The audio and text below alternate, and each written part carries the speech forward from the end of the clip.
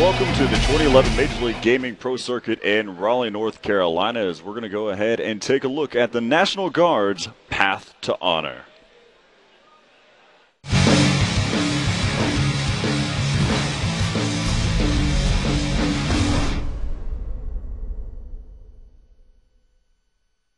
After losing their opening match of the tournament to Icons Black, our third seed and pool seed champions Fear stormed back, winning 3 matches to take the pool and advance to the winner's semis.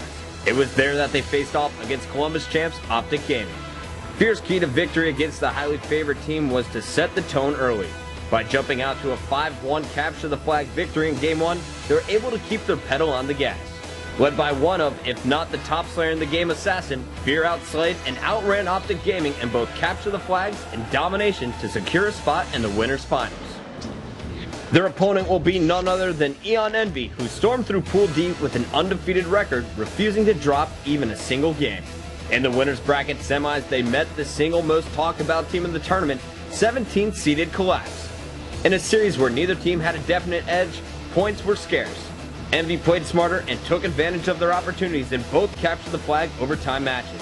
When it came down to the final game, Dito put the team on his back in clutch situations and made sure Envy came out on top. After an impressive run that included an undefeated trek through the open bracket, Collapse ultimately fell short to an impressive Envy squad. Envy has looked strong throughout the tournament, but they'll have their work cut out for them with a fiery Fear team. While no team has ever won a Call of Duty Black Ops event from the winner's bracket, both Envy and Fear feel they have what it takes to break that streak. A spot in the finals is on the line. Eon Envy versus Fear coming up next.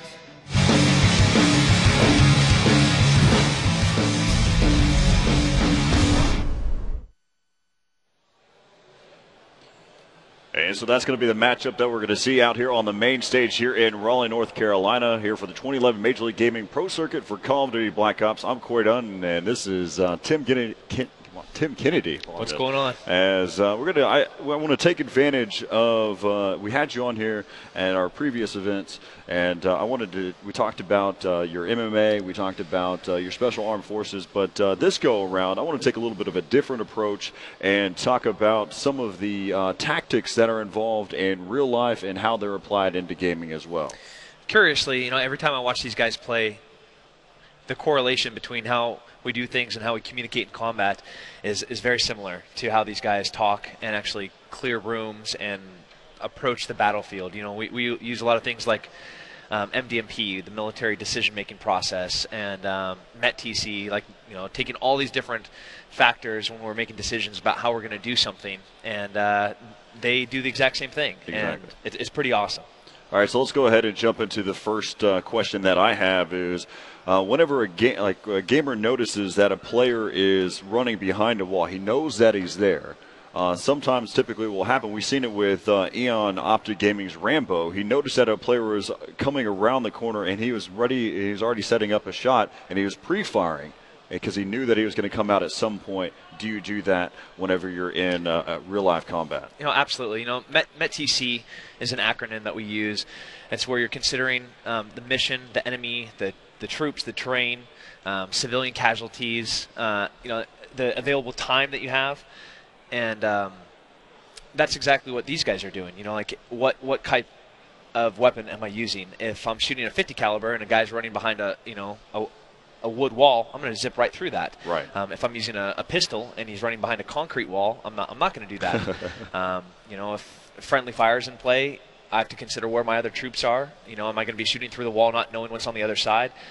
What's on the other side of the wall behind that? Am I going to be hitting one of my guys that's waiting to grab the flag? Or, those considerations of the METTC, it's an acronym that we live by. We take all these different things into consideration before we make a choice. I love shooting people through walls because they can't see me, but I know that they're there. Exactly. A round's traveling at 2,800 feet per second.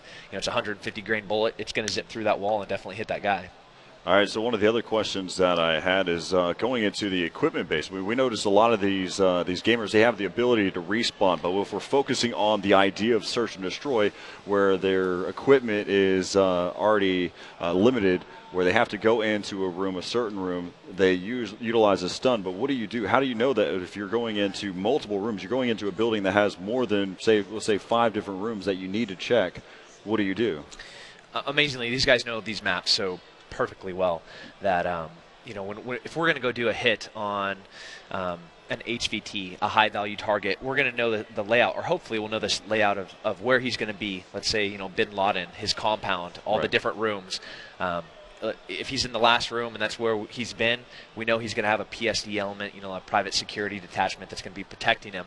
So I only have so many grenades, I only have so many flashbangs, I have to know when to use them. You know, if I'm clearing a room, I always want a flashbang to go in before me. You know, I don't want to be running. I don't want to be the first thing through the door. I want something to go in there and knock the guy's equilibrium around, his vision. You know, then for me to follow that flashbang in. Of course, you have to take into consideration if that guy's 6, 7 rooms deep. I only have 4 or 5 flashbangs. You know, I got to save some for where I know I'm going to have contact.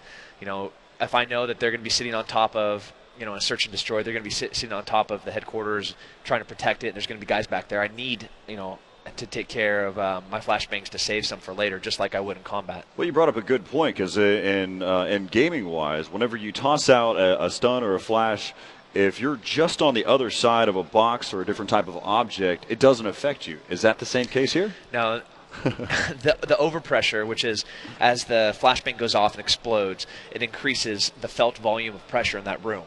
The smaller the room, the less entrances, the less windows that there are, the more pressure that there is in the room, and the more felt pressure that there is. That overpressure, depending on the size of the room, you know, can really hurt. So if you're hiding behind a table, that doesn't change the pressure of the room. You know, you might not get the dust that kicks up from it or the shrapnel that gets blown up into it. You know, so you may not get that stuff flashing in your face, but the pressure of the room is definitely going to knock you around.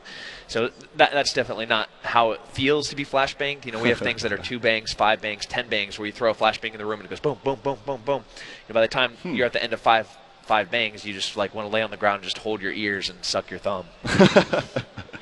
So that you're probably not going to be able to get away from a frag grenade the same way either, huh?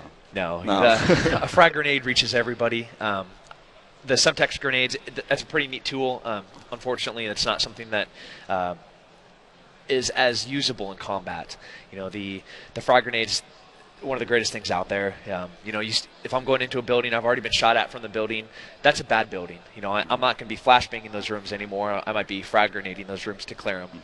But how you see these guys bounce the frag grenades off walls, that's something that we do. You know, if you're going to be clearing 2 rooms deep, you know, you can bounce the frag grenade off the wall into the next room. Those are all great technical things that we really do in combat that they're doing here in the game.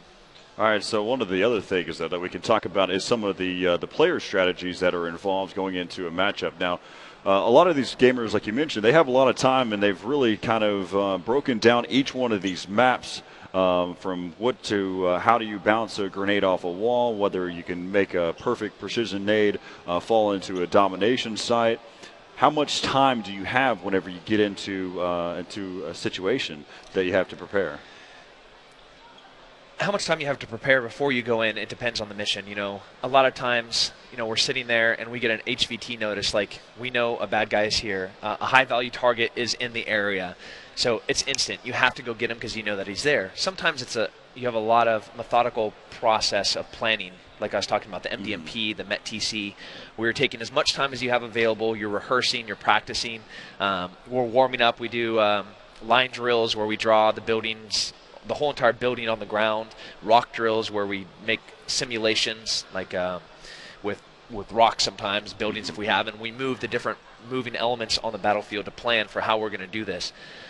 These guys, you know, you see the teams warming up, you see the teams working on their commo, what they're going to be saying to each other during the event or during the fight. You know, it's similar. It's as much time as you have, you know, to prepare for it. What happens though whenever an idea that something that has been planned out, because a lot of times what happens with some of these search and destroy strategies, they had this idea of what they want to go for, and something puts a kink in that. What do you do? Is there any? Do you break away immediately? Is there a leader? Is there somebody that sits there and keeps everybody under control? There's always a leader, and there should always be a leader. You know, in these instances here, it's the coach. You know, for us, we have a rank system that's in place, and you're going to have a team leader, and then you're going to have the follow-up team leader, and you know, you're going to have separate teams, and you're going to have a squadron team leader. So everybody knows the chain of command and who's in charge, and if that guy gets hurt, who's stepping up next. Murphy's my nemesis. Murphy's always there. Murphy's that expression that something's always going to go wrong, regardless of how perfect of a plan is. Something always goes wrong. You know, I'm a believer that the best gunfights are the shortest gunfights, but that never happens. For some reason, something goes wrong and everything takes longer than it should. You know, there's another expression that smooth is fast, or slow is smooth and smooth is fast. Things start taking more time, things start going wrong, Murphy starts kicking in, and then you just have to adjust on the fly. That's where how much you practice really comes in, and that's when you can really see the guys that are excelling in the competition is they've been practicing, they've been putting the time in, they've been working with their team, so when things start going wrong, they know what to do. Well, okay, so what we have the experience in gaming is we have the visual and we have the audio, and sometimes we'll get the vibration through the controller, but we're missing the other elements where you can smell the area that you're in. How many other different factors come into play that we're lacking in this gaming industry? Smells a big one. The depth perception. The Modern Army franchise or Activision has really done a great job of implementing some of the things that like when a grenade goes off and the blood and the dirt gets on you, that's really how it feels.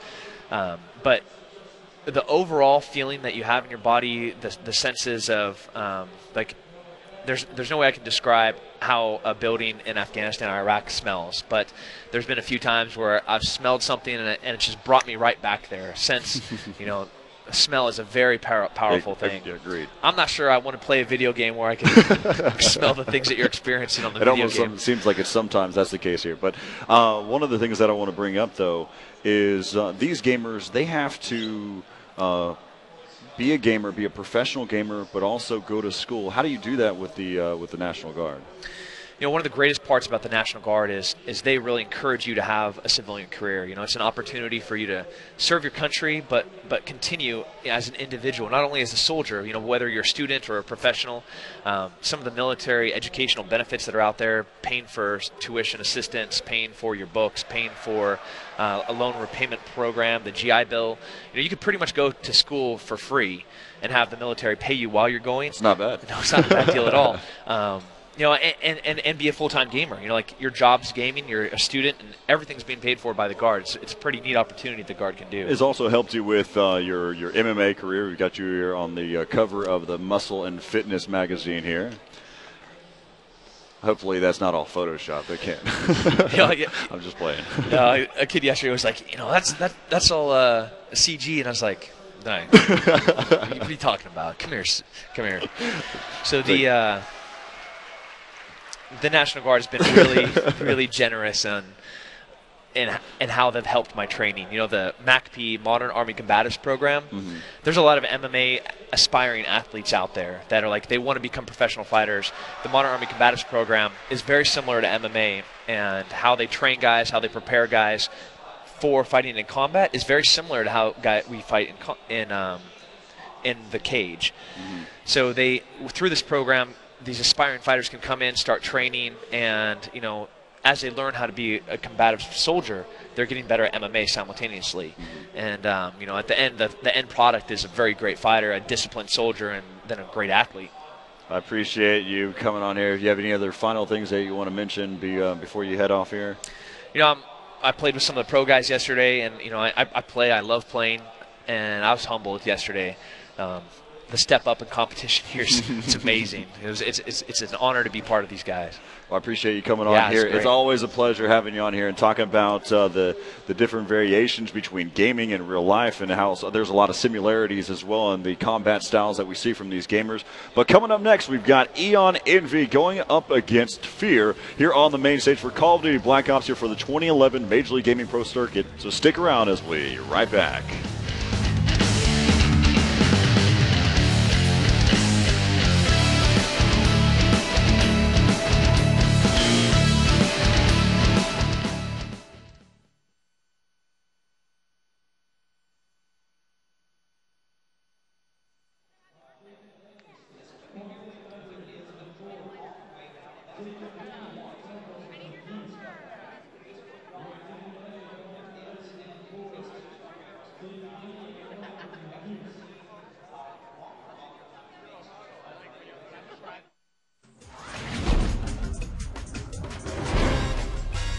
Here at MLG Weekly, we bring you the most comprehensive first looks at the hottest game releases.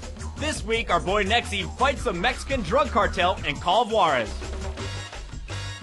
What's up, guys? It's Nexi. Now, this week I picked up Call of Juarez, the Cartel. Somehow this piece of shit is the top 3 selling game of the week. And because I hate campaigns, we're going to check out the multiplayer. Let's get it started.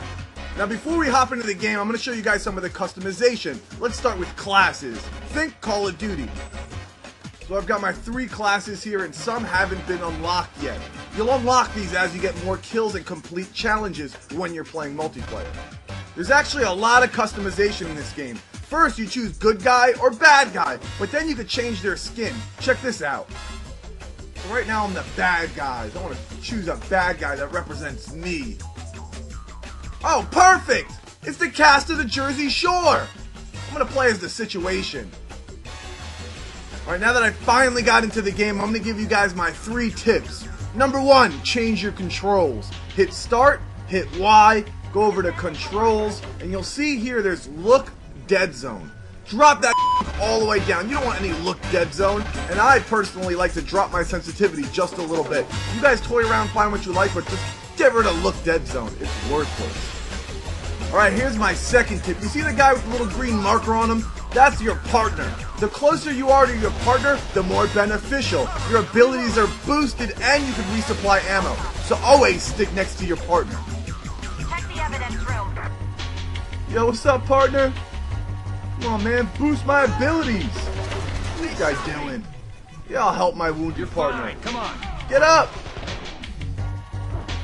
Alright guys, here's tip number 3 for you. Because the maps are so big and open, there's so many little crevices you can get behind, it's really easy to set up the spawn trap. So every single game you play, just run into your enemy's spawn and set up for the spawn trap.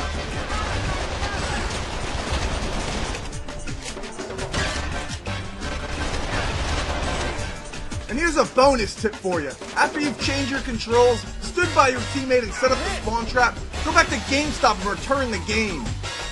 Alright guys, there you have it. Those are my thoughts on Call of Juarez, the Cartel. I'm coming to you live from my mama's house. I'm Nexi, and I'll see you next time.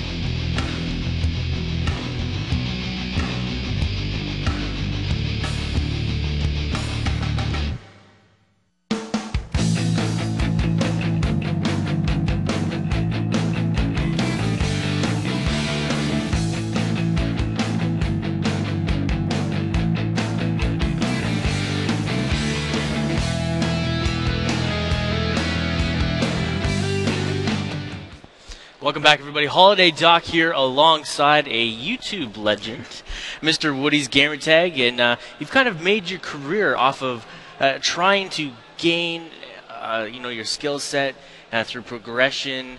And how do you see these teams here? And you've been watching MLG for a while. Mm-hmm. Have you seen progression throughout these teams in the last couple events? What do you mean by progression through the teams? Just new skill sets, new tactics. My personal progression?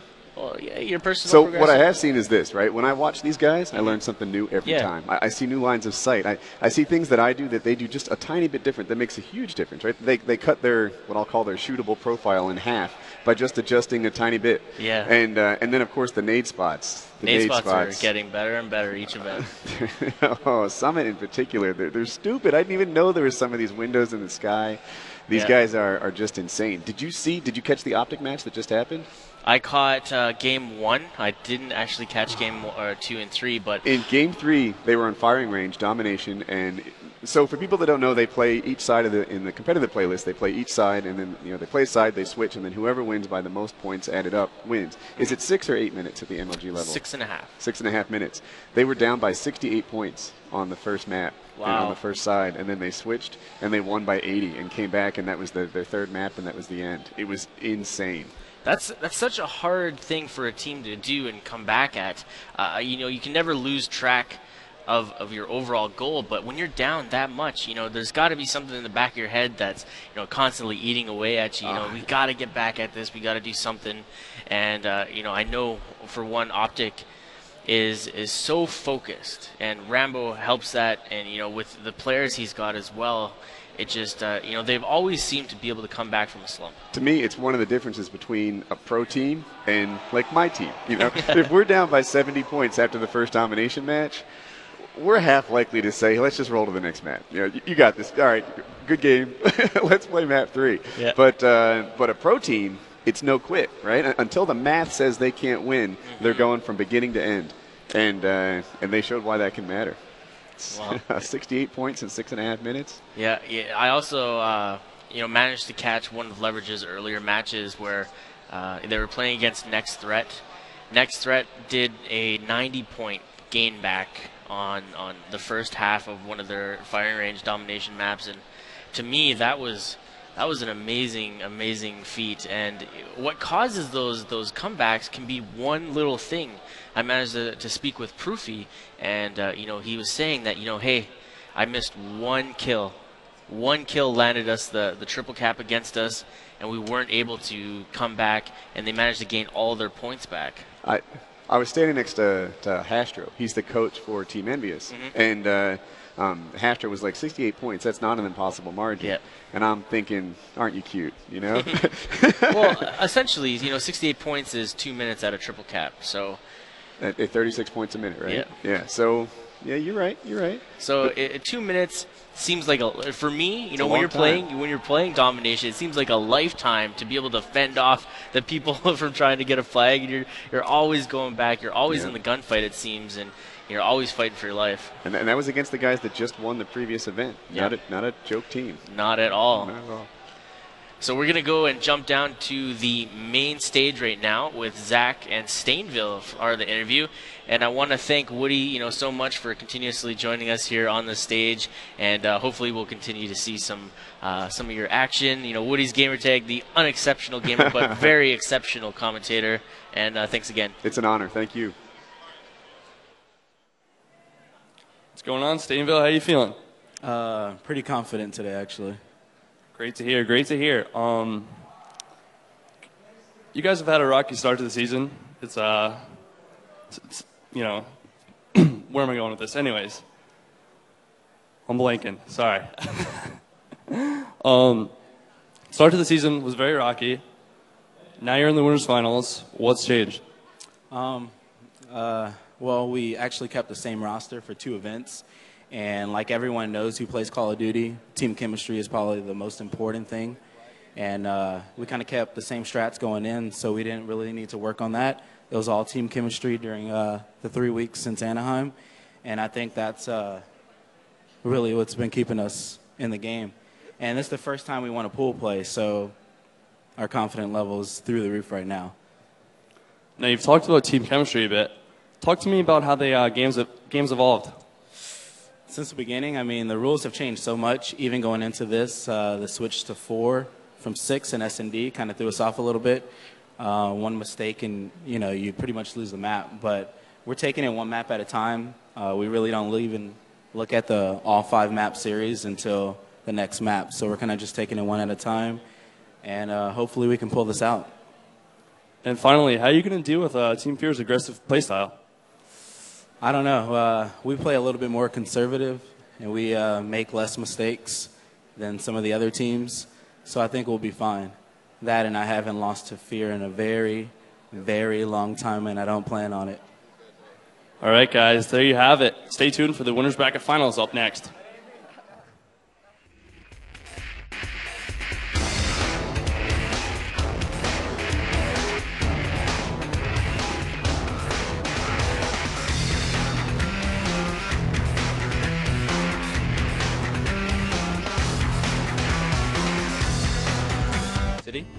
I recently got my hands on the Uncharted 3 beta, and I wanted to give you guys my first thoughts and impressions on the game. The customization in the game is broken down into 2 different categories. Competitive, which deals with your weapon traits, boosters, and kick medals, and your non-competitive, which deals with your appearance and taunts. There are 5 different matchmaking game types: Team Deathmatch, Free-for-all, Free Team Deathmatch, Hardcore, and Co-op Arena. Brand new to the Uncharted series is something called kickbacks. The kickback system incorporates the single-player aspects of collecting treasure into the multiplayer. By collecting treasure, you can then use special abilities for your character. As you can see here, I've got a speed boost. The beta ships with 2 different maps, Chateau and Airstrip. Both are quite enjoyable, especially Airstrip's opening level, in which players battle back and forth, jumping over moving cars to get to a supply plane and lock it down. With that said, both of these maps felt a little too big for free-for-all. There were times when I would wander the map and not see anybody for 20 seconds. I would say cut the map in half and change it from 1st to 15 to 1st to 25. The melee system was a bit frustrating in that it just became the first person to mash the square button twice. This would even lead to players trading lives. The shotgun and I had a love-hate relationship. As you can see from this clip, it took me 3 shots to take this guy down, and I was pretty close to him. However, in the next clip you can see it was a one-hit kill. Whether it was lag or random spread, when the gun works, it's effective. The last improvement I would make is to make the grenade fuse a bit longer. It seemed too overpowered. If the grenade was anywhere within 5 feet of you, there was no chance of you surviving. All in all, I really enjoyed this beta. With some minor tweaks, Uncharted 3's multiplayer can be great by its November release.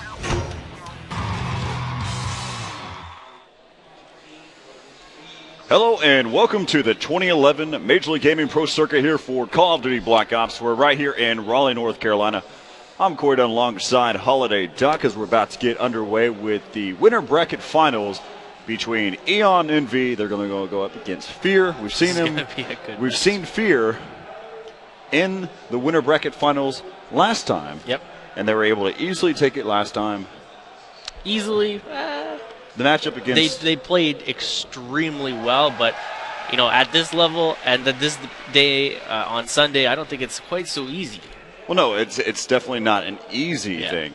But what they did, they made it look easy. They made it look extremely easy. Yeah, and they're such a powerful team lately, and we briefly touched on it yesterday, and they always seem to be the underdog. I don't know what it is about Team Fear that everybody loves to not get behind, or to the love-hate relationship there, but they always seem to surprise us. They come into these events, they switched up heavily in Anaheim with their roster changes, like almost a completely new roster, yet they dominated the competition. They made it all the way to the finals and just had a hard time shutting out Leverage. But this time, Leverage is out of the way, and they're fairly confident, with that adversary gone, that they're going to be able to provide a trophy this time. So we'll have to see what's going to happen here for this. Let's go ahead and talk a little bit more about Eon Envy and what they've been able to do. Bob, who's had a great run so far, but also one of the main members that we need to really talk about is what Dito was able to do. Dito single-handedly a few times, rocked the boat, made sure that nobody got within that flag, held it down. Some amazing plays and untouchable control over his gun skill there, you know, wrapping around, not missing the shots, making sure that every time, you know, he has somebody in front of him, that he's going to take down that target, you know, be that clutch player and hold it out for his team to get back into action, you know, work their way off of the respawn, get back into position and help them out. We'll definitely see him come into fruition there on Capture the Flag on firing range. That's the 4th game type. Yep. We watched what he was able to do there. I think that he's going to make somewhat of a splash there on the first game there for Capture the Flag on Hanoi. I don't think it's going to be as great, but because his teammates are going to do so great as well. Yeah, it's going to be an even matchup throughout. You know, we got all these guys, you know, are so powerful. They're going to work around the map very nicely, but they got to deal with this next episode right now. So this is Capture the Flag on Hanoi. You know, there's 2 sides to it. First team to capture most wins, obviously. Bus flag, you know, most teams like to gather the most flags on the well. It's an easier escape route, so you got to be careful on which side you get first. And we're going to see how Team Fear places in this matchup. And we've always seen Team Fear, you know, come out super strong on these CTF games. Hopefully they'll be able to hang it out here and face off against Eon Envy. Let's jump right into game and get down into the action and see how this all pans out. Well, like you mentioned, Fear is definitely a tough competitor whenever it comes to Capture the Flag. And watching them, they really just completely dominate getting into each one of these matchups. But let's go ahead and start right on board with John. John, last time in his matchup on Capture the Flag, he had 29 kills going up into his matchup against Optic Game. Let's go ahead and see how things are going to go ahead and get started here. Right now, already Assassin's been able to pick up 2. As again, John's still working back around through that B-bomb site area. Let's see if he can be able to wrap back around over there through the guillotines. Yeah, right here. Now, ooh, nice shot as he takes out Stainville there, but then getting taken back out by Dito, playing it nice in that top spot in top theater. Very powerful point to hold on this map. You know, it allows you to float through so many points, you know, check out the cuts and, you know, support your players when they go down, and be in that position is very vital to the success on this map. And as you see there, he's engaging from top theater, looking into top light, almost taking out Fizzerb. Fizzerb soaking up a little bit of markers, but John and Assassin now forcing Dito to kind of back up yet again and play the defensive role that he's so used to. All right, so one of the things, though, that's going on right now at this very moment, I'm going to keep you updated as much as I can, is the matchup between Collapse and Eon Optic Gaming. I know a lot of people are looking forward to seeing a matchup between Optic Gaming and Envy in the finals. Yeah. But if that's going to be the case, Fear has the lead right now currently over Optic Gaming, if that's going to be the case. But we'll get into that if that comes about here in the matchups here in the Call of Duty Black Ops tournament. As right now, Fizzerb, he's got the flag. He's starting to be able to make his move. As there was a quick pick up there by Bob, but he gets taken down there by Twiz. Twiz picking up 2. As he still continues to be able to move up there. Fizzerb watching his backside. He's waiting for his teammate to be able to come back and regroup. And Nadeshot with a great takedown there into Fizzerb. As now Nadeshot's been able to pick up the flag. He's able to get a return.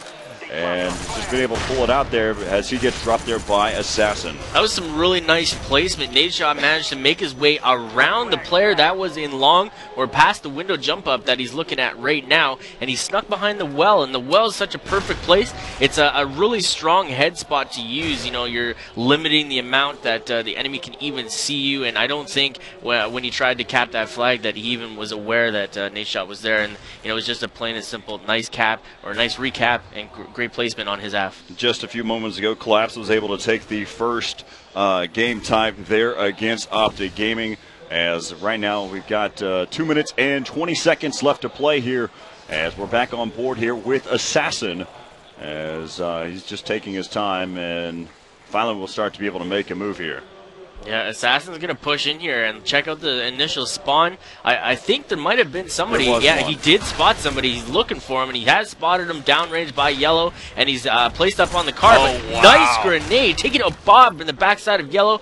Now he's going to be pushing up, looking for support on this flag run, but he's got somebody in front of him, pass through, but the Stainville respawn caught up with him, and he wasn't able to make it out. Assassin, he spotted one on the radar. That's what initiated his push.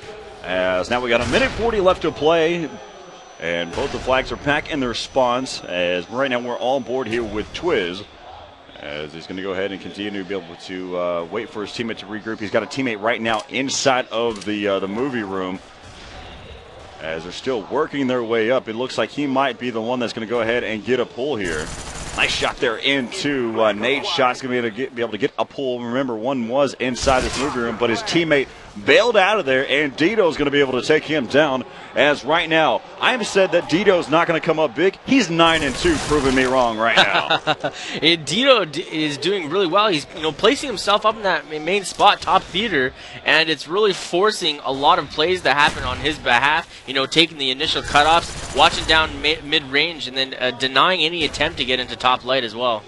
His name says it all. It says Dito Swagger. And right now, the way that he's been playing at this tournament is definitely proving himself that he's worth it all. As right now, again, 38 seconds left here to play in the first half. We've only seen a couple flag pulls on both sides. Yep. As right now, again, we're back over here on board here with Twiz is probably going to end up at 0-0 here in the first half. As you can see, Twiz is on the defense. Oh, and able to take down Dito. As now, again, this is going to be, it's going to do it here for the first half. 0-0. Eon Envy just loves to make it interesting whenever they play Capture the Flag.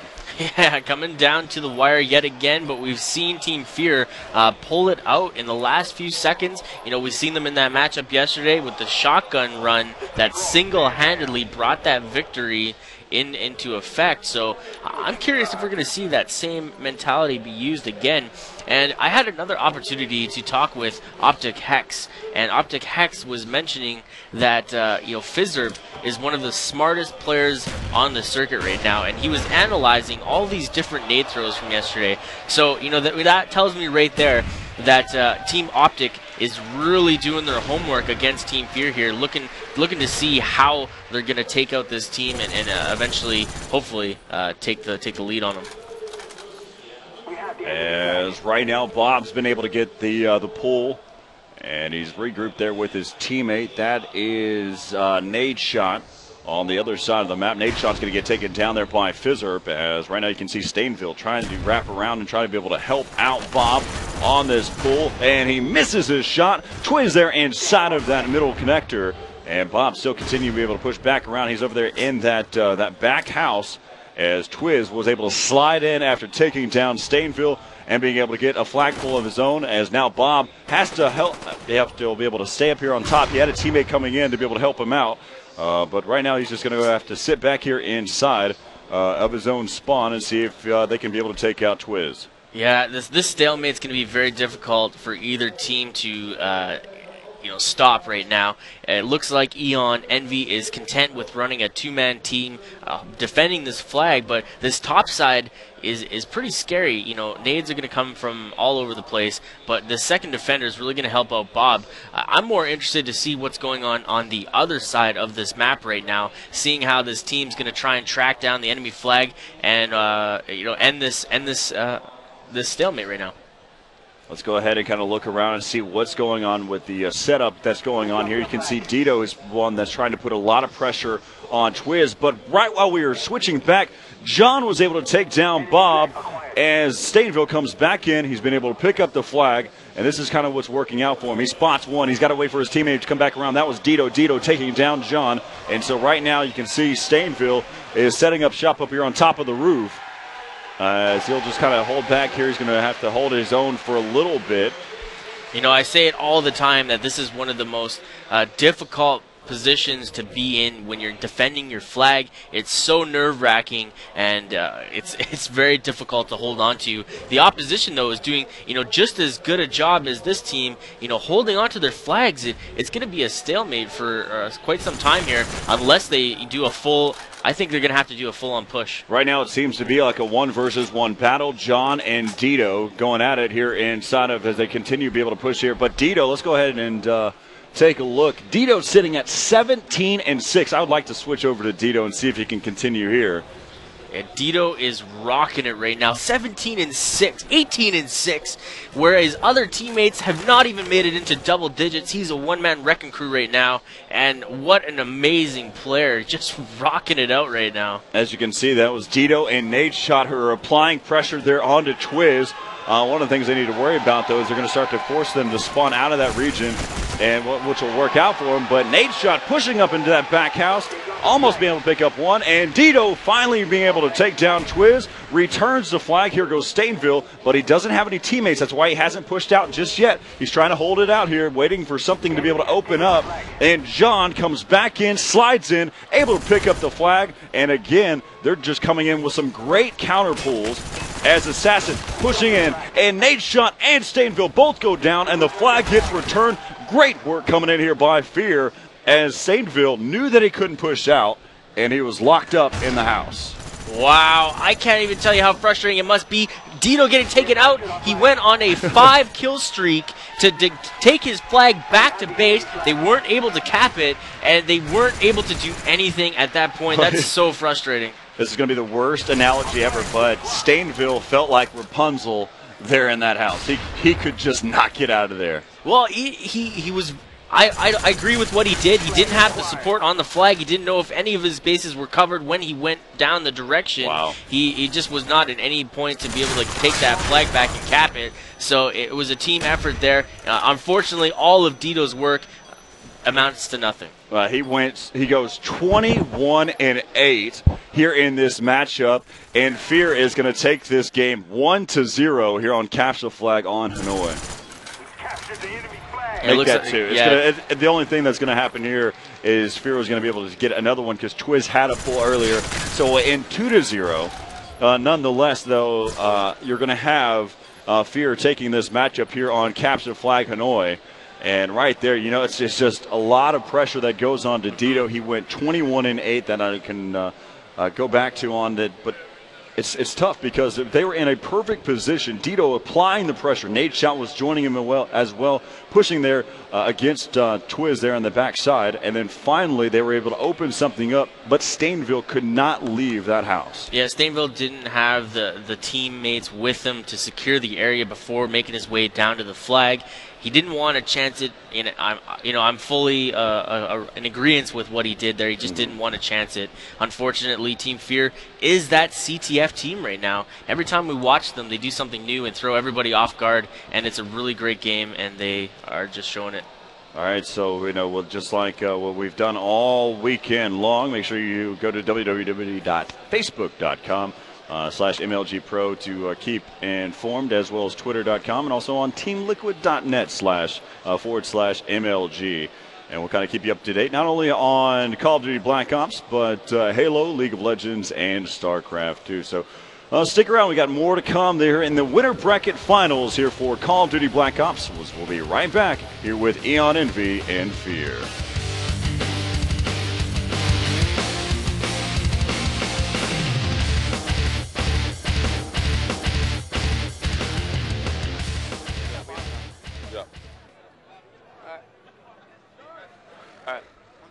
Bob was trying to get their base the whole time, so it's, understandable. Don't worry about it.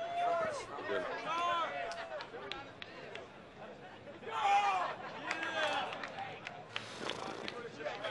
That actually does help. That lets everything out. Funny. We just got a clutch, guys. Yep. All right, so welcome back to the 2011 Major League Gaming Pro Circuit for Call of Duty Black Ops. And right now, quick update for those of you that want to know what's going on over on the feature stage. For those of you that are at home, and right now, Optic Gaming has been able to tie the matchup against Collapse 1-1. That's going to be a hard one to call as well. Collapse is doing phenomenal this event. Joining teams, making this new team, calling it Collapse. A lot of pros on there. And you mentioned it earlier. There's some people, all from Team Force, doing very well in this event, but not able to do well together. Well, whenever they had to combat against one another with Force and Collapse in the matchup, they had to figure out who was going to be able to come out on top, and Collapse so far has been extremely strong. Well, let's go ahead and deal with the match that's at hand right now, as we've got Eon Envy and Fear. They're going to be heading into Search and Destroy on firing range, as right now Fear has a 1-0 lead. And we're going to be jumping on board the offensive side. John with his team here, Fear, and it looks like we're going to see, a lot of push towards A on this. This is typically what we see for the majority of these maps. And the team that holds down the offensive side tends to do well. When they move to defensive side, you know, we've seen how many more percent of the time that it's getting taken, right? That's it. More so that we've seen a lot of the defensive side on firing range come out on top. Correct. Yeah, I kind of explained that wrong, but when they're on the defensive, it seems like the defensive team always wins. But if they manage to get the one offensive round and they push it every time on the defensive, they come out on top. Team Fear does a really good job of that. You know, they're switching up all over the map, and they force plays to happen. They make the other team uncomfortable getting into these plays, and they challenge them and take it in advance. It's going to be down to a 1-on-2 here with Assassin going up against Dito and Nate Shot. Dito's been able to pick up 2 so far. As right now, Assassin, we've seen him in highlights. We've even heard of some of his commentaries about what he's able to do in these 1v situations, as Assassin is starting to play a little aggressive. And Dito in a great placement up there on top of that CG to be able to pop one. As the round will go to Eon Envy, as just you can see, just a great location. Yeah, he was not biting that bomb plant sound. Just waiting for him to come out and take advantage of it, grab the kill, and pushing his way onto the offensive. And you know, if they are gonna try and stop Fear, you know, like I said this yesterday, you got to stop them in their tracks right away. And if you let them get ahead, you know, two maps, you're gonna be in some trouble. As Team Fear really is one of those teams to gather their momentum. As right now it's a 1-0 lead here off the start here for Envy. As now we take a look here and see if Fear can be able to answer back here on the defensive side. We've hopped on board here with Bob. They're putting a lot of pressure over here towards this A bomb site here for Envy. As you can see, they've got multiple members heading down there towards jungle side. A lot of stuns have been utilized, and John was able to start things off there, taking down Nate Shot. It still seems as if they're committing, and Bob's watching that backside. So they're doing a great job of watching their flank, and it's a good little setup. But the issue is they're having to funnel through this region to be able to get here towards this bomb site. As Fizzer finally gets taken down, Bob spots one. I'm going to go ahead and assume that's John. As again, it's down to a 2-on-2 as that frag grenade connects there into John, as I was mentioning. As they'll go ahead and can be able to continue back in here. Bob's going to go ahead and get planted here inside of the site. Yeah, you know, right now we're seeing a very strategic Team Eon Envy, you know, pursue this bomb plant as well as the defensive side. And Dito is really on fire right now, you know, 5-0, you know, holding it on CTF, not able to secure the win, but they're coming back very strong here on Search and Destroy and, you know, taking it away one step at a time against Fear. I don't think I've seen it once that a bomb has been planted inside of the B bomb site here on firing range and be successful at that. They were able to continue. They committed the entire time to that A bomb site. There was no question about that. You know, you were talking yesterday about how important it is to practice and stay on top of the retakes. It seems like, you know, Team Eon Envy has practiced their search game, just seeing their setups. They're very definitive. You're not seeing like the wish-wash, you know, choosing halfway through. We're seeing defined setups. And defaults with different rule sets make a lot of sense. But with game time, so the way that this rule set is set right now, I think it makes more sense to kind of have a little bit more of a definitive direction. Sometimes what we're talking about, what you're mentioning, is called a default strat, where you set up across the map and you wait for an opening, you wait for an entry. As right now, Twiz is spotted one over there towards the inside of the trailer. And he'll go ahead and continue to be able to apply a pressure. And, of course, what we'll probably see from Fear here is their default setup. It has been strong. It's been effective. As right there you can see Twiz trying to be able to connect. And Bob helping out his teammate, coming out at the right time. As now it's going to be left up to Assassin, down to a 1 versus 4, taking down Sainville and getting dropped there by Dito. As now Dito, I believe, is 8-0. Wow, Dito, even with the handgun, challenging this play, picking him off the top of the head glitch on the A bomb site. Amazing play and a terrific shot right there. As we'll make sure, I'm going to go ahead and look at all the scoreboards so far. As right now, Dito's sitting at 8-0, Bob at 3-1, and Stainville at 1-3. And the most kills that have come in so far is John and Assassin, who are both sitting at 2 and 3.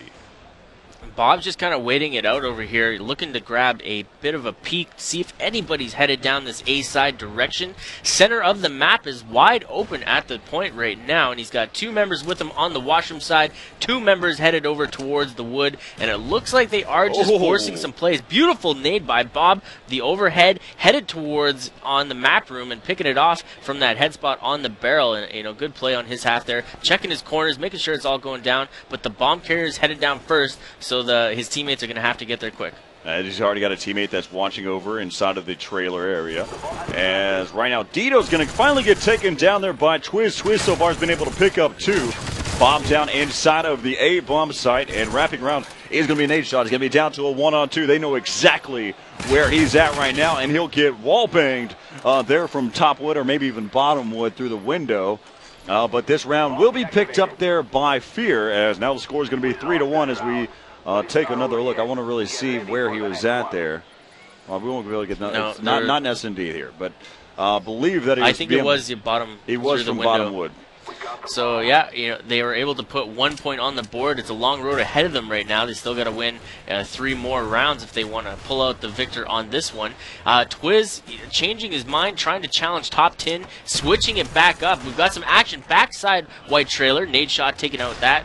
And we're going to have to see what's going on this direction, as they've got all points covered. They're just going to be waiting for some kills to happen. Well, Fizzler getting taken out early in the round. Even though last time John was dropped early, they didn't make that big of an impact on him. They're on that defensive side, but on the offensive side, looks as if they're going to go ahead and start to apply pressure here towards this towards the B bomb site, down towards the bottom firing range. He's going to be headed over here. This is dangerous, like you say, because you're forced into this choke point. There's multiple head spots to worry about, and that is right here on the side barrels. He's exchanging, jumps around. Twiz and his teammate, 2-on-1 situation there, coming out on top of that, and now Twiz is backed up on the ammo crates, looking into the B ramp on that head spot. John picking up Stainville from top side of the map. Assassin getting taken up. Dito with a 2. Beautiful play, able to knock down both those attempts, headed over onto the B side, and they played that very well. John all by himself, having to come all the way around from that A bomb side, as he's going to get taken down from the pack side. Dito, 11-1 there. Wow! As they take that one 4-1 overall. That was a quick game, and he managed to get a nice 3-kill round, winning out this victory. And great play so far. Dito is just such a smart player right now, playing all parts of the map, making sure that he's not forcing any engagements that aren't going to get him the victor. But we did see that one beautiful shot on the bomb site. So not only is he able to get multiple kills, but the reason why is because of his positioning and how he's working. He's making the shots really easier for himself. And as the previous round, he was able to get 20-plus kills, even though they lost that matchup. So far, we've watched Dito just grow and develop right here. I take that back. He came out strong from the get-go. Yeah, he's doing very well.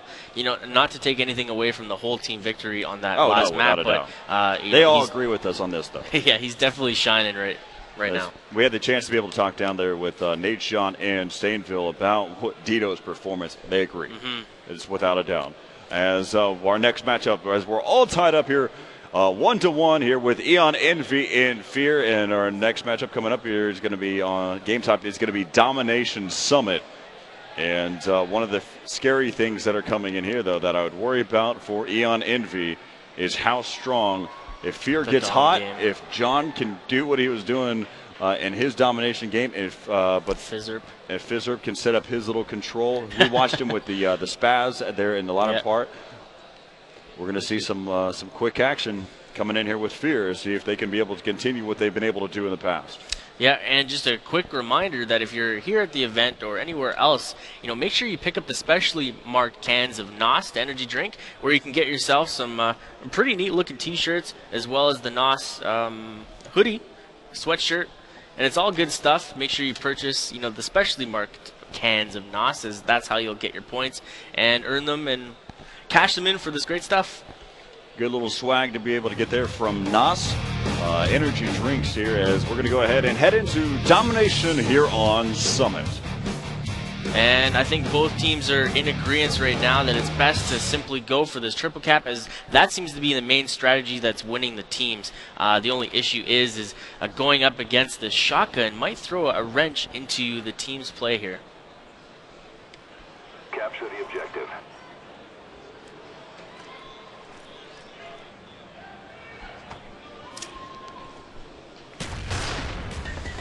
Alright, so far John choosing to go up topside glass, not able to hold on to that kill. Getting taken out. Fizzerb with the shotgun. We've seen him do so well with this weapon yesterday. Wow. Pulling out the 360 on Bob, and now headed towards A, trying to take this only flag point away from the opposition. John now from topside gold, headed towards B, denying nade shot from gathering it. Almost with the 360, or the turn on Dito, but Dito coming up on top of that one.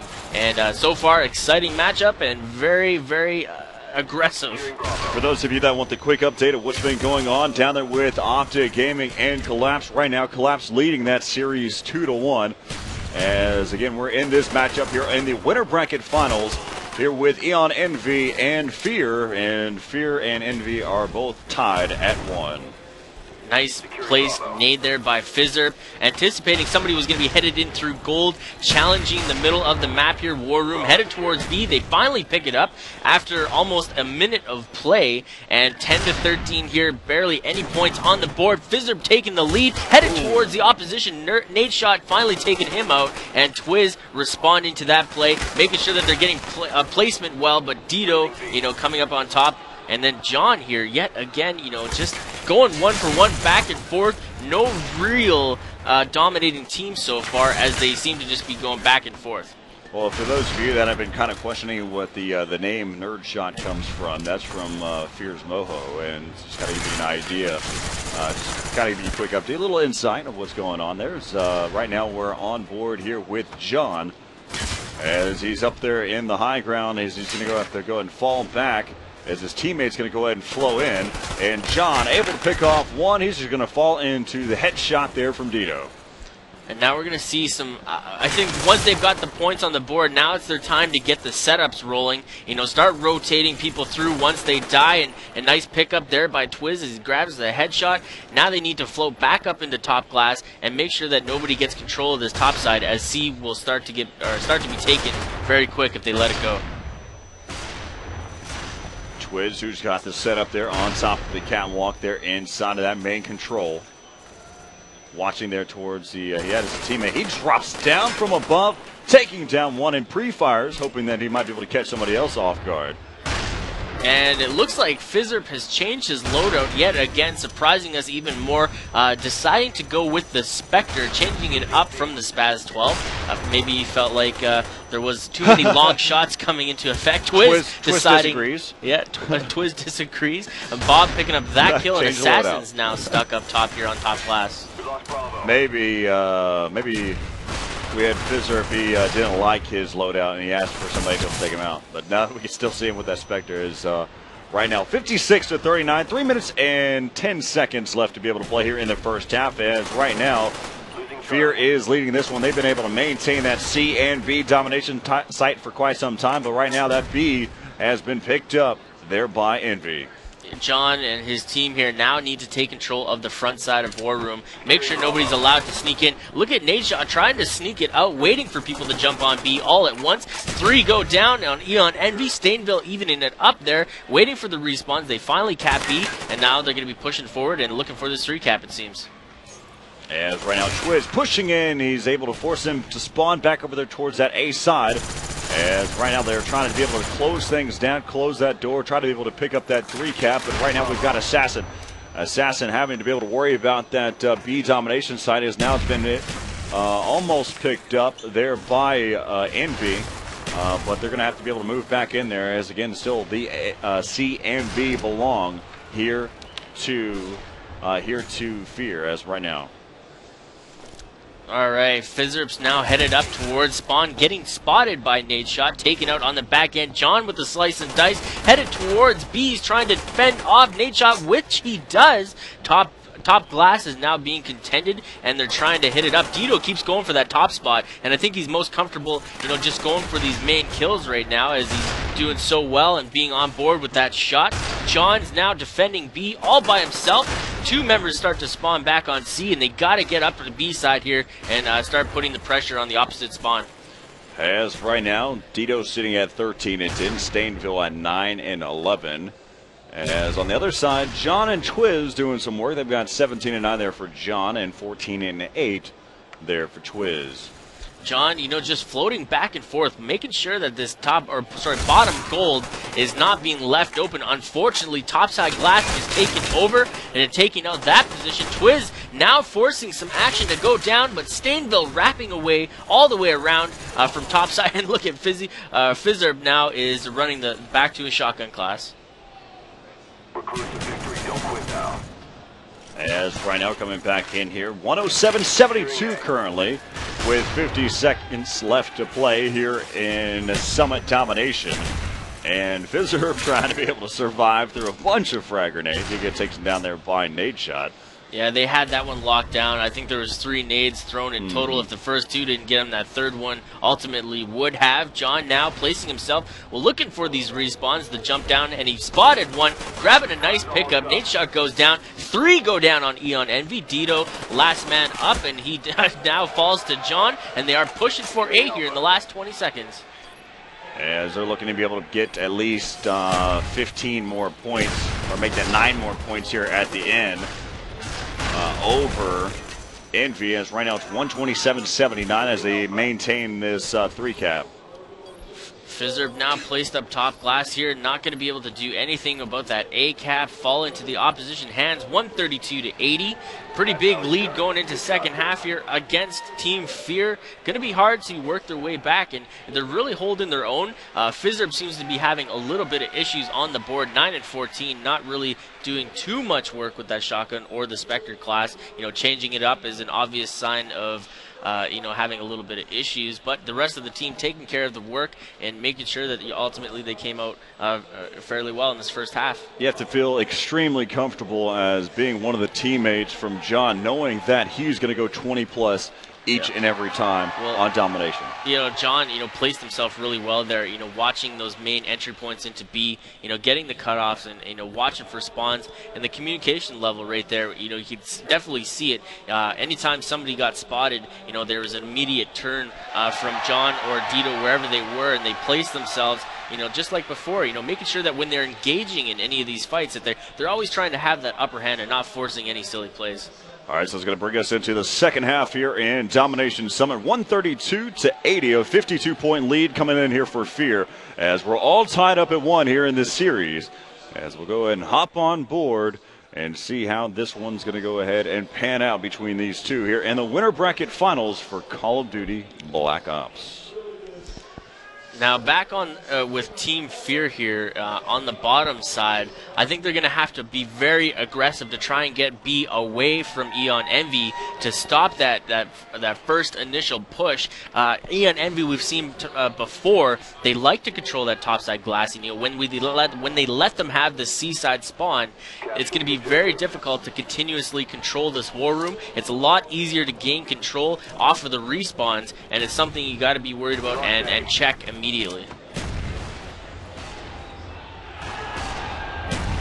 As right now we're going to go ahead and see right off the start, they're trying to be able to get a quick feel for one another. As right now we got Envy been able to pick up 2 so far. We're back over here with Nade Shot currently.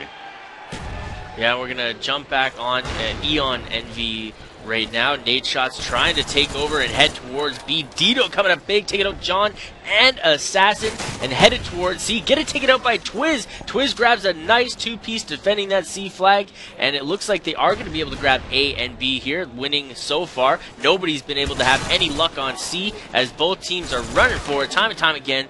John and Dito both exchanging nice 2 pieces on the C side, and now they're going to be watching for spawns here. As right now they've been able to hold down the A and B domination side. If they want to be able to pick up through this 52-point deficit, this is how they're going to have to start. They've got to be able to maintain at least 2 of these domination sites and try to get this spawn trap going here. As right now that A domination site is starting to get picked up there on the other side. They may be able to take out one. As Assassin is the last person standing here so far. He's going to wait for his teammates to be able to respawn. He's up on that top main control. as he's going to go ahead and continue to be able to push back over here towards that B domination side. Dito doing a great job keeping control and able to take out one, as now it's 27-4 with a minute and a half into this game. Yeah, Dito, I don't know how Fizzerp escaped that initial grenade, but he held on to it, got stunned, and still pulled out the initial gunfight, finally getting taken out from the side, back on the cabinets there. But now Bob's forced to defend everybody, trying to head into top gold, and nobody's watching the backside, the summit entrance into the war room. They're going to probably be sneaking up through that direction, and it looks like, yeah, they are headed towards B very heavily right now. Stainville's going to have to hit this nade. As right now the nade was dropped in, almost connects. He's able to take down Twiz.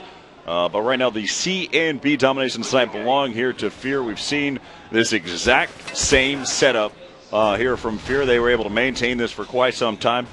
Came in, picked up a couple, 3 caps from points. As right now they need to go ahead and pick up one. Fizzerp feeling comfortable again with that spaz. Yeah, Bob's, trying to force his way down Summit. He's read easily by Team Fear. Now they're still putting the pressure on A-Flag and trapping them on the backside of the spawn, the infamous spawn trap that Optic put into full use a few times so far in this event. And now Eon is laying into it as well. They've got to be able to figure out a way to be able to break this right now. Bob and his teammates have spawned over there towards the C domination side. Yeah, the spawns have now been split here. And so right now that's what's going to do. Bob's going to go ahead and try to be able to get here on this A domination side. His teammates working over there towards that C domination side. They've been able to pick up the A and C quickly. Bob by himself over here towards the A side, but now they're going to work back over here towards this B domination side as John able to take down Bob. Still being able to continue to be able to push up there as Nadeshot taking out John, so they're kind of working in this one out. They need to be able to pick up a few consecutive kills to be able to open things up so they can pick up that B domination side and get a 3 cap of their own. Stainville kind of walked into the direction of the fire. I'm not sure if he just didn't think that he was going to challenge it again, but he seemingly just walked into a direction that he didn't have the advantage on, lending himself directly to the kill. And there goes the triple cap against them yet again. Bob going down. Nadeshot, Stainville picking up 1 apiece. Stainville with a 3rd down, and now they need to make a quick play here and grab some flags. They need to do it right now because they're down by 53 points. As we do some quick math, the best they can do at this point is get a 3 cap of their own and be able to tally in 72 or 72 points. And they've got to make it up right now. Yeah, they don't have much time or much of a buffer zone to work with. A goes down. Stainville tried to pick up a play and hold on to the exit route. Not able to get anything going on. Losing a fight that really should not have happened. John picking up the big kill in there. Dito finally ending that. Nadeshot and Dito again with 3 more down on Team Fear. But, only picking up B at this point, they're going to be in some trouble. Almost 5 minutes into this game, and finally somebody has been able to reach the double digits there for Envy. They're all sitting right around that 10 kill range and just not at the level that they're wanting to be at. This game has gone a lot slower than the previous half. Wow, Dito's shot, man, is so strong. But look at this, Fizzerp responding, nailing out the one-hitter quitter, just denying any attempt headed towards that triple.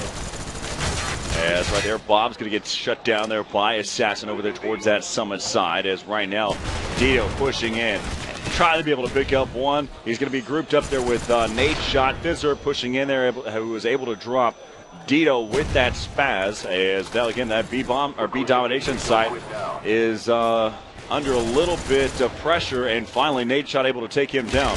Pushing in, this one is going to be over. I'm going to go and call it now, as they have to make up for 52 points from that first half, and they have to maintain that 36 points in a minute.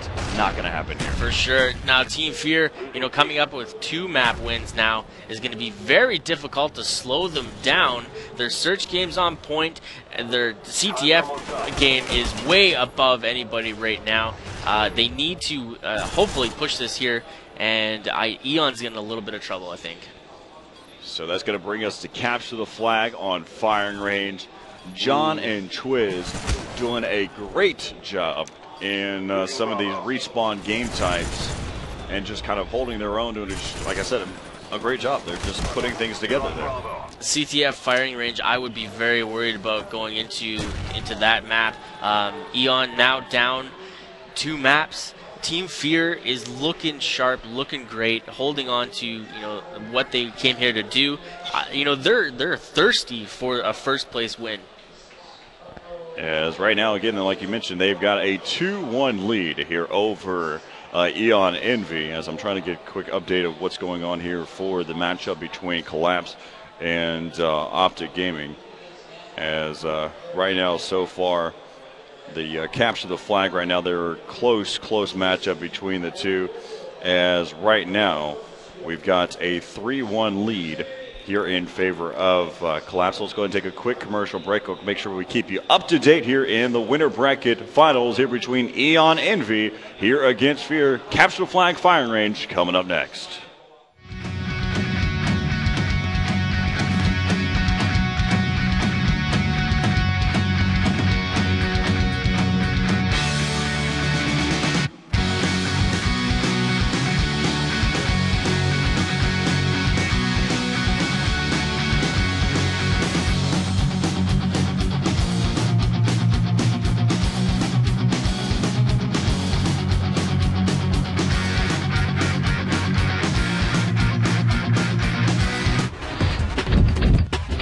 To say that membership has its privileges is an understatement when it comes to what you get when you join the MLG family. Check out this quick video with the 411 on what's to come.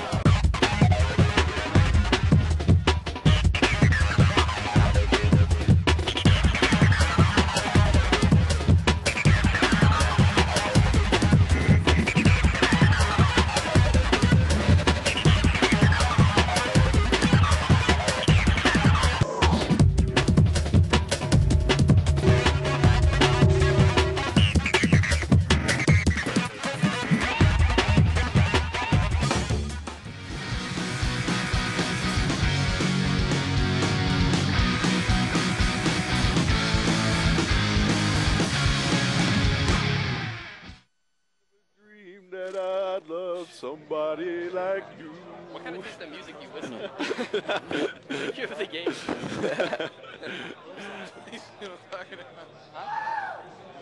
I never dreamed that I'd love somebody like you. Oh my God. I listen to like a lot of different music, but that's just a song that I think that's your main. Me and my buddy like learned it. This was jumping around in high school. Let's go. What's up? We're top. We're good. There's just clutching. We need to hold wood. Chicks like this. Yeah, we do. Especially with a wood spawn. Yeah, dude, I hold wood for a little bit. Control it. Top wood or bottom? Wood, anywhere. Top wood, preferably. Don't get native though. Bottom? Yeah. Top is kind of hard. Whenever we're doing a standoff in jungle, someone always needs to push down the middle and try to flank. Whenever it's a standoff. All right, so welcome back to the 2011 Major League Gaming Pro Circuit here for Call of Duty Black Ops. Quick update for the matchup between Collapse and Optic. It's 2-2 right now out there on the featured stage. Trying to decide who's going to play against the loser in this matchup. So let's go ahead and hop into this 2-1 series here in favor of Fear here on Capture the Flag firing range. Now, Team Fear has landed themselves on the bottom side of this map, but we've seen how powerful they are in the CTF game type already. I don't think they're too worried about this map, and I think they're going to be very eager to try and nail this out and send Eon Envy home. As right now we're going to go ahead and start things off here with Twiz, who typically has been watching more of a defensive player here for Fear. Twiz has placed himself out here trying to hold on to anybody that's making their way down throughout the jungle, the flag highway, if you will. We got two members in the center part of bottom range, and the exchange is happening. Top garage, Bob has jumped up there, and Twiz is going to be last to hold on to it as the dolphin dive across the way there didn't actually land, and Fizzer picking up nade shot as he tried to sneak in behind. As right now we're back over here with, we're seeing if Twiz can be able to get something started there. Statenville and Bob able to pick up two there through that little moment there down towards the jungle side. That's going to push John back over into the firing range. And pick up there by nade shot jungle side is open. They can go ahead and make their move, but be on the lookout for Fear to try to make a counter pull. And Twiz picking up 2, taking down Nate's shot and carrying that over into Stainville, and makes his way to be able to return the flag. Man, nothing is done until it's done when you're playing against a team like Fear. Man, if this was Halo, you can definitely see the confetti coming out of that kill, as it was beautiful and nicely timed. They're holding down this back spawn. They're having some trouble, though. Nadeshot managed to sneak his way down through C tunnel and jump out at the right time when he seen that there was some fires from backside on the ammo crate, taking advantage of it. But right when Twiz spawned, he threw that very beautifully timed grenade. As right now we're back over here on board with Fizzerb. Fizzerb just kind of defending. Assassin able to take down Dito, as right now we look at the scores. Kind of even all the way across the board right now. Yeah, he's looking up top garage. Maybe got a glimpse of something, a ghost if you want to call it. Not able to find anybody in that direction. Now he's forced to back up, check spawn, make sure nobody's sneaking in. And I think they're worried about Nadeshot grabbing another sneak pull like that. One hand beforehand, and he read it perfectly. Nadeshot was in the direction to grab flag again. Not sure where he's coming from or how he's making his way down throughout the opposition without being seen. I've seen a lot of action happen over there towards the back trailer here for Envy, here on this other screen. But right now, it looks as if you got John, who's been able to get a pull. He's starting to be able to make his move. Looks like they're going to be able to try to get this first flag cap. That's going to be the case. So Fear taking a 1-0 lead here in the first half. I like that he didn't dolphin dive there and leave him out of action for a few seconds. He simply moved in and played it, wrapped back around, but now they've left their spot or their flag wide open. Twiz is in the making of holding down this defensive and waiting for the respawns. There is one other player. I still believe I've seen 2 red dots on the map. Not sure where he snuck out to, actually. Twiz, like I mentioned, has been on the defensive this entire time here in this round. Yeah, he's looking for somebody. I could have swore I saw somebody, and this might be a push now down through jungle. Ooh. As the nade comes from overhead there, picking off Twiz, and Fizzerb not able to hold onto it. Dito turning around directly on that and taking him out from the B ramp. John now backing up yet again, and they got an early flag cap there, holding on to 1-0, but they're continuously being pushed back on their heels. Well, that's one of the things that comes into play whenever you have a couple of your members on the defense. You're going to force yourself into a hole. You have to be able to dig yourself back out in case something happens. But luckily enough, what I mentioned beforehand, Twiz and John are playing extremely well, and they're able to hold their own. As right now, it's really on this game type, it's been even across the board. They're all sitting roughly around 7. They're averaging 7 kills each. Fizzerb, nice play there, trying to wallbang Nadeshot as he's headed down towards jungle, holding out the kill, and all 4 members back up on the map. We see that there's one on B ramp, exchanging very nicely, and the push has been made towards the jungle, but being denied there is Assassin with the nice nade. And Twiz, look at this, they're forcing the spawns to just pop continuously in the backside of the range here. And like you said, it's a difficult hole to dig out of, and they managed to grab this early flag cap on this side, and I hope they are able to hold on to this one here in the second part. They're going to have to change it up a bit and, you know, make sure that they put on a very aggressive stance yet again on the second half of the CTF map. What's unique to me is seeing that a lot of the action has actually happened there through the C tunnel in the mid region. I mean, we saw the one flag cap happen there towards the jungle side, but majority of this action has been happening there inside of mid and also towards that C side as well. Yeah, you know, one thing I definitely noticed that when they played on this bottom half, when they spawned, they simply took up like a 10 or 15 second defensive position, you know, made their way to a standard spot, held it out, then moved away from there. But they're getting caught on the direction out of there, and only able to grab one flag early on is not much of a lead, but it's still a lead at that. As right now we've got following on board here with Dito, who's been a game changer. As right now he's able to take down Assassin. Remember, 1-0 lead here in favor of Fear right now. As we head in here to the second half, as right now Dito pushing. He's got his teammate who's right there on the flag, and that was Stainville. He's going to get taken down there by Fizzer, and he tries to be able to switch over there to the pistol, and he's going to get dropped there by Assassin.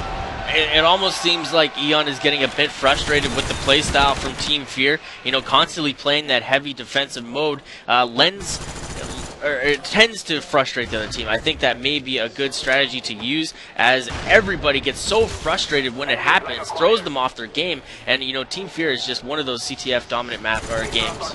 But you have to find an opening. That's what it comes down to. It's going to happen. The playing style, there's different types of playing styles. That's what makes the difference between the teams. If everybody played the game the exact same way, then this game would be boring.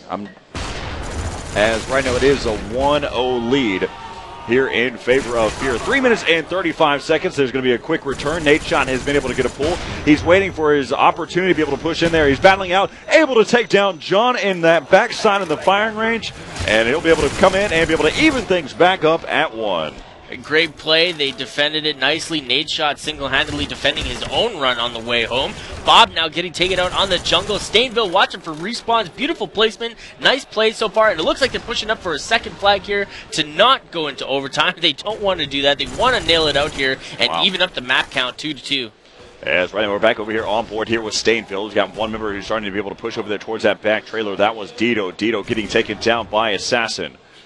As right now, again, we're back over here with Stainville. He's waiting for his teammates to be able to respawn. We got a couple spawning over there towards that C domination site. But you've got John, who's applying a lot of pressure back over there. Again, Stainville just taking his time. He's going to start to be able to make his move. You know that he's going to try to be able to get this flag pull. All the action has been happening over there towards that jungle side. He's just trying to be able to clear out this area. As, again, he's trying to buy some time here. He got spotted, and they are looking for him, not able to actually nail it out. Nadeshot picking up one, Dito with one, and Assassin finally on the track of Stainville, taking him out. And Bob with a nice grab there in the corner was Assassin after picking up the initial kill, and now he's going to be pushing and defending this flag or for the route on the way back. Oh, no. He was unable to connect there into a member there, as he's going to have another opportunity coming in here. And Stainville able to pick up John and push in, and they've got another flag cap coming in here for Eon Envy. They want to push this into search and destroy on Havana.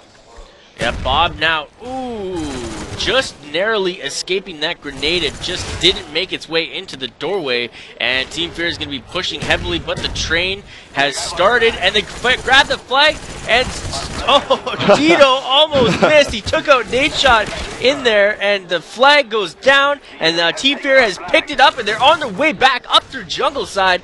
2 stuns go down. Stainville's on the chase, and the rest of the team is on their way throughout the middle of the map here. As Fizzerp watching that backside, able to pick off one. Twiz still being able to push his way up there, and he's going to be able to even things back up at 2-2. Eon Envy and Fear here on the capsule flag here on firing range. As right now we've got 1:05 left to play. If Eon Envy has anything to do right here, they've got to do it now. The way they've been playing so far has been very, very big, but you don't want to get into an overtime with Fear.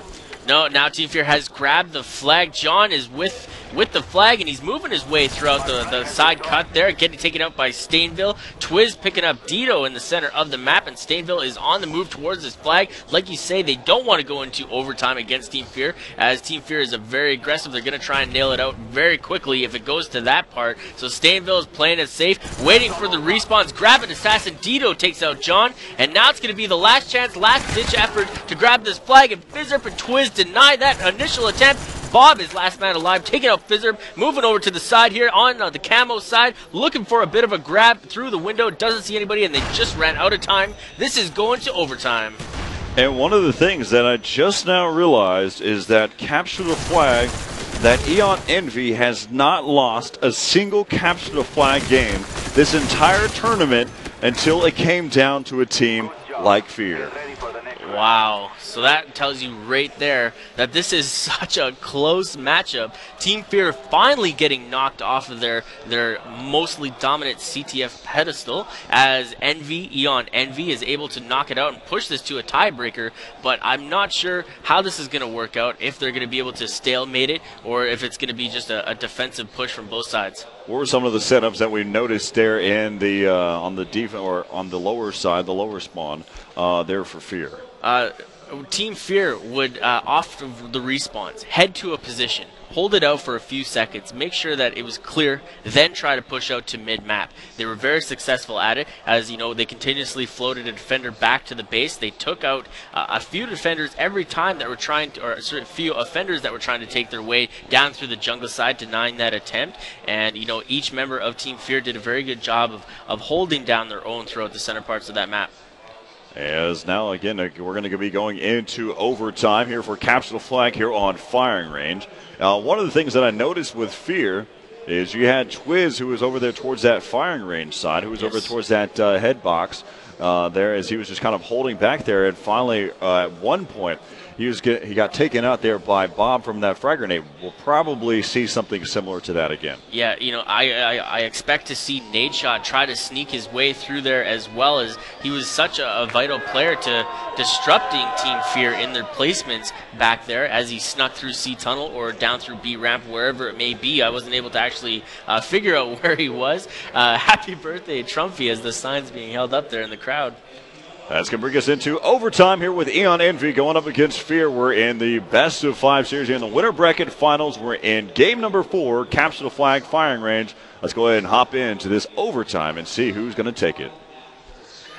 And we're going to jump right on board with Team Fear as they've placed themselves on the bottom side of this map yet again. And we saw it before. They were able to pick out the flag cap on this bottom half of the map. Are they going to be able to do it again? Bob saying no to that right away. Take it out. And Dito taking out Assassin. This is 3 down. And now it's time to push. Twiz, however, has placed himself very nicely in the back of the spawn here. Right on Washroom side, being very patient, holding on to his placement, hopefully able to deny this run back. As Nadeshot's heading over there towards the jungle side, he's making his move.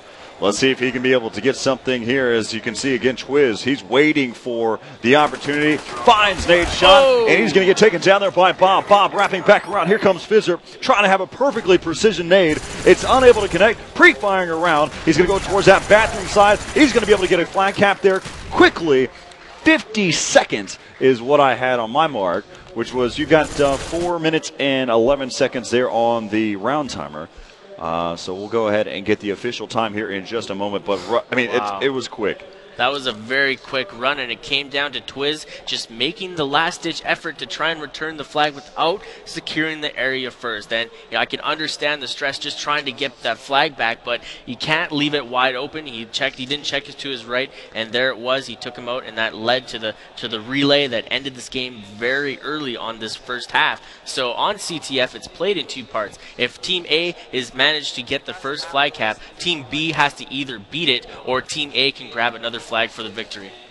All right, so this matchup, just a quick update for those of you at home, we will not be seeing a Eon finals as Collapse was able to take out Eon Optic Gaming 3-2. They're out there on the featured stage as they'll continue to be able to press. They've been dominating. They've been dominating here throughout this tournament, even though they lost their matchup earlier. Or later on Saturdays. We'll go ahead and hop into the second half here with Eon Envy and Fear here in the second half of the overtime.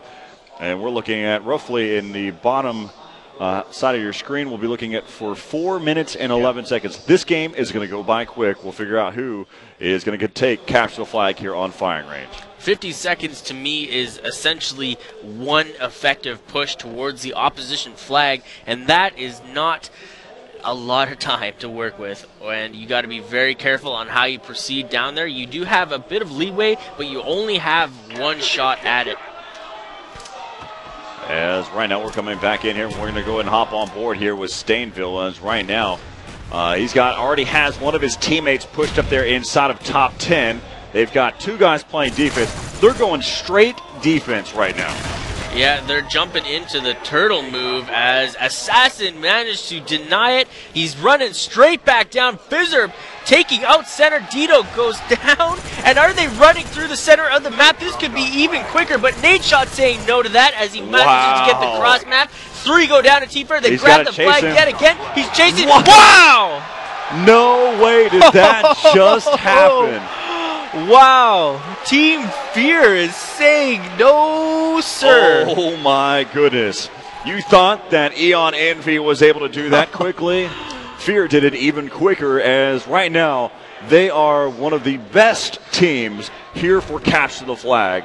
As again, Eon Envy throughout this entire tournament so far has not lost a Capture the Flag, and until they came into a team better known as Fear, as they're able to shut them down there in both Capture the Flag games there on Capture the Flag Hanoi and on Capture the Flag Firing Range.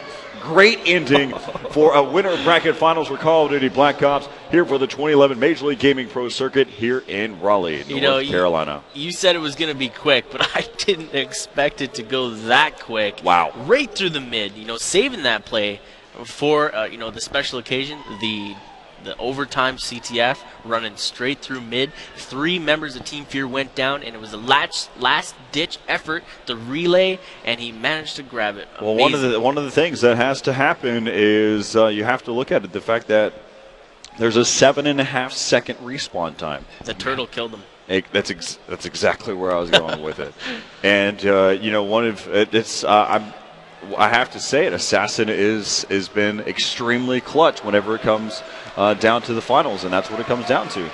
That was mind-blowing. He snuck That was mind-blanking for sure. Mind-blanking. He snuck through C-Tunnel, wrapped his way around, grabbed 2 kills, and said, I'm just going to take it up mid. I know there's going to be somebody over towards the jungle side. I'm just going to avoid that engagement altogether. I need the support. The team moved in. Fizzerb took the initial kill on B ramp and secured the rest of the way for that run to happen. Goodness, a team like Fear and what they're able to do has been amazing to watch so far. But let's go ahead and break down what happened here in this matchup with Envy and Fear. Of course, Capture the Flag on Hanoi. Dito did a great job. He was holding down. At one moment, there was this moment where it seemed as if they were able to hold it down. They were Capture the Flag Hanoi. They had a great defense. There was a stalemate for a long time frame. It seemed as if that game was going to go into an overtime of its own. And it came down to such a close play as well. Stainville had that flag within reach of capping it. It just didn't happen. So John and Twiz, though, some top slayers. And right now we have Zach, who's down there with Twiz here from Fear. Twiz, 3-1. Walk me through that series. I mean, basically, every map when we broke it down, we played our best, and we just came out through as a team and really, really were confident when we went in, and we took it. You guys are going to the finals again, just like Anaheim. What are you going to do differently?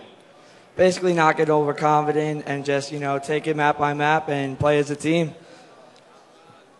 Now, Holiday Doc was saying you guys are the underdog. What do you say to that? I don't think we're an underdog at all. We've been there before, and we're going to do it again and just take this one home. And last question: what do you have to say to your fans? Basically, I am just so happy about the support, and I love the Fear fans, and that's it. All right, thanks, guys. Back to you. All right, so you heard it right there. We mentioned. Not necessarily the underdog. No, not the underdog. Just the community, not the fan favorite. Right. That's maybe a different way of looking at it. But right now, Eon Envy is going to have to face against Collapse there in the loser bracket final, and then I believe I'll have to check up on this. I believe that if either one of these teams, they have a long road ahead of them. It could happen yet again, working their way through the losers bracket. We've seen teams come back out of the loser bracket and win, so I'm not counting anybody out on that bottom half of this tournament. And actually going into this next matchup with Collapse and Envy, it will be a continuation game, so we'll definitely keep that in consideration as well. We may see Eon Envy going up against Fear here in just a moment. So we'll be right back here on the Call of Duty Black Ops stream with myself, Corey Dunn, alongside Holiday Doc here for the 2011 Major League Gaming Pro Circuit Loser Bracket Finals coming up next here with Eon Envy and Collapse.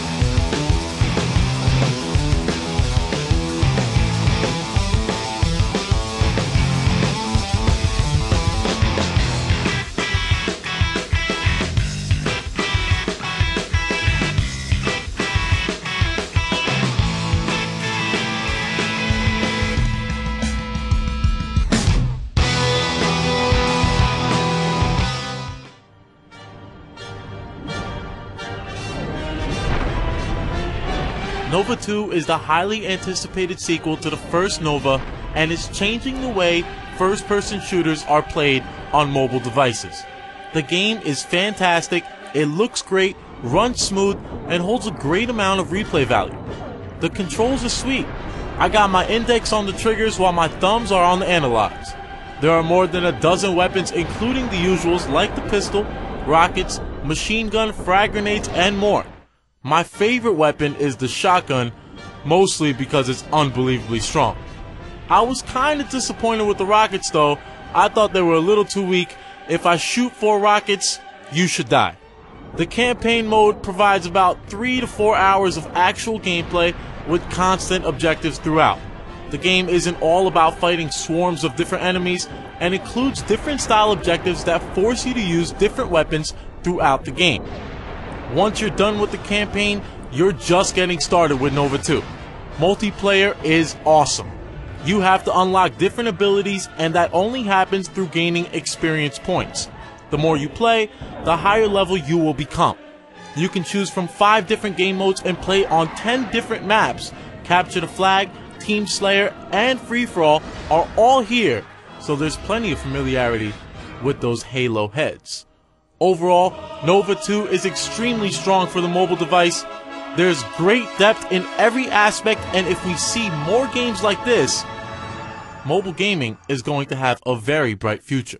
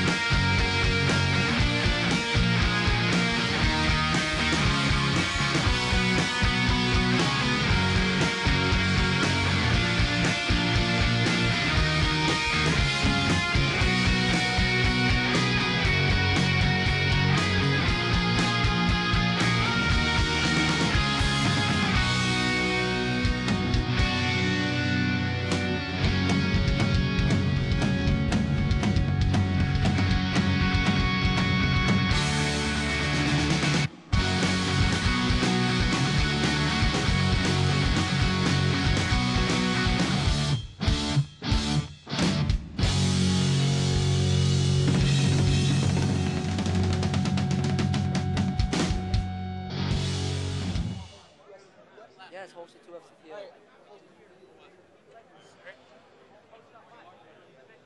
He's just getting pumped. He put in his iPod, has his music blasting, getting his hype up. Nice shot.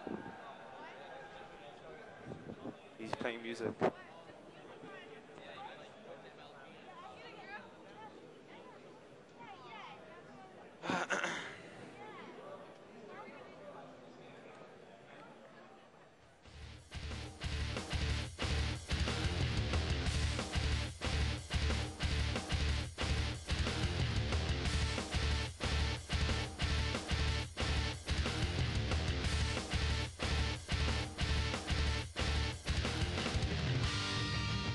Welcome back, everyone. It's Mila with Dr. Pepper.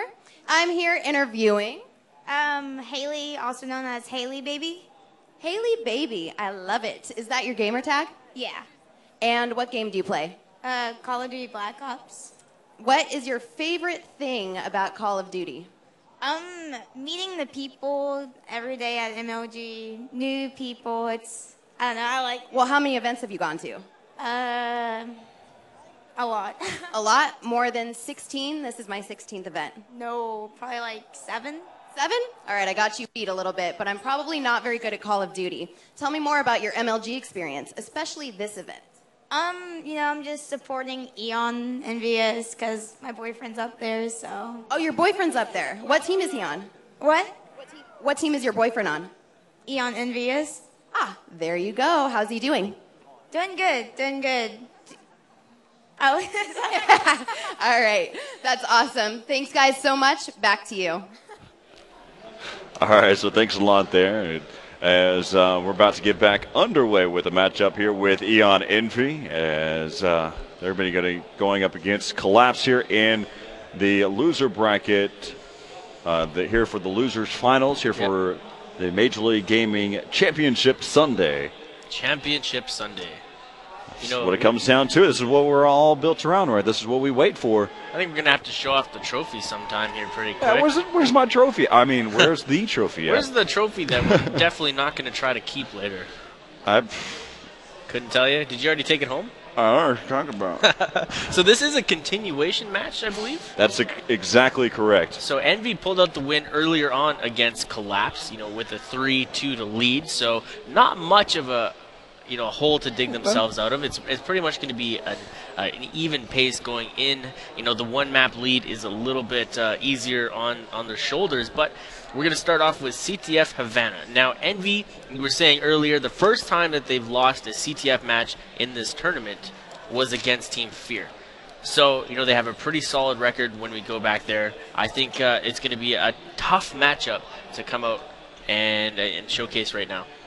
If it's anything like the matchup last time against Eon Envy and Collapse on Capture the Flag, you better go home or you better get some popcorn and get ready to go, because we're probably going to end up into an overtime, because last time Capture the Flag firing range went over on both sides, and then we ended up going into an overtime where it took 2 minutes and 26 seconds to be able to get a flag cap. And so 16 minutes, or roughly 17 minutes into the game for them to be able to get their first flag cap, or for the first go-around. Then capture the flag on Summit. That took quite some time as well.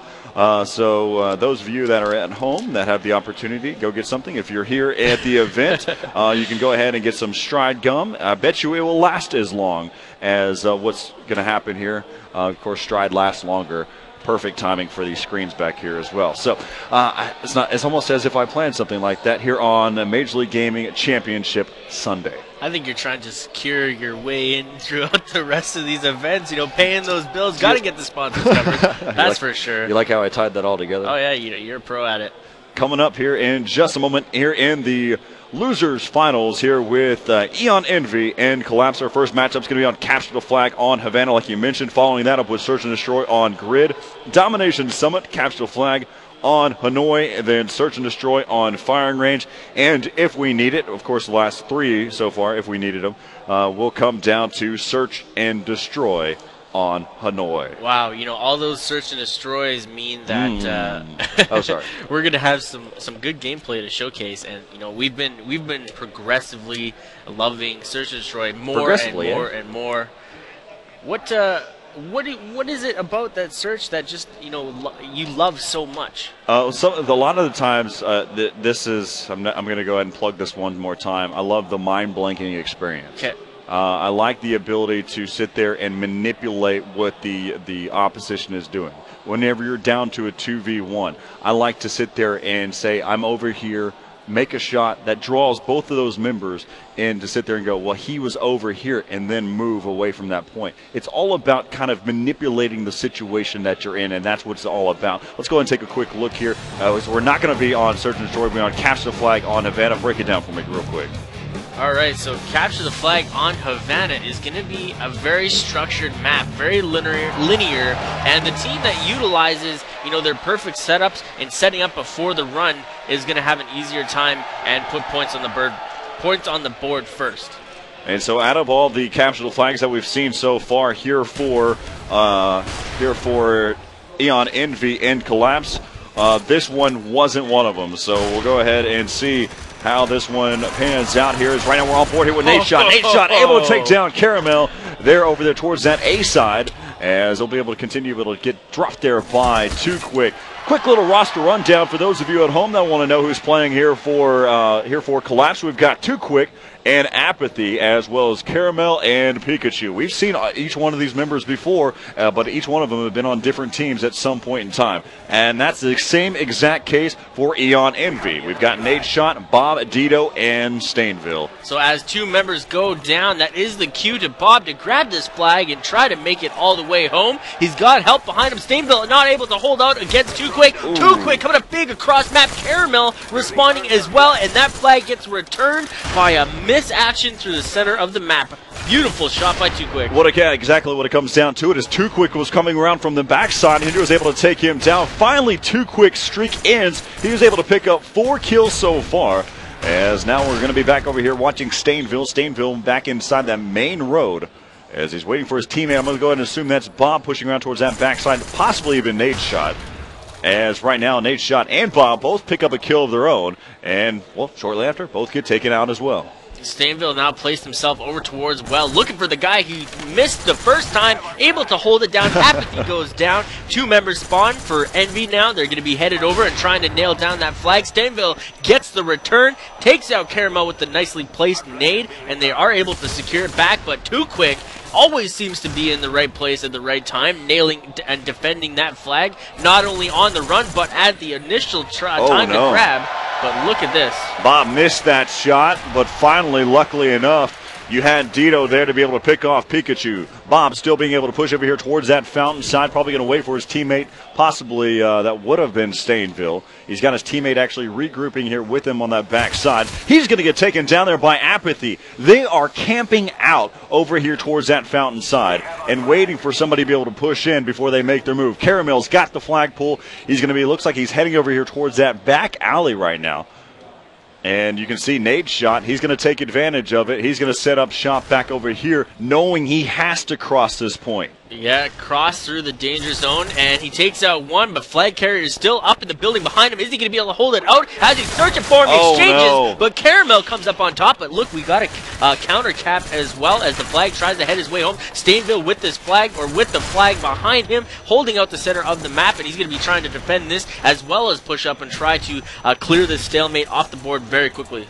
So right now we have Caramel, who's back over there towards that back house, working his way back around towards the back side of this spawn, as he'll go ahead and hang out over by the flagpole. This is just a typical spot that you'll see for any of these stalemates that are to come, as Apathy takes down Stainville. And right now, of course, Bob, he's going to be on the exact opposite side of this very symmetrical map. Yeah, Nate Shot has decided to hold out with his teammate here, as well as one other player. In front of bots, we're having some action, and it looks like Dito picks up a kill on Apathy on the other end, but there is a lot of action going down. Dito's forced to pull out the handgun, take down Pikachu. Too Quick denies the attempt at the flag return on his end, and this is just, back and forth throughout the center of the map here, and now finally Nate Shot has made his way. He catches somebody trying to hold his hand in the closet right over there. Too Quick goes down, and he's now made his way through the L, taking another. Apathy goes down, pre-fires are in front, and he's looking for this and trying to close it out,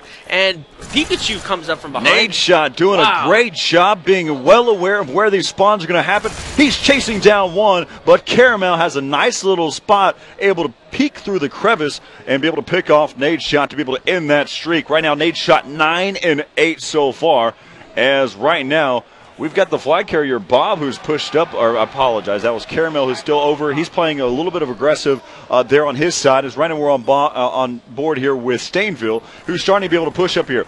The action can happen right here in 25 seconds. We've seen what has been able to happen for CTF, as right now Stainville continues to be able to push up there. He's unable to be able to pick him off, and Bob here in the backside, he's been dropped. The flag is down, and the flag has been returned, and a flag cap happens shortly after that. I said it could happen in 20 seconds, and that's exactly what happened right here. Wow, they left Bob all alone in the back of the base. He got stunned and wasn't able to hold on to it as he goes down. This is going to be a very last second, 13 seconds left, and it looks like Collapse is able to pull out the quick lead. And as we hear a little bit of action from the opposition now, so this is an exciting game. That stalemate lasted for quite some time, and Nadeshot got so close, but he wasn't able to put it into his flag back home, and no points came to it. Oh, Caramel did a great job of playing very defensive with that flag. He was able to hold his own even, but again, Nadeshot doing a great job. He was able to exchange back and forth within that room and still chasing down Caramel. But let's go ahead and hop into the action. 1-0 lead here for Collapse going into the second half.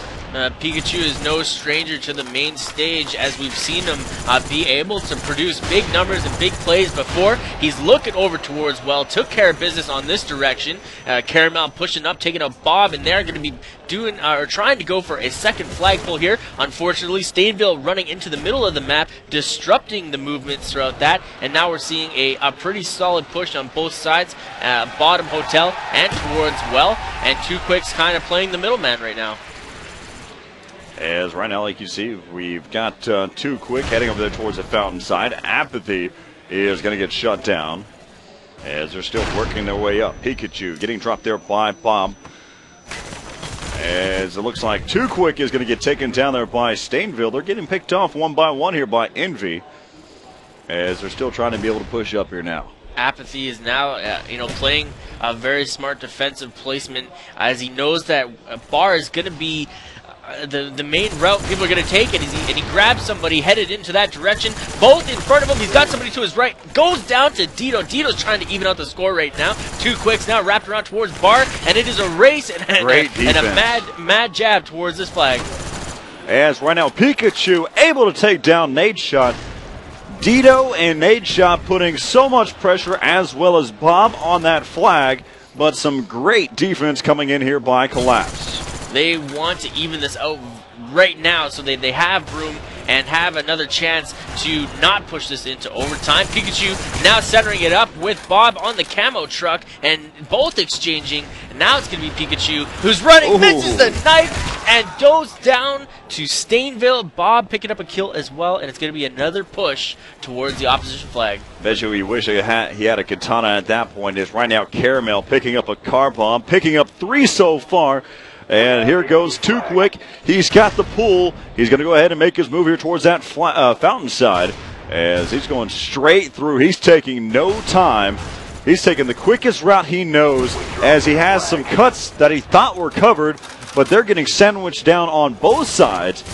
As right now, Nadeshot able to take down Caramel. The flag is down out in the open, and it's been returned, I believe, by Nadeshot, as he was going to get taken down there shortly after. Now we got 2 minutes left to play here for Eon Envy to be able to even this game back up and send it to an overtime. Apathy is kind of stuck in the Bar side of here. He's got 2 teammates with him on the flag to defend this, and this is kind of a difficult place to be in. Bob's running right in. Stainville takes out one. Caramel last man on the defensive, holding it out. Nadeshot is sneaking in with the flag. Dito picking up Pikachu, and now it's going to be a mad dash to defend that run, and Apathy is trying to get one. Beautiful placement by Stainville, hitting up on that well. This is going to be another flag cap, or a flag cap coming in here for Eon Envy, but Nadeshot taking a lot of time to be able to wrap all the way around. And right now, this is the opportunity that Collapse needs, and they will be able to get that flag cap. And luckily enough, that he took the longest route possible, even though they had at least 3 people down at one point. Yeah, but now they've overextended like we've seen a couple times before earlier on in this match, or in earlier matchups, and now they've grabbed the flag. They've started to secure Pikachu coming up big, denying the middle route attempts. Nate Shot is stuck in the center. Good pickup on his half. They need to stop this flag cap, and it's running, and time runs out. 50 seconds. They got to make something happen quick now. Like you mentioned, they overextended, and now they have to find a way to answer back. 44 seconds left here in the second half. 2-1 lead here in favor of Collapse. We're trying to be able to even this series up at 3 in this best of 11 of this continuation game here on the MLG Championship Sunday here in the loser finals. Pikachu is backing up, just playing it very safe. Don't want to let anybody sneak out with this flag in the last 17 or 18 seconds, but that is going to be a wrap. Collapse has evened this game up 3 maps to 3 maps. We're going to be pushing into Search and Destroy on Grid, and I think we know what we're going to see here. Collapse's Search and Destroy game is very, very strong. If their sign of the way they played Search and Destroy beforehand is just a glimpse of what they can do, I'm actually looking forward to seeing this matchup, especially with a team like Eon Envy and their playing style as well, having a coach or a player like a pro coach. Having a pro coach like Astro, and also having Stainville making us calls, and just some smart playing style. We were watching Nate Shot, and each one of these players. So you got to give it up to both of these teams. There's a reason why they're here. Yeah. But this is going to be a very tough search matchup.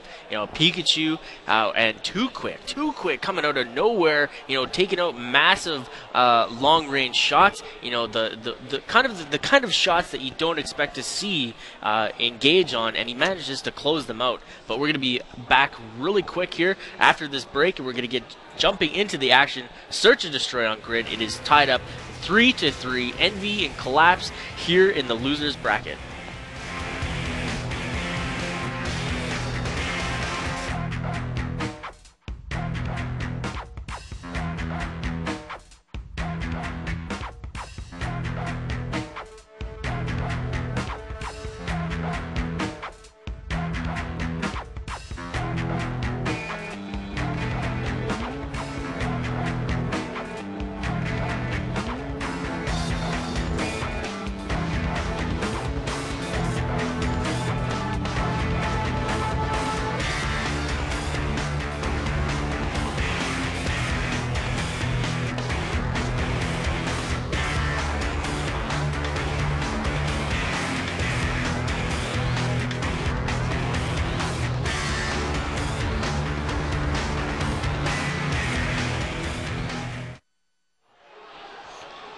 I'm still bewildered by the fact that he can do that with that clipboard.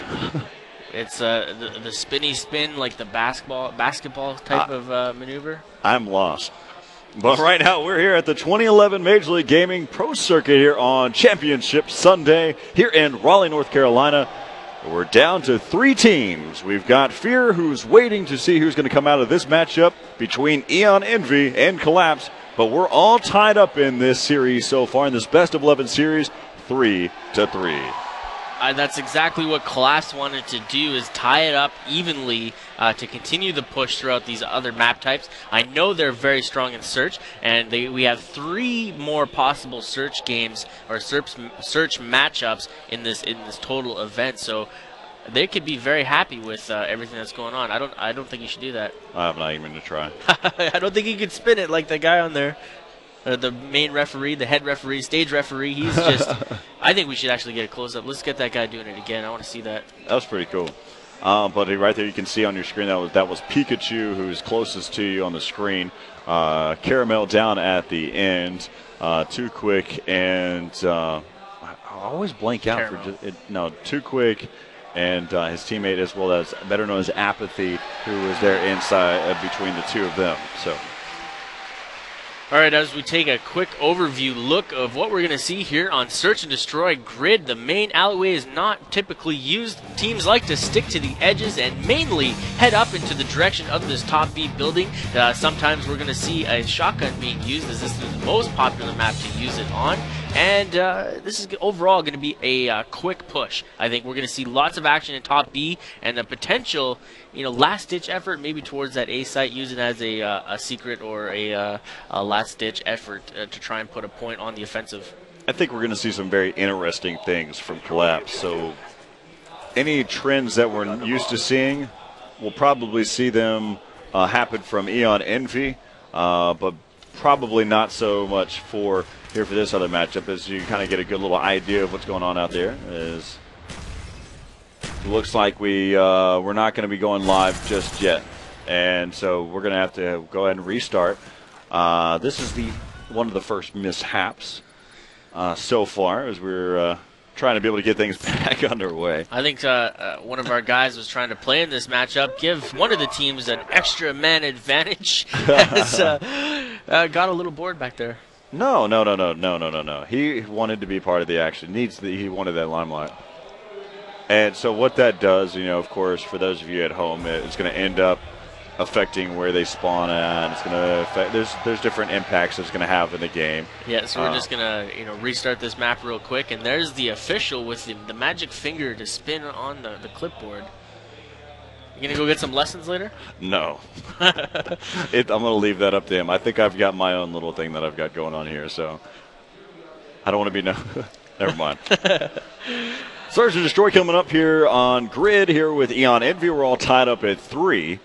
We'll do it all over again, kind of getting prepared here for this matchup. As we mentioned before, I've been looking forward to watching Collapse play this Search and Destroy map. Coming into this one, as we kind of look at it, you can see the bracket here. Nice little fancy brackets. You can see Collapse coming in there as they were able to beat Force. I was actually on the lookout for Force because Force 3-0'd Obey. And whenever I saw that up on the bracket, I was completely shocked. But they also, first class, a team coming from the bracket, the lower seed, the very beginning, who beat VVV, beat Young Guns as well. Yeah, exactly. Young Guns got sent home a lot earlier than anybody expected. We're seeing actually a lot of upsets so far in this matchup. Nobody expected to see Eon Optic Gaming sent home so quickly. Or Quantic Leverage. There you go, as well. So we're not going to see any champs being able to put add some more to their trophy case. Possibly, though, we may see Fear. This may be the first tournament that we will see a team come from the winner's bracket. Yeah, I know it's hard for a lot of people to digest, but every single tournament so far, the team that comes from the loser bracket wins. And that's going to be a hard challenge to push through here. But Bob has kind of taken up the rear end of this placement, and he's now going for the bomb plant. Pikachu taking out Stainfield from cross map. He's got one person headed out in front of him, and now Bob's forced to back up and watch the tail end, make sure nobody's sweeping up behind him. I mentioned to Stainfield that it's a nice little thing that to see Bob go in and go for a fake plant, but I've seen him do it every single time. You don't want to be predictable in this Search and Destroy matchups. People learn trends very easily, and that's what being a pro player is all about, is learning these trends and being able to anticipate. But look at this. We're seeing a cross-map ditch run towards the A bomb site, and it doesn't look... Whoa, it's down to a 1 versus 1 right now. Pikachu is up inside of that bathroom. He's already dropped down. He's going to go ahead and spot Dito right here. Dito was able to get out of that gunfire, and we're going to see a nice little gunfight going on between these two, as right now Dito's got to be able to worry about his backside. Pikachu pushing in. He's going to be able to take him down. He left his entire backside open in that. He's going to have to come that way. That doesn't make any sense to me. He would not come down a long hallway to come to him. Dito has impressed me with a lot of his shots, but right there I disagree with that move. He might have had somebody watching his back and just missed the call a little bit later than expected. But like you said, you never want to leave your backside. The only issue that I see is a lot of these pro players have started to get really used to having that third-person view, that third person spectate view. Whenever one of their teammates are dead, they take advantage of it and they go into a third-person view. But what I'm talking about though is they have to react as soon as that call is made. Well, if that call is made, then they've been spotted. Yes. They're already getting shot at, and you're in the same situation if you're going off of that. So Caramel there for quite some time was trying to head his own way towards that A site through bottom red, and you know, he had to change it up. They secured B. It is a 3. Oh, and that was quick hand to that, too quick, pushing that one very quickly. Dito goes down, and this is a 2-0 lead, and almost what we expected to see.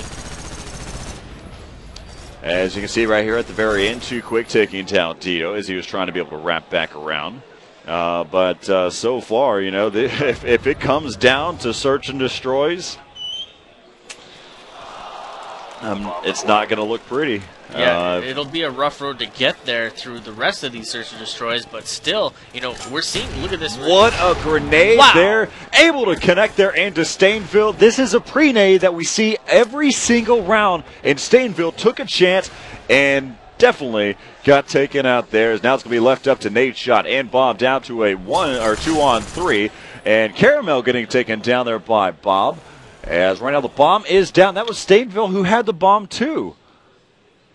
Yeah, he pushed up into that center hallway, and it's a difficult place to be. He did throw on the marathon class. I figured he would be able to get there quicker than the opposition, but why? Well, why would you even put yourself in that situation? Even if you had Marathon Pro and you were pushing it, luckily enough, they won this round. Yes. But I want to go back to the fact he had Marathon Pro going in there by himself with the bomb. What is he going to capitalize? What is he going to do if he does that? Even if he got inside that site and was able to get the bomb planted, what would he do from there? There's no way he would have been able to get that bomb down in the first place. He would have been spotted and taken out. It would have been a very difficult push. You have to basically work off the idea that the opposition might have been headed directly for A and take advantage of a misplacement. But, you know, you said it very, very right, and I don't disagree with anything. And look at this. Caramel is headed towards this direction yet again with the bomb, and I don't agree with this at all.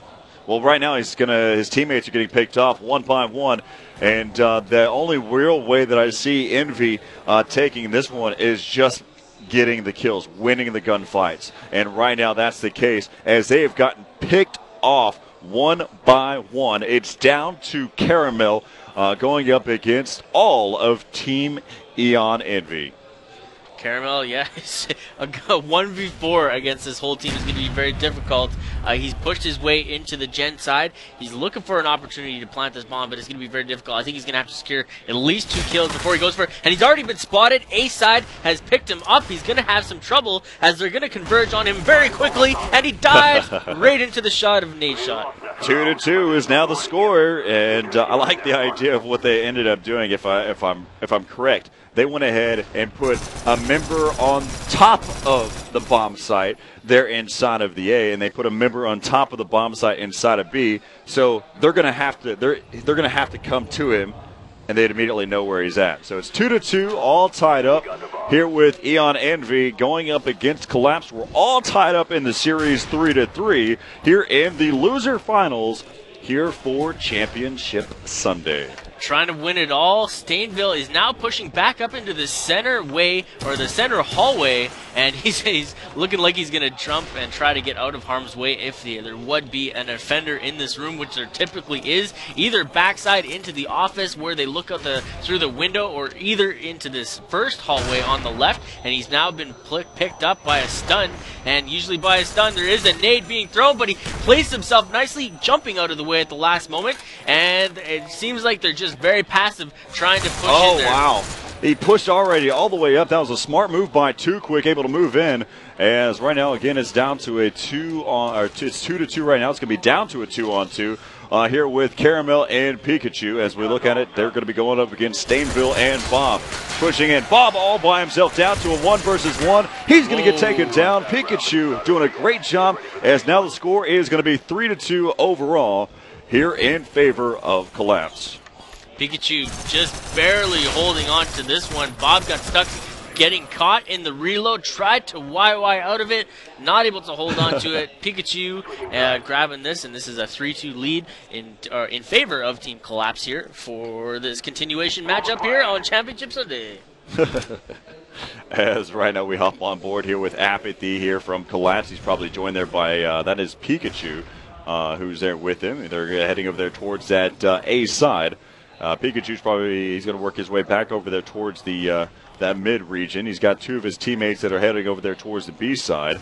As Apathy looking long range, looks like they're going to go ahead and continue to be able to push up there. Pikachu's already made his way. He's wrapping. He's going to get a flank over there towards that B bomb site. He has been uncontested, and finally gets taken down there by Dito. All of that action happened over there towards the defensive spawn, and Apathy was hoping for a car bomb, and he'll go ahead and have to fall back here. He's down to a 2-on-4 right now.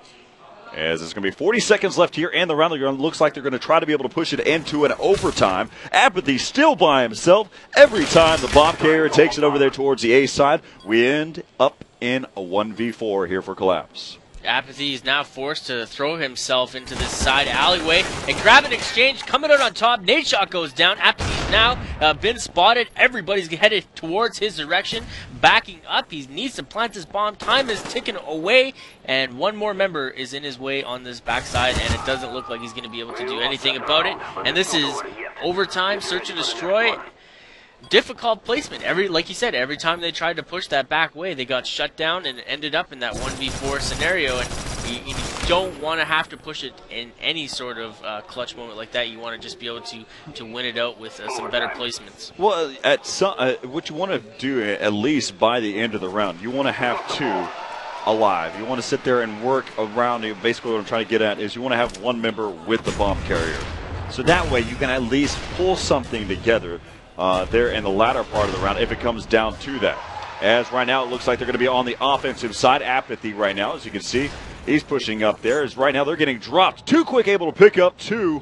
As now it's going to be down to a 2-on-3. Bob and Dito, as they will be able to get that bomb planted in the B bomb site. They worked collectively as a team. They pushed in. They were able to shut things down. Bob all by himself, 1v2, and too quick picks up 3.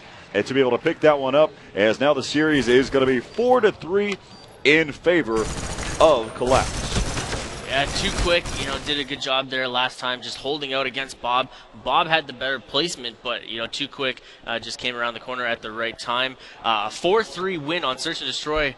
Not the biggest not what we lead. expected. Yeah, the 4-2, 4-1. Their search game has been so much more dominant than other teams here in the tournament so far, and it just, Envy has obviously stepped up their game a little bit, changed up the routes, but I think that A route was not working at all for them. Every time they went over there, they got shut down really quick. I think there was an opening that they could have taken, but one of the things it's just there's a lot of different styles that we can talk about after this entire series, but let's go ahead and take a look. It's 4-3 in favor of Collapse in this series here in the loser finals here over Eon Envy, as we'll be heading into the next matchup, Domination Summit, right here. As we'll just take a quick moment. We'll take a break, and I'll kind of get geared up, as Eon Envy has been on that stage for quite some time.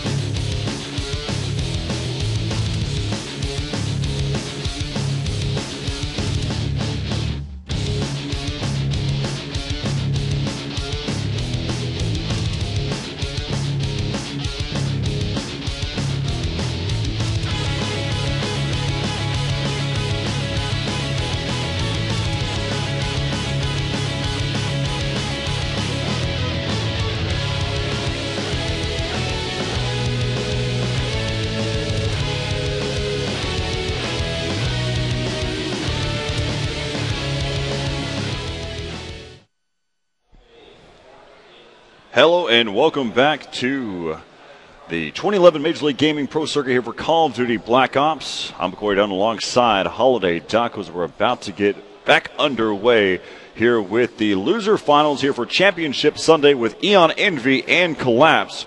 As it's so far, Collapse has done a great job being able to pick up these first two matchups so far.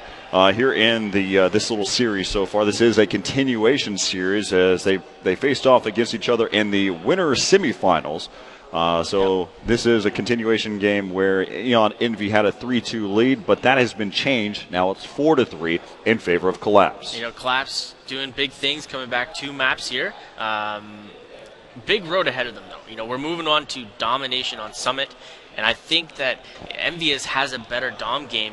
You know, their placements are much more structured, and they work off each other a lot better. And Dito, you know, Dito, we've seen big kill numbers from this guy, so he's got to be worried, or the other team's got to be worried about that for sure. Oh, I think what this is, this game, this series is going to come down to the end. And so far, go the distance. It will go the distance, so we'll look at this one. Our matchup coming up next is going to be on Domination Summit. And so far, what we've been able to see from Summit is a lot of 3 caps and a lot of potential of trying to get those 3 caps and forcing those spawns. This is not going to be any different. All right, so we're going to take a quick overview of Domination on Summit. Right there is the main center B, the War Room. And teams are going to try to capture all 3 flags, or at least hold the most throughout the majority of this map, as it is the team that accumulates the most points on both sides played. So we're going to jump right into the action, see how it pans out, see how these teams work this map effectively, and ultimately see who comes out on top.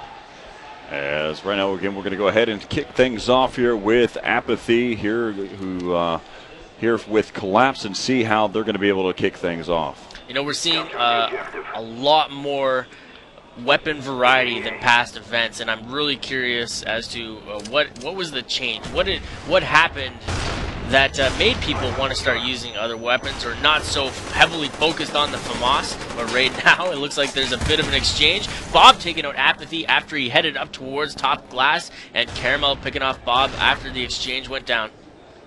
As right now, again, they're able to pick up that A domination site right off the start. It seems as if Eon was going, or Envy was going straight for that B domination site, and still continue to be able to progress here inside this domination site. So far, they've just all the points have come from that A domination site, but it's not going to do that big of a damage unless Caramel and the rest of his team are going to be able to pick up this B domination site, and that's going to be the case.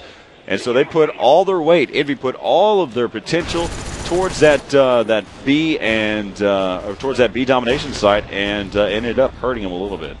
Yeah, they weren't able to grab their home flag, you know, but not much of a lead so far. You know, 10 points is not a big deal. They just got to work off the respawns a little bit better here and more effective. And we just seen that as C went down. They are on B at the same time. Apathy is going to be in a race to try and stop them, and not able to, as the B is continuously being capped right now.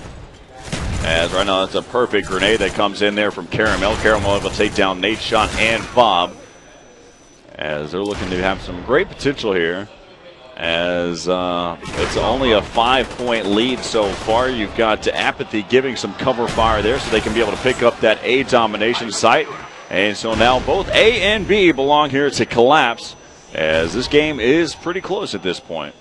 And both teams working very well off the center parts of this map, just getting caught off guard from the backside placements. Too quick, now exchanging with Bob. Bob coming out on top and picking off Pikachu from topside glass, and he's doing a very good job of holding this main point on the map.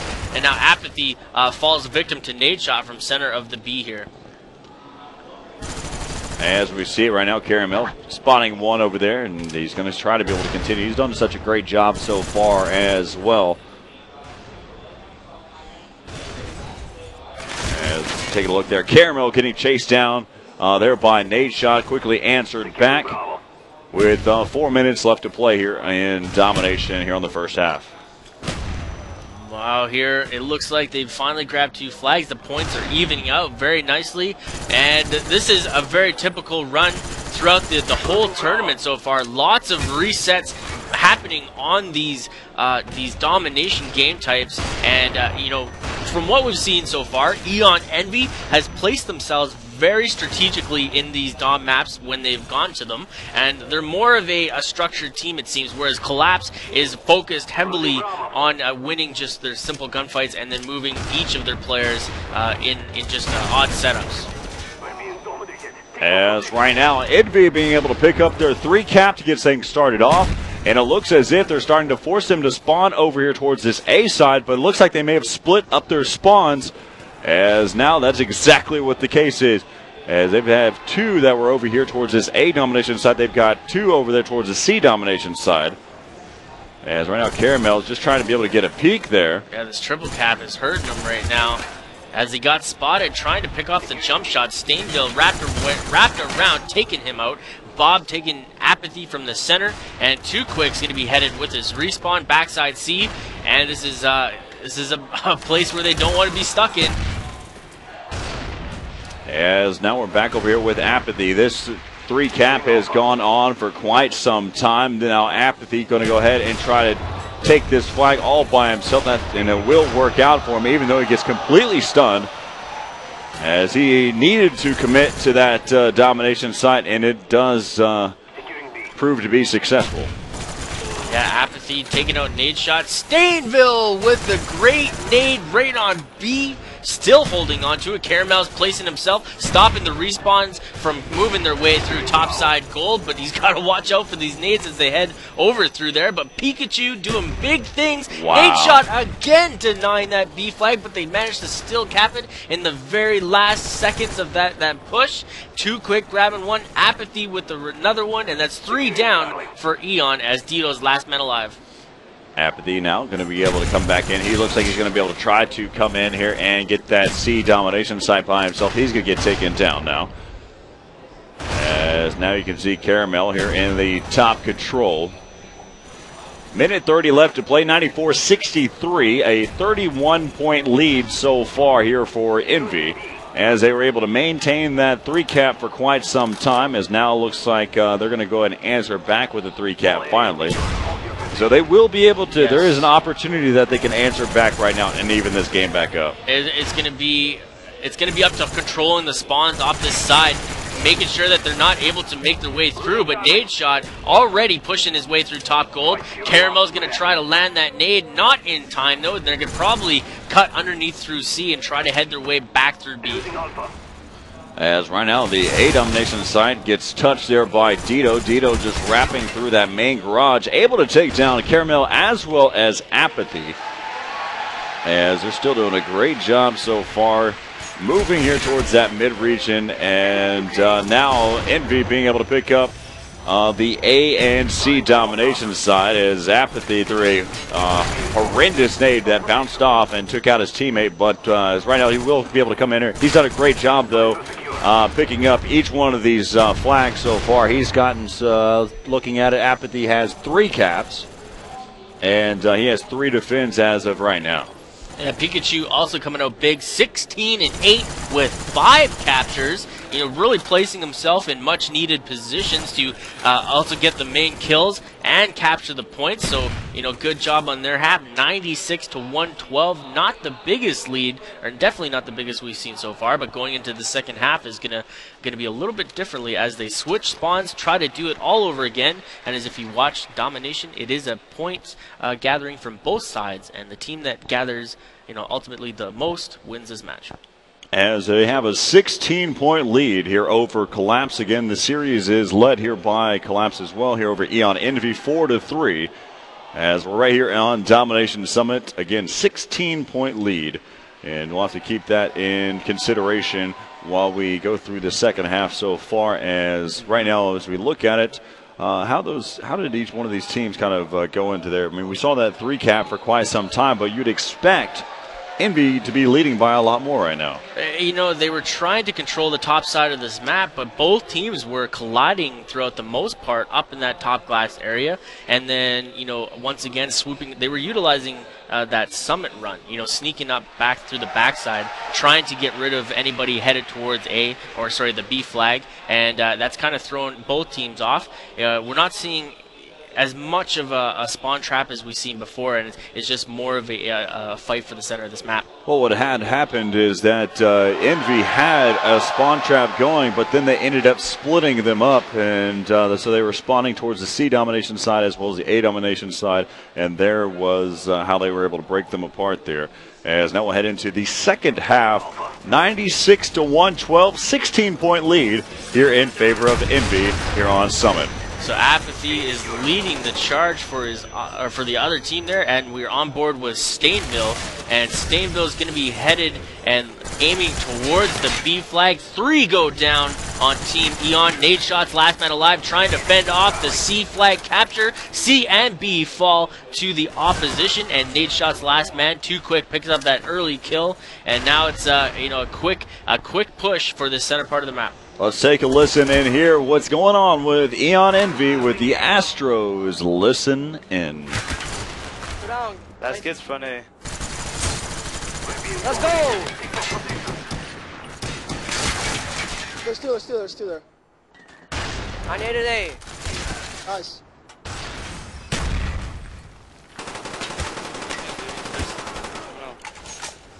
Nice. I'm stunned at our spawn. Makes no sense. Top glass. Top glass. We got a C spawn, dude. Watch it. Dude, I got A. Top glass. Top glass. We gotta fight for top glass, guys. Yeah, we were working it. They're spawning C now. Outskirts stunned. Outskirts stunned. You can cut off these stairs. He's right below me. Outskirts. I'll get him. He's bottom glass. Bottom glass. There's another one. Big doors. Go in A. Two bottom glasses. One's climbing up top. One went back up top. He's top big door. Climbing. He's on the box. That's stunned. Top glass behind the boxes. Still behind the box. Yeah, he's outskirts. He's outskirts right now. Pushing outskirts. I Dude, don't know careful. if he's going in or out. I think he went back in C doors.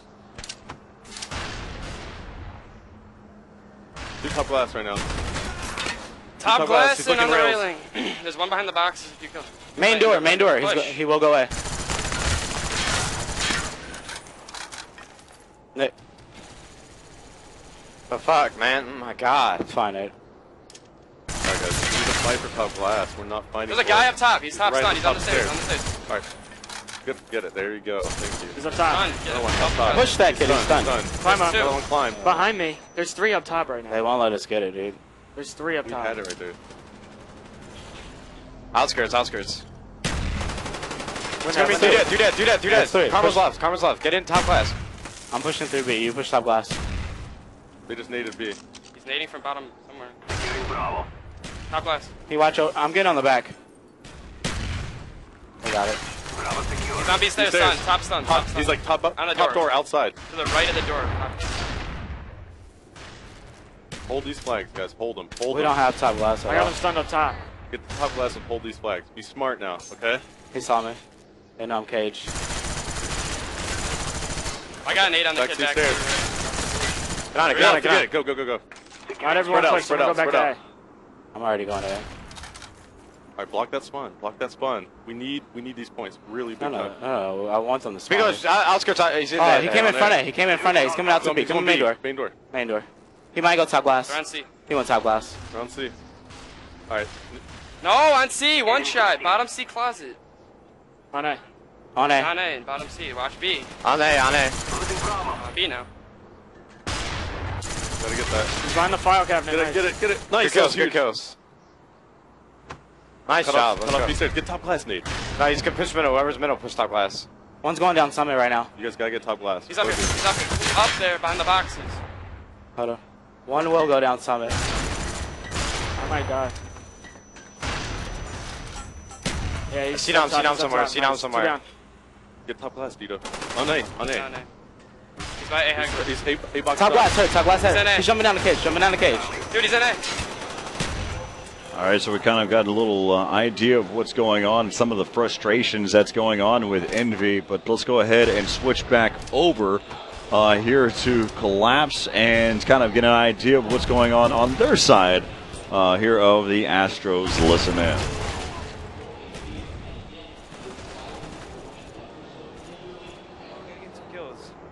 B stairs.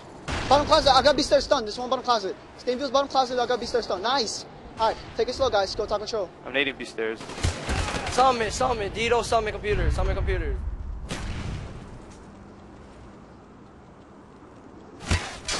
B stairs. Bottom in the corner, bottom B. Nice. One more down there. One more down here. B stairs. Last kid B stairs. Rush that kid, you can. Right there. Good kill. Get on it. Watch him. Get in the back. Get up top when he spawn. Let's go. We got to hold this 2 cap to win. Good shit. I got naded. Up top. Two mid. There's 2 mid alley. Stay alive. Y'all gotta stay B. None of y'all have eyes on B. Losing Bravo. He bumped that shit. 2 top control. 1 on B. Too close. Fight harder. He's behind you. He's on it. You lost Bravo. Oh. Watch that 3. Back C rail, it's done. Alright, go ahead. Everybody's go ahead. Yo, we go win with the 3 cap. Yeah, we gotta go hard. Gotta win that. Nice. Good job. Alright, let's keep pushing. Let's keep pushing for the 3. Alright, guys. Time's almost up. He's back at C. One shot. Dito went off. He's a tank. Securing A.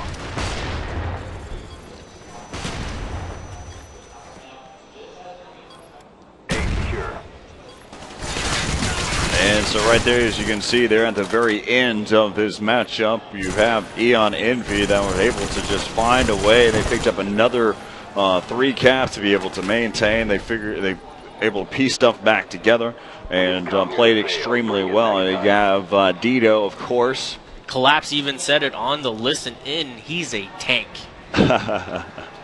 As he goes 18-10. And so we're all tied up in this series here at 4. As we'll go ahead and take a quick commercial break. We'll take a quick break here on the Call of Duty Black Ops stream. As we'll coming up next, we got Capture the Flag coming up here on Hanoi in just a moment from Raleigh, North Carolina.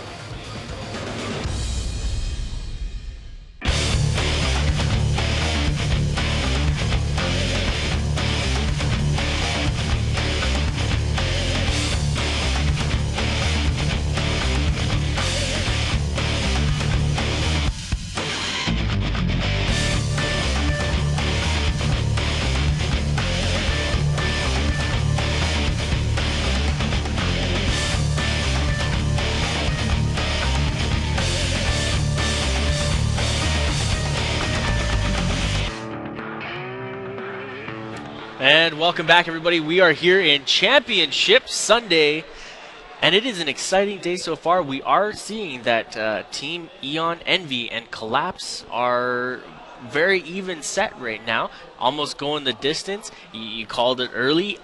We haven't got any predictions out of you so far. Do you have? Do you got something for us, Mr. Corey Dunn? Oh, he's not talking. He's not talking. Him and our producer had a little bit of a spat. It looks like they're dealing with their lover's quarrel, so I'll have to take over the show here. Do we have anybody in the audience who would like to join me backstage here that might fit into Corey Dunn's blazer? Well, I highly doubt that. As you asked a little quick prediction, I'm going to sit there. I will wait until the house audio is down before I make my prediction here. Oh, so you don't get mugged on the way out? That's what I'm thinking. All right, so we're going to jump right into the action. Here's CTF on Hanoi is going to be the game in the map, and we're going to jump on board with Stainville on Eon Envy. So far, I mean, one of the things I think that they're gonna that Envy is going to win this Capture the Flag on Hanoi, but the issue is I don't see them coming out on top in this matchup. All right, so we won't hold you to that, as I have a different take on things. Stainville now engaging on this spotlight, and both CTF and Search and Destroy, we see heavy concentration of action on this one side. Dito already starting off with a nice push here. With control of this flag. He's got help along the way. Stainville 3-0, and this is a very strong start so far. Stainville had a great cut, and he had his teammate that was with him. Wow. Pikachu with a 3-piece. able to take down 3. Nade shot by himself, wrapping back in. He's going to go ahead and defend his own flag. No contest. There was no contest there in that region so far, but Pikachu doing a great job to be able to pick off 3, get the return. 2 of the members who are watching for cuts and giving some cover fire, both of them just got shut down. Yeah, they failed miserably on that attempt, and I'm sure there's some words being exchanged on that one. Nade shot now into top theater, looking for some respawn route. He picks off 1. Too quick falls to action as he turns his back in the direction. Nade shot looking up into top light, trying to figure out where he's going to be headed, and calling out for his teammates here as we're going to see 1 headed towards spotlight and 1 through the center of the trees. That's a tough shot to be able to hit regardless, but as you can see, he was rotating perfectly with him towards the other side as he head through that B bomb site.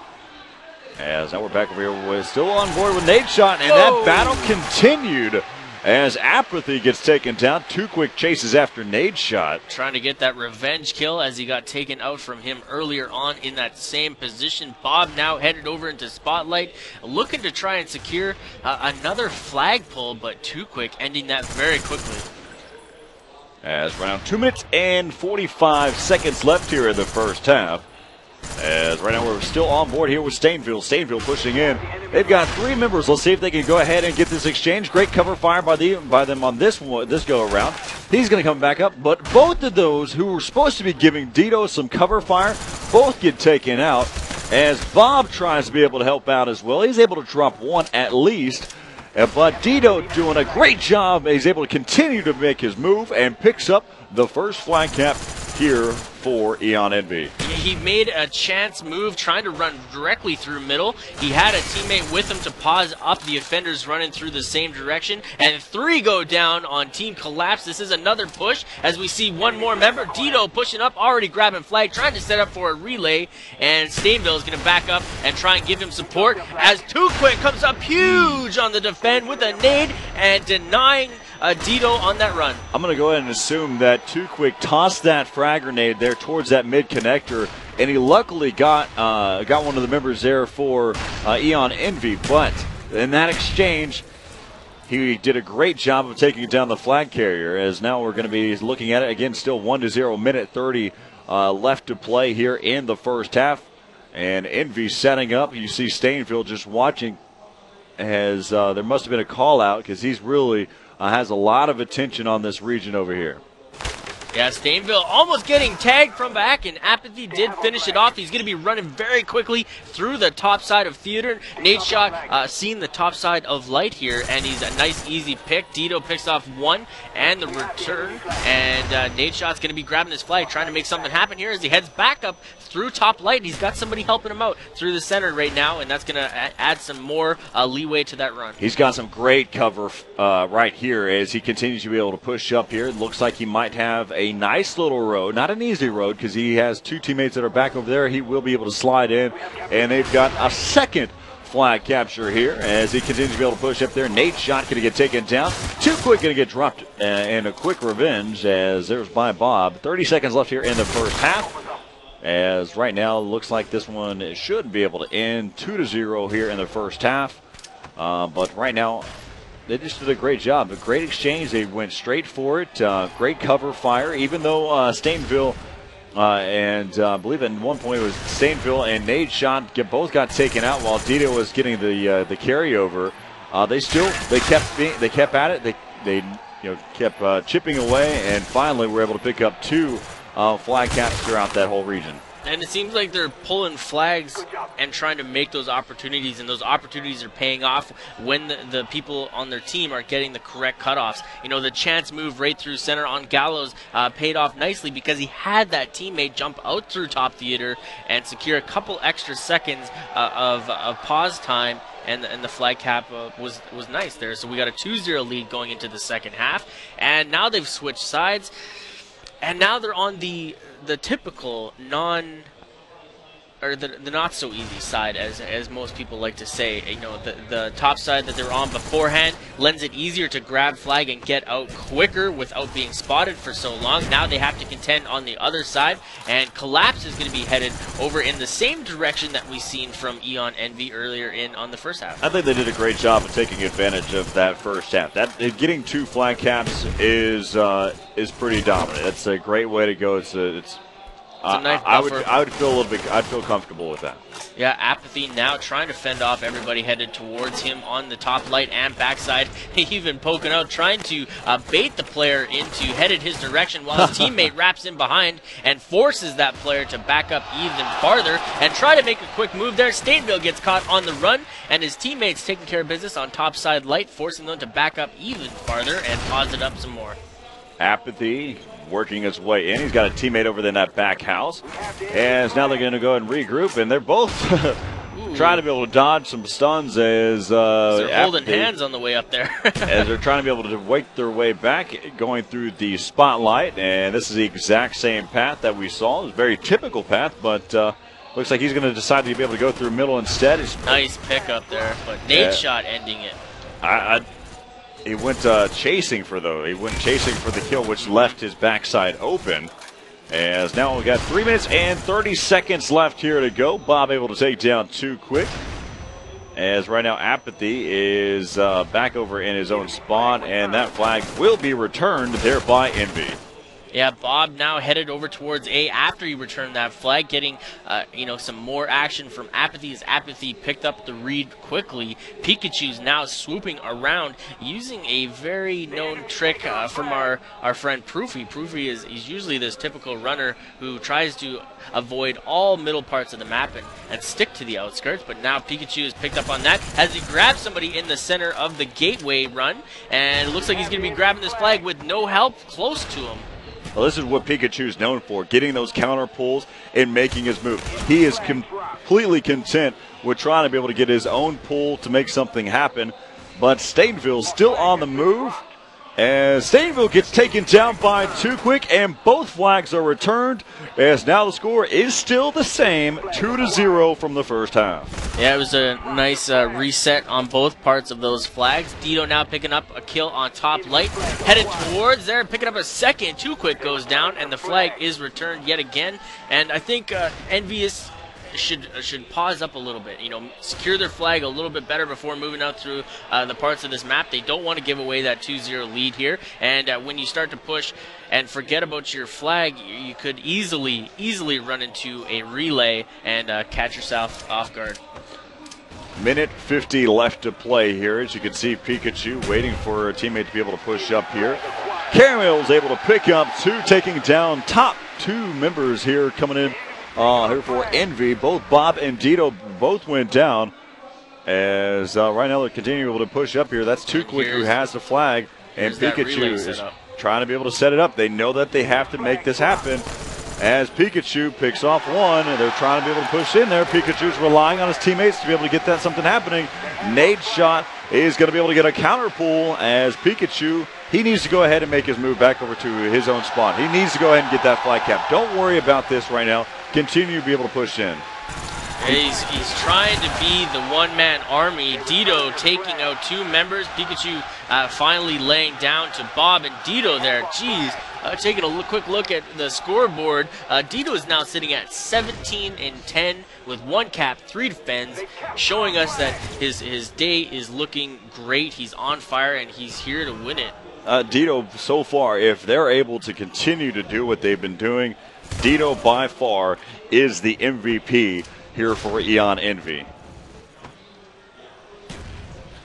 Right now, Apathy now trying to get over to the left here, looking to stop any potential runs that may happen, but Team Eon Envious has proven victorious here on the CTF game, and CTF seems to be their strong point. Team Fear's strong point is also CTF. It's a very high clashed game type so far. Collapse, not able to hold off this first side, and they took advantage of having that easier start off, and weren't able to capitalize on their own half on it. So that's going to make it 5-4 here overall in the series. It's going to push us on to search and destroy on firing range.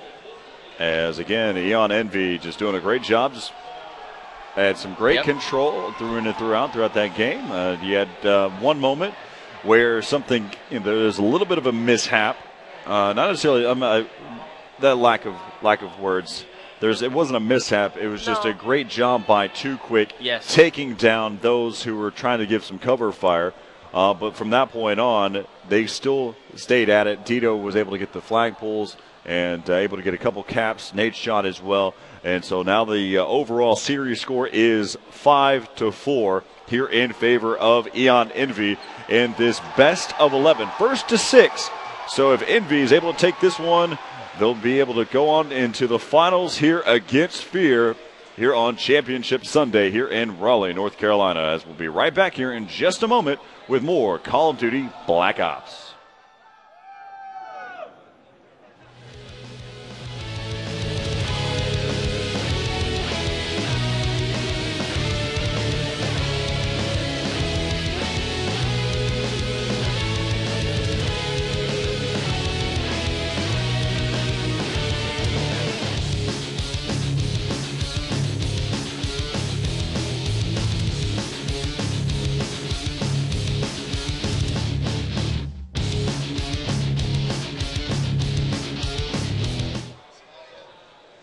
Welcome back to the 2011 Major League Gaming Pro Circuit here for Call of Duty Black Ops. I'm Corey Dunn alongside Holiday Doc as we're about to get back underway here with the 10th map of this best of 11 series so far. This is a continuation game from previously before in the winners semifinals here with Collapse and Eon Envy. But right now 5-4 lead here in favor of Eon Envy as we'll be heading here into Search and Destroy here on Firing Range.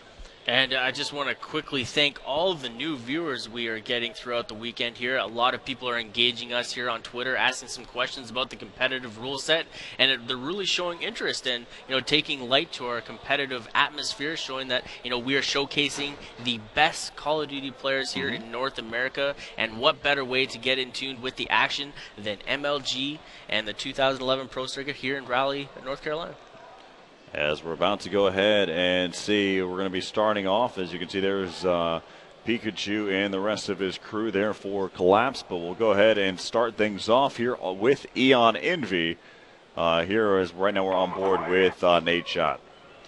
Yeah, Nade Shot pushing his way into bottom wood here, trying to avoid the fire headed from top 10. Potential nades are usually thrown through this doorway, trying to catch people off guard. Staying, look at, they're headed towards B, throwing us off from our usual cookie cutters tactics that we've seen in Search and Destroy. This is exactly what Eon Envy did last time, though. This is what they did. They had Bob, who was watching their flank side, so that's probably where he's at right now. So this is what they did in their matchup against Fear as they're wrapping around towards that backfiring range. Dito able to take down Too Quick. Nice shot.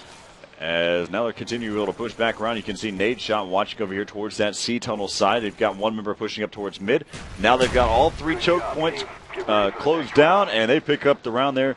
As now the score is going to be 1-0. Just a great job. They put all their focus there towards that B bomb site and continue to be able to watch their flank. They just did a great job. Great execution. Yeah, they got a really nice setup.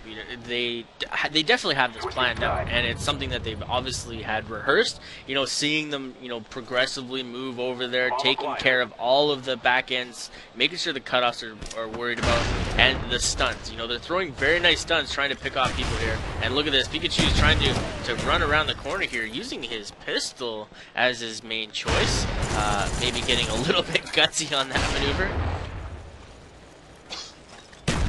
And Pikachu continuously headed out towards A here. The bomb carrier has backed up a bit, headed into the protection of bottom side of wood. He's got one other teammate with him on that direction. Stainville and Apathy have both been taken out, so we are at a 3-on-3 situation right now. 50 seconds left, and it looks like they're headed towards A. They've got lots of support. Are they going to be able to get this bomb planted? We'll see in the next couple seconds here. As right now they're still taking their time to be able to work here towards this A-bomb site. 35 seconds left here in the round. Earlier, Bob was back over there inside of that map room, inside of C-Shack. He's going to go and push back around now. Pikachu, he spots one. as right now Nate shot inside of the trailer. Caramel must have been the one that was supposed to be able to give that cover fire there. He's going to be right back in there. Bob, as Dito is able to take down Caramel, it's going to be left up to Too Quick down to a 1-versus-1. Too Quick and Dito, as Too Quick gets spotted, doesn't want to get wall banked, and comes back out, and Too Quick shuts down Dito, as Dito almost took him out. Let's take a look here. He's getting sponged all the way through, and he gets out of there. But where is he going? I'm not sure why he chose to simply cut off the engagement and leave Too Quick alone for that part as he ran right around the corner. He could have thought he went out the back door, but not able to hold that one out. We are on the offensive yet again. Eon Envy with Bob as the bomb carrier. Too Quick picking up the first kill here. Stainville going down in the front side of Wood, and now they're forced to back up. Very strong push here by the defensive. Look at this. Wow. Pikachu and Apathy with 2 great nades. This is Nate shot 1-on-4. Wow. They must have been watching, because that's their default setup, and that car is perfectly placed to be able to pick him off each and every round. I had noticed that before. I just didn't think it would be executed as well as it has, as they picked up that round, just completely picking apart that default setup. Okay, some very perfectly positioned grenades went down there at the start of those rounds, and the entry kills you always talk about are some of the most important as they secure the way and secure the positions for the movement for the defensive guys to get up there and cut off the offensive routes. As we go ahead and start things off here with Apathy, as he's going to be the bomb carrier. Pikachu right in front of him currently, as they're still working there towards that A side. There's that car bomb that we noticed that took out one of the members from Envy. And perfectly placed nade. See if he can be able to catch him there. He almost got him. Got him with the stun. And trying to be able to finish him off. Kicks back around. A lot of shrapnel there from that wood. But not going to do any damage here to him.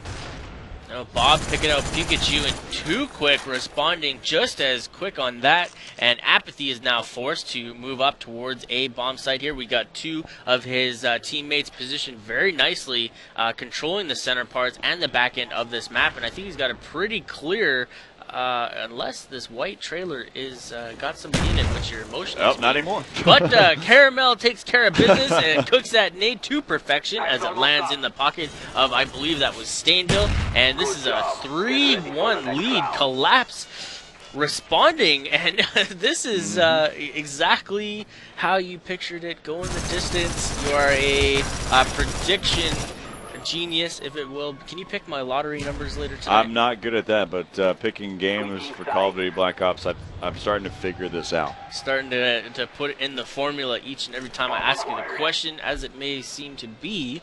And, back up, we are seeing kind of a reverse move off of the spawn, back into default.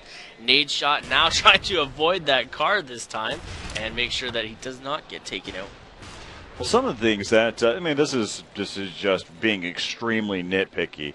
If it ever gets to the point where something like that, if you have to give up your spot, which is happening right now, they can't play around that wood that close, go ahead and try to take out the car yourself early enough. But that's getting extremely nitpicky.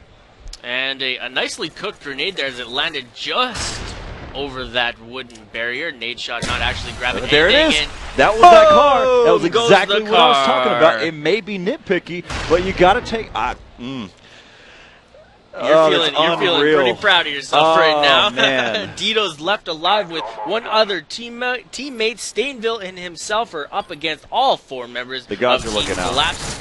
And Dito picking up 1. Even it up back-to-back kills. Pikachu and Too Quick go down to his hand. Bomb is about to be planted, and this is a very good setup. They're trying to even it out here. 16 seconds left. The last guy is in the map room here. Or last 2. One of the last 2 are still alive in the map room. Dito's trying to protect his bomb carrier, and 7 seconds left. He gets the plant off. Great job here by Dito and Stainville. Dito's going to get taken down there by Caramel. Stainville inside the site. He's going to get dropped.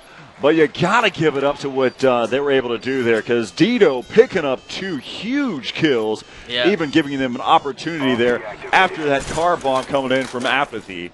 And so that's going to be 4-1, and that is going to bring us to our 11th game type in this matchup between these two teams. It's going to be Search and Destroy on Hanoi. All tied up. You predicted it. It's come into effect. We're seeing it take place before us. Don't jinx me, though. And, we're here, And the Collapse and Envy up against each other, winning map for map for map, going back and forth. But now we're seeing another Search and Destroy. Envy can't be feeling too good about this next matchup. Loser bracket finals here in the Call of Duty Black Ops Major League Gaming here for the Pro Circuit in Raleigh, North Carolina. I'm Corey Dunn alongside Holiday Doc as we're about to see who is going to be facing off against Fear here in just a moment. It comes down to this. Who's going to be able to pick up the first 4 rounds? And we'll find out here in just a moment, just after this break, right here for the Call of Duty Black Ops stream.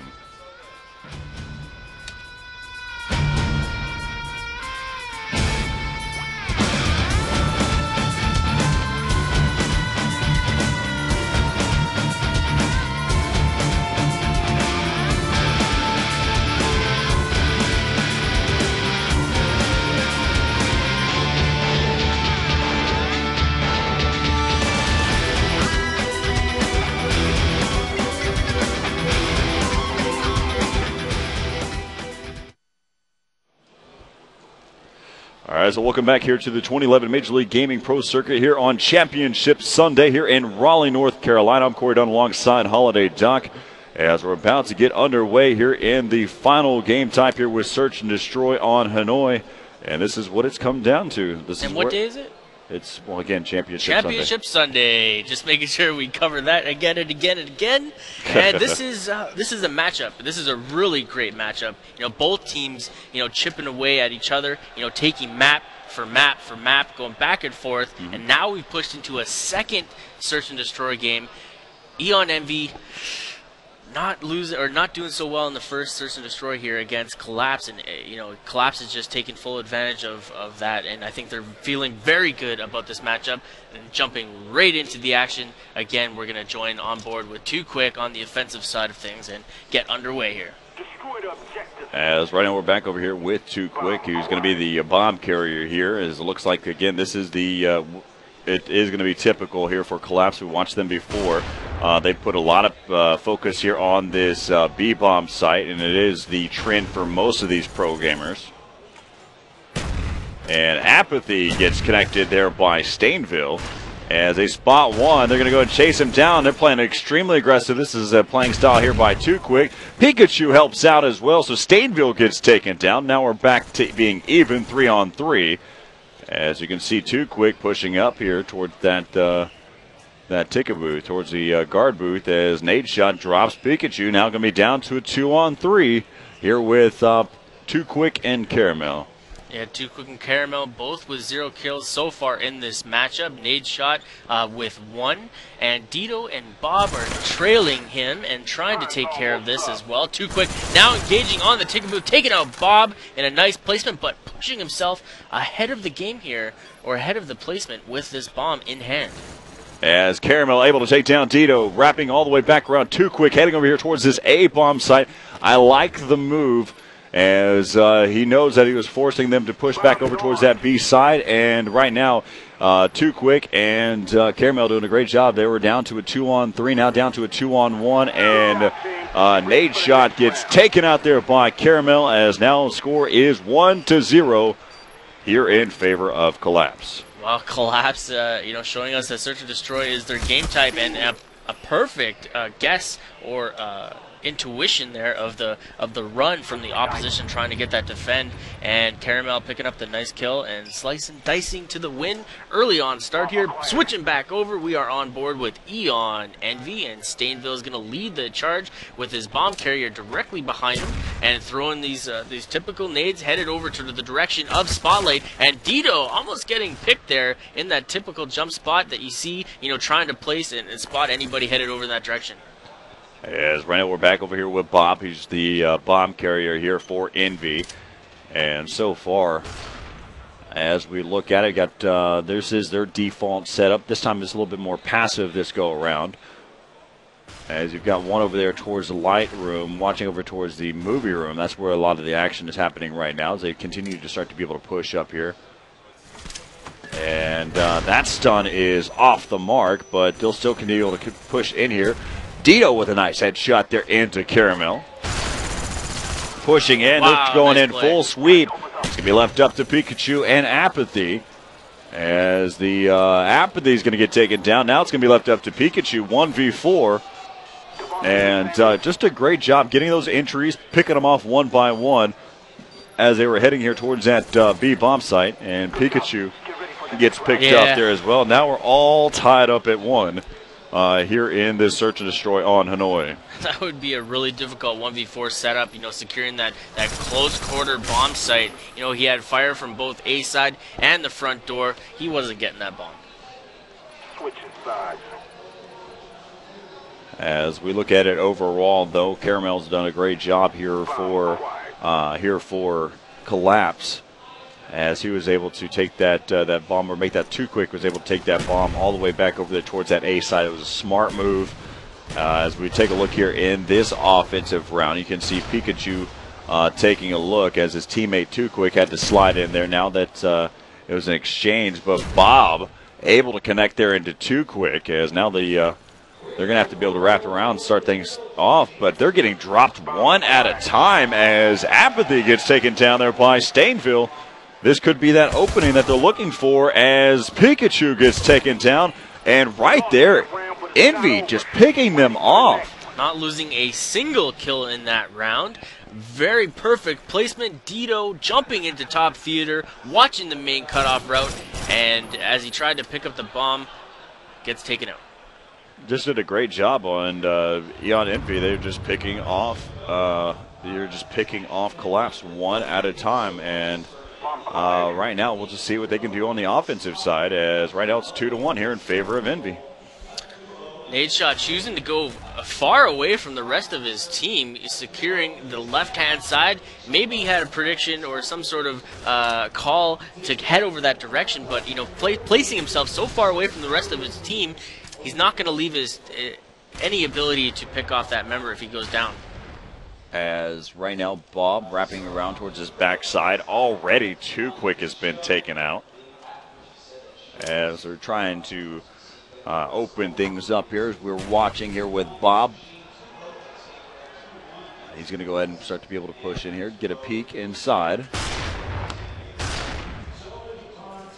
And right now, again, they're just taking their time, able to make their move, just clearing out that B bomb site. And it seems as if they're giving up that whole A side completely, or giving up the whole B bomb site completely, and they're going to rely on a retake. Dito goes down now, though. As we're going to go ahead and see what's going to happen. They're continuing to be able to push in there. Bob spots one. And Stainville, and it's going to be an exchange of kills. Too Quick and Apathy going up against Stainville and Nadeshot, as Stainville pushing in. He's going to get spotted there by Apathy. 20 seconds left on the bomb timer. Pushing in. Nadeshot under some gunfire. He's going to get taken down there by Pikachu. And this round will be picked up here by Collapse. Yeah, you know, people are not able to clearly hold out the plant after they've secured the initial on this B side, and leaving these players alive, it's so difficult to hold on to. It was a great retake, yes, and that's what it comes down to it. You had Collapse. They left that B bomb site completely open, and then they came in with a great retake. They only had 3 members, and they were able to retake that B bomb site there against 4 members of Envy, so we're all tied up at 2. And this is what is coming down to it here on Championship Sunday here in the loser finals between Collapse and Eon Envy, as now Bob getting taken down there by Too Quick. And they're still starting to be able to push in. He cooks that grenade, hoping to be able to pick somebody off there inside of that B-bomb site. Yeah, he looked to try and throw it through that window. It just missed by a few short inches from headed in that direction. But he's got 2 guys directly behind him, both trying to head through A and secure this area. And it doesn't look. Oh, he's sneaking behind there. I didn't even see that. And Too Quick swooped in behind. Oh, no. Nadeshot coming up big, taking out Too Quick and Caramel, both trying to plant that B-bomb. And Pikachu's left to try try and hunt. Nade shot down. His time is ticking away, and he spots him. Backside yellow. Grabs the kill. What a Pikachu shot. with a beautiful shot. And now he's going to be headed back as he still has to plant the spawn. Pikachu spots one. He's going to go back out of there. Now they're going to go know exactly where he's at in this 1v2. Going to go straight for the bomb plant. You can see he's watching this choke point now as he knows that he has to cross at some point. Bomb is going to get planted. Reset the round timer to 45 seconds and see what can happen here in this 1v2 here with Dito. Dito is going to go ahead and start to be able to push up here in the action. He's heading over here towards the guillotine side as we're on board with Pikachu, and Pikachu shuts him down 1 round away to be able to face off against Fear. Wow, Pikachu just playing, very smart, having one defender set away from the bomb site just to make sure that if the initial guy gets taken out, there is still room for him to not die in the same burst of gunfire. And this is a 3-2 lead in favor of Collapse, trying to clutch it out and take themselves to the finals here on Championship Sunday. As right now we're going to go ahead and see if Envy can open things up. Their default has been working. Let's see if they can go ahead and work something out here. Last round on the offensive side, they were able to easily get the bomb planted in a 3v4 there in that B bomb site, but the retake was strong by Collapse. Let's go ahead and see if something could get opened up here. Yeah, Bob is headed with his teammates. They're both trying to sneak over in the spotlight area, headed out to the guillotine there. And now Bob's trying to cook that typical nade, headed out for the player that might be headed or tucked in behind the bomb plant. And Caramel taking out Stainville as he tried to head towards the A domination site. And now there is one other player inside B. It is a 3-on-4 situation. And Collapse is within 1 round of securing the victory. And one more death is making it very difficult. Too quick, picking up the kill. Dito, a last man alive. Down to Dito, down to a 1v4 as we look at it. We're back over here on board here with Dito. Dito taking down Pikachu. Now down to a 1v2. 10 seconds left here in the round. He's wrapping back in. He's going to have to go straight in. He has to get the kills. Now this game is over. Collapse takes it here over Eon Envy as it comes down to the 11th game type in this series between these two.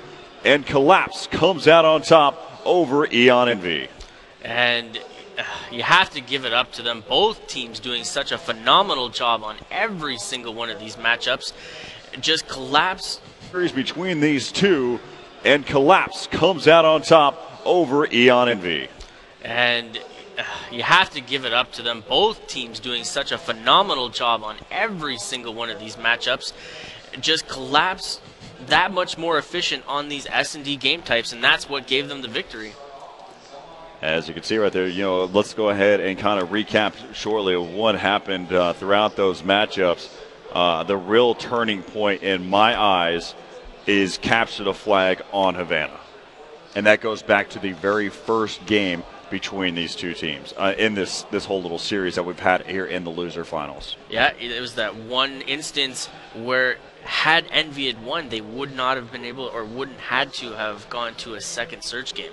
Correct, and what it comes down to, they wouldn't even have to go to a second search game in that. But as you look at it, Eon Envy placing third here in Raleigh, North Carolina. That means our finals are going to consist of Fear going up against Collapse here in the Call of Duty Black Ops here for the 2011 Major League Gaming Pro Circuit. And so far, there's been some great action, but it's come down to this.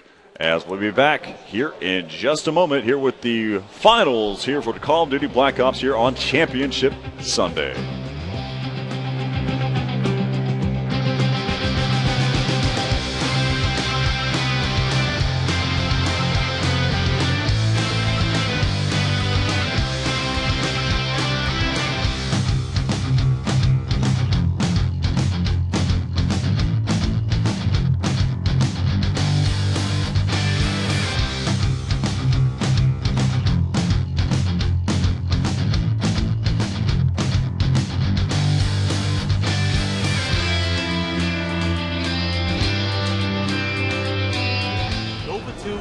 Anticipated sequel to the first Nova, and it's changing the way first-person shooters are played on mobile devices. We tried the game out on the Xperia Play, and it's fantastic. It looks great, runs smooth, and holds a great amount of replay value thanks in large part to its multiplayer mode. But I'll get to that in just a minute. Nova 2 offers more than a dozen weapons, including the usuals like the pistol, rockets, machine guns, frag grenades, and more. My favorite weapon is the shotgun, mostly because it's unbelievably strong. I was kinda disappointed with the rockets against mechs though. I thought they were a little too weak. If I shoot you with 4 rockets, you should die. However, in multiplayer mode, they definitely get the job done.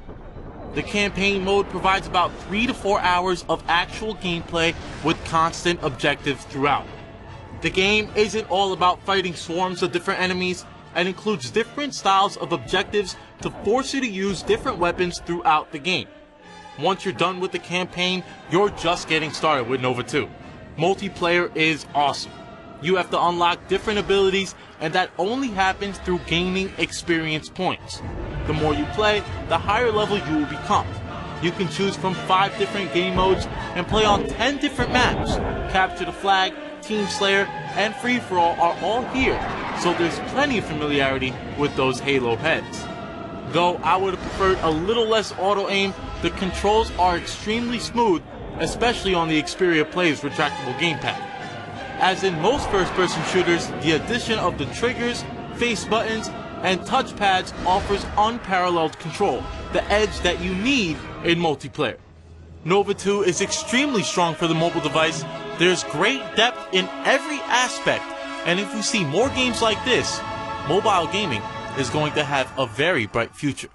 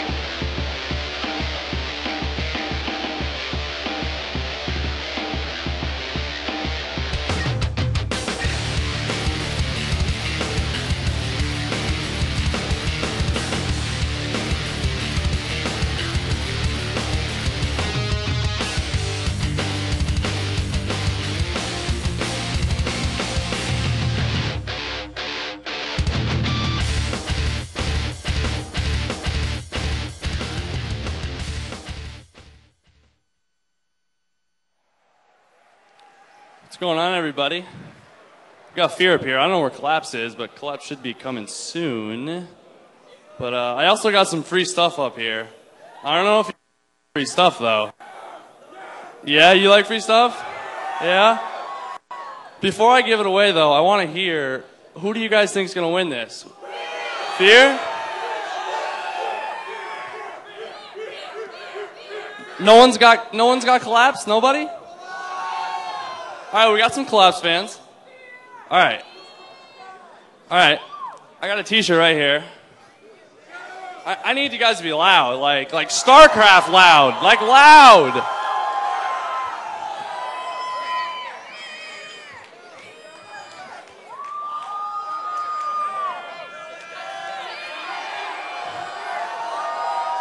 You guys? Over here? Where?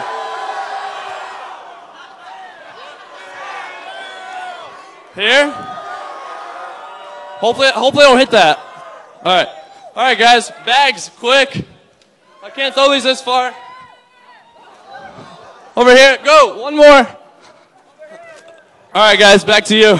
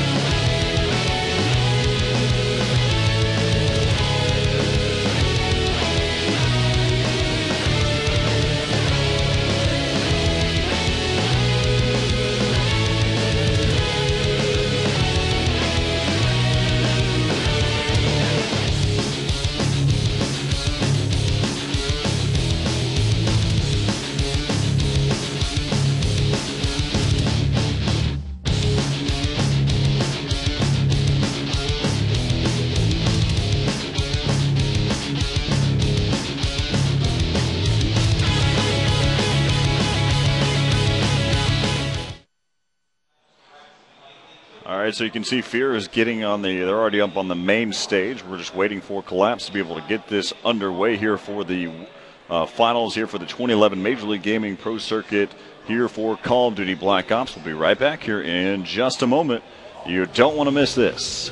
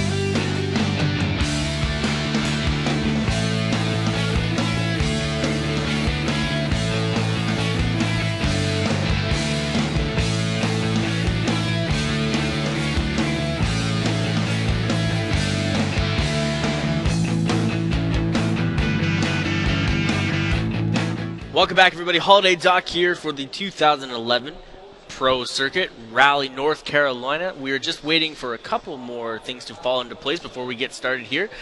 Taking a quick break, and we'll be back with more right after this.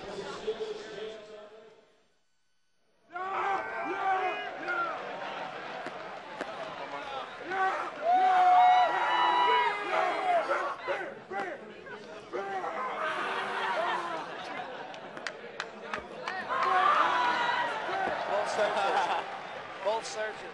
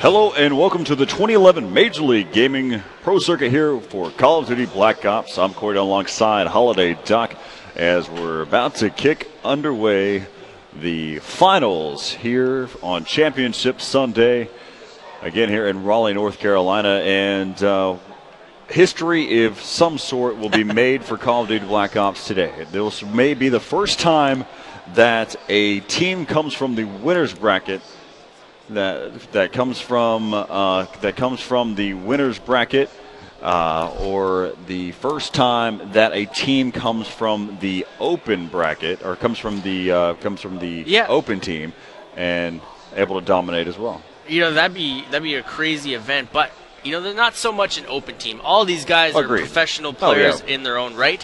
You know, they just had a last-minute roster change. You know, forced to remake their team, redo some roster changes. Now they've reformed under the team name Collapse and have proven to so many people here today that they are here to jump back into the limelight and be that next team to potentially hold this very nice MLG trophy. So we're going to get underway very shortly with this matchup, Team Fear versus Collapse.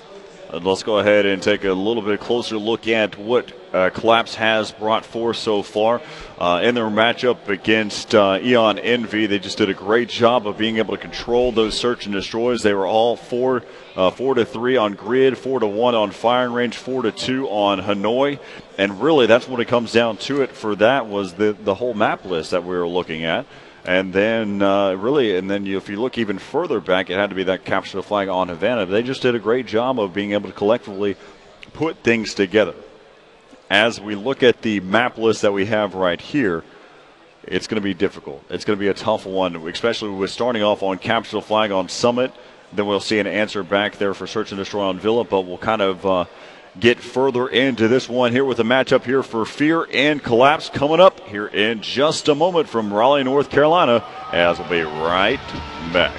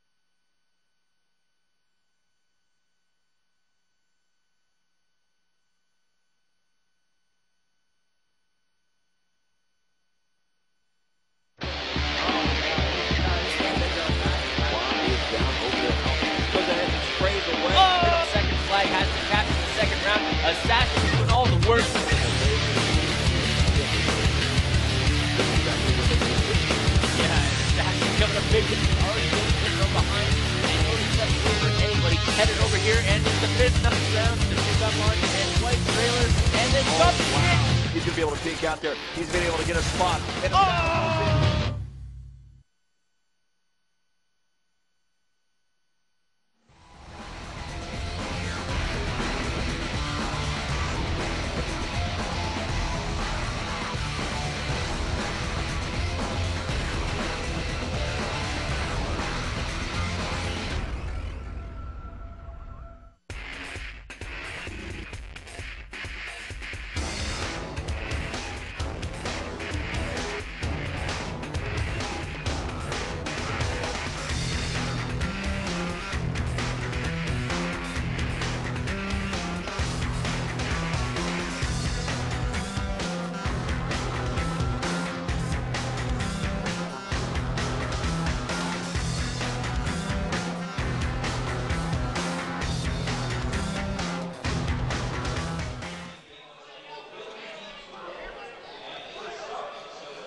welcome to the 2011 Major League Gaming Pro Circuit here for Call of Duty Black Ops. It's Championship Sunday, and we're down to the finals here with Fear going up against Collapse. And we're going to be kicking things off on Capture the Flag on Summit.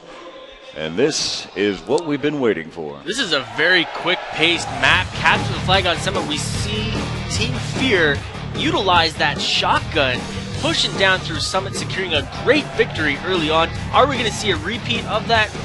I think we're going to see that. You know, the shotgun is just so powerful. Look at it. There it is, that perfect weapon. Fizzerp is so good with that gun, and it's awesome to see him use it.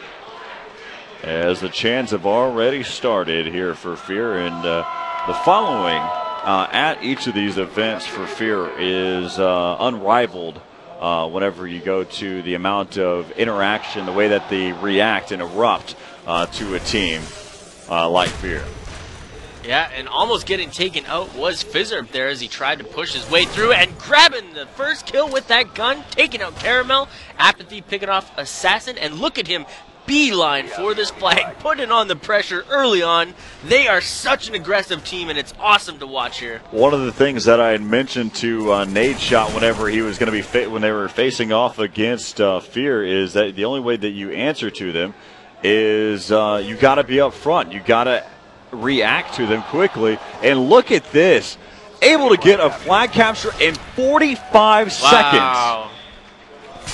Obviously, what they've put together here for this event is working every step of the way. Fizzerp utilizing that shotgun, the one-hitter quitter, easy access to nice and close range kills, but now they've left their side of the flag open. John coming up big, picking up a Caramel and Apathy, and now it's a race to return that flag. He's so close, too quick, tucked himself into the corner, and now he's going to get, oh, big play, too quick, turns around just in time. Great cover. Taking him out. Wow. They did a great job of being able to control that area, but then in the end, Fizzerp comes up big, returns the flag, and so far, it's still a 1-0 lead. They were able to pick up that first flag capture in just 45 seconds, all due to the fact that Fizzerp was able to push through, utilize that spaz, and just go to work. Like you said, he beelined straight for the flag and went straight for the cap, just like that. And he switched over to the Spectre, though, now. Yeah, and we saw that typical maneuver earlier on, and now, you know, Twiz has kind of stuck himself on this summit, trying to avoid any push onto their flag. You know, they're all bunched up backside of their base. Assassin and John picking up one, and Pikachu taking out Twiz just at the moment he had started to push down that in direction, and just one of those instances where just as you're about to move, it seems like it always happens, it never fails, you always get taken out. As right there, John exchange, able to take down too quick. Pikachu back into Twiz.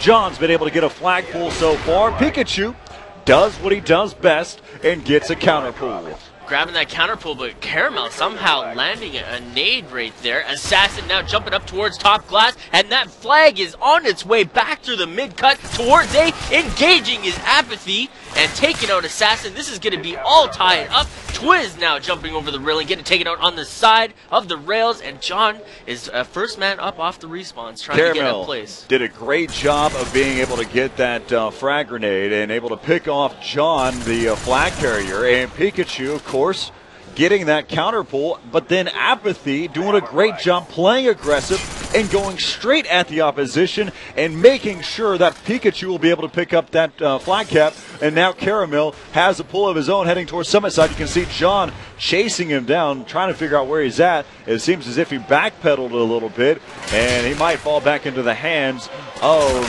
Fear, and that's going to be the case here. He fell all the way back to their spawn. They're going to return it, as he was going to run into a wall regardless. Yeah, he didn't have the placement from his teammates to make that run successful, and he didn't want to give up an easy kill on the way home, so he simply waited it out, tried to bait the players into getting a couple kills and slowing down the respawn rates, but, you know, they both go 1 for 1 there. It's a 1-on-1 right now as respawns just start to pop. Assassin making his way over to Rails, grabbing an easy kill off Pikachu as he's throwing it overhead, a stun towards the flag, and now all the members are now progressing throughout the center of the map. We're going to see a clash head towards the gold side.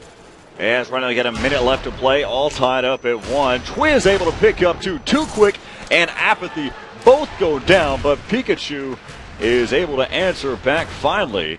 As then we're back over here with Assassin. Assassin over here in the top control, waiting to be able to pick off somebody right there, able to drop Too Quick, still working over here towards this catwalk side. As he spots another one, jumping is Apathy. You know, it's all about whenever you're hot, but right now we've got a clash as between these two, because both of them are hitting their shots extremely well. Yeah, you're dead on with that. Twiz now forcing the play, throwing up the handgun, and Caramel comes up on top, leaving the side open. Pikachu swooping in from the right-hand side, grabbing this flag. John's last man alive, trying to deny this attempt. Beautiful time stun, grab it almost for a 2-piece, and it looks like he's not able to hold on to it. That's going to be Caramel is going to try and take off with this flag. It's not going to happen because it's going to be all tied up at 1 as we head here into the second half. He's making his way, but he has to, unless he has some amazing shoes, I don't think he's going to make it there. Got on the runners, not this time, as he is rocking the silent footsteps. And we're going to move on to the second half. It's all tied up 1-1. We've seen some amazing plays, you know, big plays coming out of players, holding on to those clutch moments. And we're going to switch over and watch Collapse as they take the top side spawn, looking to pull into the lead here on this second half. And right away, Apathy now pushing through gold, grabbing out a kill, or almost grabbing out a kill. Fizzerp denying it, picking up the Spectre shot, and a second knife, and John comes swinging through the doorway. As right now you got Too Quick, who's back over in his spawn. And so far, Collapse has done a great job individually and working as a team. Their chemistry is spot on as well. As right now we're back over here with Too Quick, as he was able to take down Fizzerp, as you can go ahead and see he's over here towards this top control. His teammate working around towards that rail side, over towards the catwalks. They're starting to be able to flush out and start to make their move. They're again doing a great job just flooding through, trying to clear out the way before they make their move. And so far they've been uncontested. And Assassin from behind able to take out Too Quick. As now they're going to go ahead and get that pull. Apathy pushing up. As he's got a teammate ahead of him, he's going to go ahead and head towards the top control. And this move is doing a great job so far. It looks like he's getting shot from the backside. His teammate gets dropped as well. That was Pikachu. And now we're back at a even kill here, still tied at 1. All left to Twiz. He answers the call, traces down that flag, and throws the stun to eventually slow him down enough to get the kill, and then polishing up another one up top glass. And it looks like it's just everybody is getting to the halfway point with this flag, but not able to secure so far. Apathy trying to make something happen in the center of this map, grabbing off a couple markers, taking out Twiz from the side on Summit, and now challenging the gold doorway as they head in a direction towards this flag on the right-hand side. 3 minutes left to play here, as right now they've done Collapse has been able to get a few pulls so far, actually a lot of pulls. They've had so far 4, not including the flag cap that they've had, and only 1 real pull coming in here other than the flag cap there for Fear, as Fizzerp has decided to switch it up and go with the Spaz, and Apathy has the flag. Pikachu taking down Fizzerp. And wow, this is starting to look a little bit interesting as Fear is back on their heels. They usually dominate capture the flag. they don't get into this position because they usually offer a much more aggressive style of play, forcing the other team to worry about their respawn routes. But this is not the case. Collapse is offering out to be the perfect counter to Team Fear's play, holding them only on their backside, and now, you know, grabbing so many flags and, you know, being that team that's just going for the last-ditch effort to create their own play style and not working on those setups. As right now we've got Too Quick. You got to think about it. This is the difference between these two teams right now is the number of games that they've played. You had Collapse, who had to go through the open side, then go into pool play, and then come into this. They've played numerous games, as Fear has only played collectively about 5 different series so far to come into this one. Yeah, wow. And, you know, Too Quick wrapped around the corner, and 4 go down just in time, and the flag gets pulled. Beautiful timing. I'm not sure how that went down so perfectly, but now Pikachu's got to put on the shoes and run down Summit directly into the fire of Twiz, and I think this is going to be a flag cap. That's exactly what's going to happen here, unless after the... Oh, wow! As Fizzer comes back to the action, and he's going to get taken down. Why? What was he doing backing up into top glass? He had the cover, he had the time. Why didn't he dip into the side, head towards Steam? Oh my God. Wow. That was such a perfect play that I just don't know what went wrong. We didn't have the view from his angle, so something could have happened that forced him to back up, but still, there's one more chance to grab this flag, and it looks like Team Collapse is breaking into the spawn. Twiz takes out one, John with another, and that flag's returned, and it doesn't look like anything's going to happen here as we're going to be pushed into overtime. He's making his last effort, as he got 15 seconds to be able to push all the way here through the rail side. He's been uncontested. He's got to go all the way through. He's making his effort, chasing. He's going to go ahead. That slowed him down enough. He's still pushing in. He's going to get taken down. Pushing in, still making his move. Almost gets there to that flag point, and that will push us into an overtime here with Capture the Flag here on Summit. That was so close. I truly want to know what happened on that flag run that went into the back. You know, we saw him back up into the top side of glass, and we just didn't get the angle to see what went on in front of him. But we did see him fall right, you know, so close to that flag. It could have been so different had he had run straight through the mid there. There's no telling exactly what happened in that scenario. There may have been a call out. He may have seen something, but from our perspective, we know for a fact that each one of those members there for Collapse was out of range. From our aspect, it definitely looked to be that way. Everybody was forced onto the respawn. They grabbed the flag, 4 men down. They ran back, and it just didn't happen. And now we're forced into the overtime scenario. And, you know, playing overtime with Team Fear, it's got to be a little bit scary, but things have changed here in this last CTF. What's really interesting to look at is the fact that Fear got their first flag capture in 45 seconds. Fizzer went straight up through the middle and was able to get that flag pull and cap in 45 seconds. And then Collapse held them to that for the next roughly 9 minutes and 15 seconds. Yeah, he just ran straight through the middle part of B with the shotgun, landed out 2 kills, beeline for the flag, and was pretty much uncontested on the way back and just grabbed it and turned around. As that's going to bring us here into an overtime here with Capture the Flag here on Summit, all tied up at 1. As we'll see, we're here in the finals here for the 2011 Major League Gaming Call of Duty Black Ops. This is what it comes down to it right here. Let's go and hop into the action and see how this one pans out. So we're going to jump on board the first round of this overtime CTF. We're going to take from the vantage point of Team Fear, and Twiz is headed down towards Summit, and he's looking for an early pre-nade here to help him on his route towards this early cap. Too Quick pulling out the first kill. Twiz responding. Too Quick with another kill on Assassin, so that is 2 members down, and Twiz is forced to back up and play defensively as he doesn't want that flag to escape, and Too Quick 3 kills so far, 3-0 on this first part of overtime. And he finally gets shut down there by Assassin. As now that you can see here, we've got Twiz just holding back, and we've watched him play defensive on several game types. As right now he struggles, but he will be able to take down Pikachu, and Apathy answers back. Just been back and forth between all of those. Fizzerb switches back to that Spaz. As you can see, this is what he was the one that initiated that first flag cap. Let's see if he can be able to pull something off right here. Yeah, he's starting to make his way through the steam side into generator room. He spots somebody not taking the shot, choosing to grab this flag and try to dip out without the opposition knowing what's going on. He's got help on gold. That cut's going to be covered. He's headed down towards rail, and this could be a dangerous position for the opposition to be in. Three members go down from Collapse. This is going to be a very close flag cap, and he gets denied, and it is a relay. 3:35 for the first flag. That was a great follow there by one of the members there from Fear, coming back in and be able to pick that one up. Apathy trying to slow things down, almost was able to pick him off and be able to finish off that round or try to keep the round going. But in the end, you've got 3:35. That's a minute 25.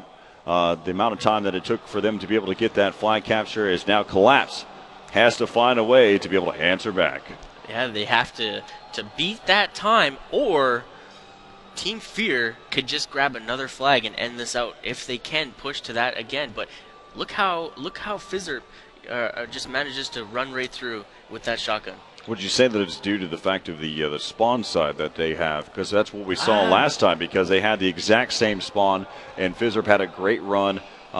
True. That's the only aspect that I've seen that's different there. But look at how smart his decisions were. He moved through. He had a chance to shoot at the opposition teammate, chose to let him pass and simply call him out to his teammates who were already positioned in topside gold and both in bottom side, or sorry, topside glass and bottom side gold. So he played it super smart. He got taken out only in the last minute for the relay, and ultimately it was just a super play on his half. So let's see how this one kind of winds down here in the capsule flag here on Summit, as we're here in overtime here for the second half. Minute 25 was with the time frame that Fear was able to get that cap. So you're looking at 3:35 in the bottom side of your screen. Let's go ahead and hop into the action here and see what's going to happen here for Collapse. And we're going to jump on board behind the sticks. Apathy is going to lead the way with his teammate to his side. Too quick. Such a powerful player in his own rights. You know, pros were telling me to make sure that I watched him. And look at this. Frizzler coming out of the gates, grabbing the early nade kill. Too quick. Pikachu responding through the center parts of the map. And Pikachu's looking to choose that same route, almost the same route as Fizzerp in the round before. As Too Quick was still on the move, he's going to get taken down, though, as now they've got to be able to figure out a way to be able to pick this one up in 55 seconds. Right now is Apathy pushing around over here towards the gym room and see if he can be able to get something started here. Creeping his way in and making sure the area is clear. He's almost spots one, almost takes him down. Chasing now, and he ends up getting taken down. Slice of dice and responding again, back to back. John's taking him out. Pikachu forced to run through the mid and challenge that. And Pikachu is up here with one other teammate. This could potentially be a grab, but Assassin and one other denying that attempt, trying to fend them off. Apathy taking out Assassin from center map, and Pikachu with the hands.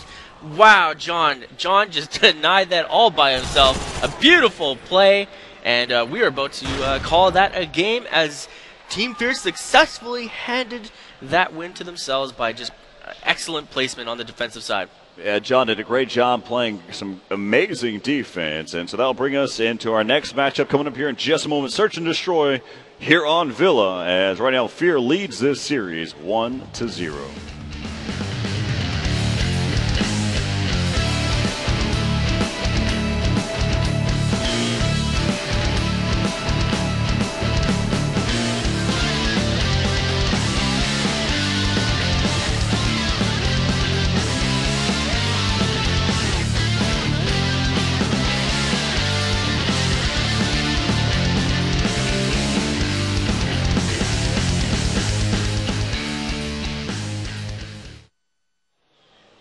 It's Championship Sunday here in Raleigh, North Carolina for the 2011 Major League Gaming Pro Circuit here for Call of Duty Black Ops. Right now, Fear leads this so far here in the finals 1-0 after picking up the overtime. And really, John did a great job on defense. They're holding back in his own spawn. And you got to also give it back up to Fizzerb, who was able to get that flat cap quickly as well. So that's going to bring us to Search and Destroy on Villa. And I've got a lot of confidence in what Collapse can do for Search and Destroy. It's just a matter of Fear. They've also got a great Search and Destroy as well. You can't leave Assassin alive on the board in any sir. situation, 1v4, 1v3, because we've seen it before. He will come out on top in those clutch moments and continuously put the pressure on your own team no matter how you feel about that certain round. We haven't seen it just once before. We've seen it several times before. You just saw that MLG highlight reel in dedication to what Assassin's done in past events, and it just shows so much on how powerful and how dedicated this Team Fear is. As we can again, we're just waiting for Collapse to be able to regroup here. As you can see on the right-hand side of your screen, you notice that Collapse is not there as of right now. They're regrouping. They've been up there on the main stage for quite some time now. They had 6 previous games there against Eon Envy that they had to go through. They've been playing all day long. They had to go straight from playing against Force. Then they had to play against Eon Optic Gaming. They're on the featured stage. Then they had to face off against Eon Envy. They're on the main stage. And then here we are right now. So they've been playing quite a bit now. But we've seen that road being taken before. And that's probably the road preferred as of what the history shows. Yeah, the history shows that the loser bracket winner comes out on top of these events and manages to take the victory. Though it may be a hard road to take, it does seem to work out for most teams. It's going to be a close one as we look at it. Again, we're going to be on Search and Destroy on Villa, and we'll see some different types of playing styles and see if they stay consistent with what they've been able to do. Let's go ahead and take another look at Search and Destroy Villa.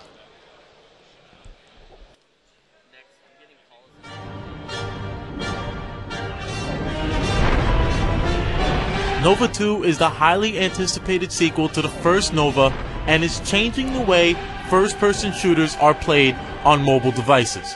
The game is fantastic, it looks great, runs smooth, and holds a great amount of replay value. The controls are sweet. I got my index on the triggers while my thumbs are on the analogs. There are more than a dozen weapons, including the usuals like the pistol, rockets, machine gun, frag grenades, and more. My favorite weapon is the shotgun, mostly because it's unbelievably strong. I was kind of disappointed with the rockets though. I thought they were a little too weak. If I shoot 4 rockets, you should die. The campaign mode provides about 3 to 4 hours of actual gameplay with constant objectives throughout. The game isn't all about fighting swarms of different enemies and includes different style objectives that force you to use different weapons throughout the game. Once you're done with the campaign, you're just getting started with Nova 2. Multiplayer is awesome. You have to unlock different abilities, and that only happens through gaining experience points. The more you play, the higher level you will become. You can choose from 5 different game modes and play on 10 different maps. Capture the Flag, Team Slayer, and Free For All are all here, so there's plenty of familiarity with those Halo heads. Overall, Nova 2 is extremely strong for the mobile device. There's great depth in every aspect, and if we see more games like this, mobile gaming is going to have a very bright future.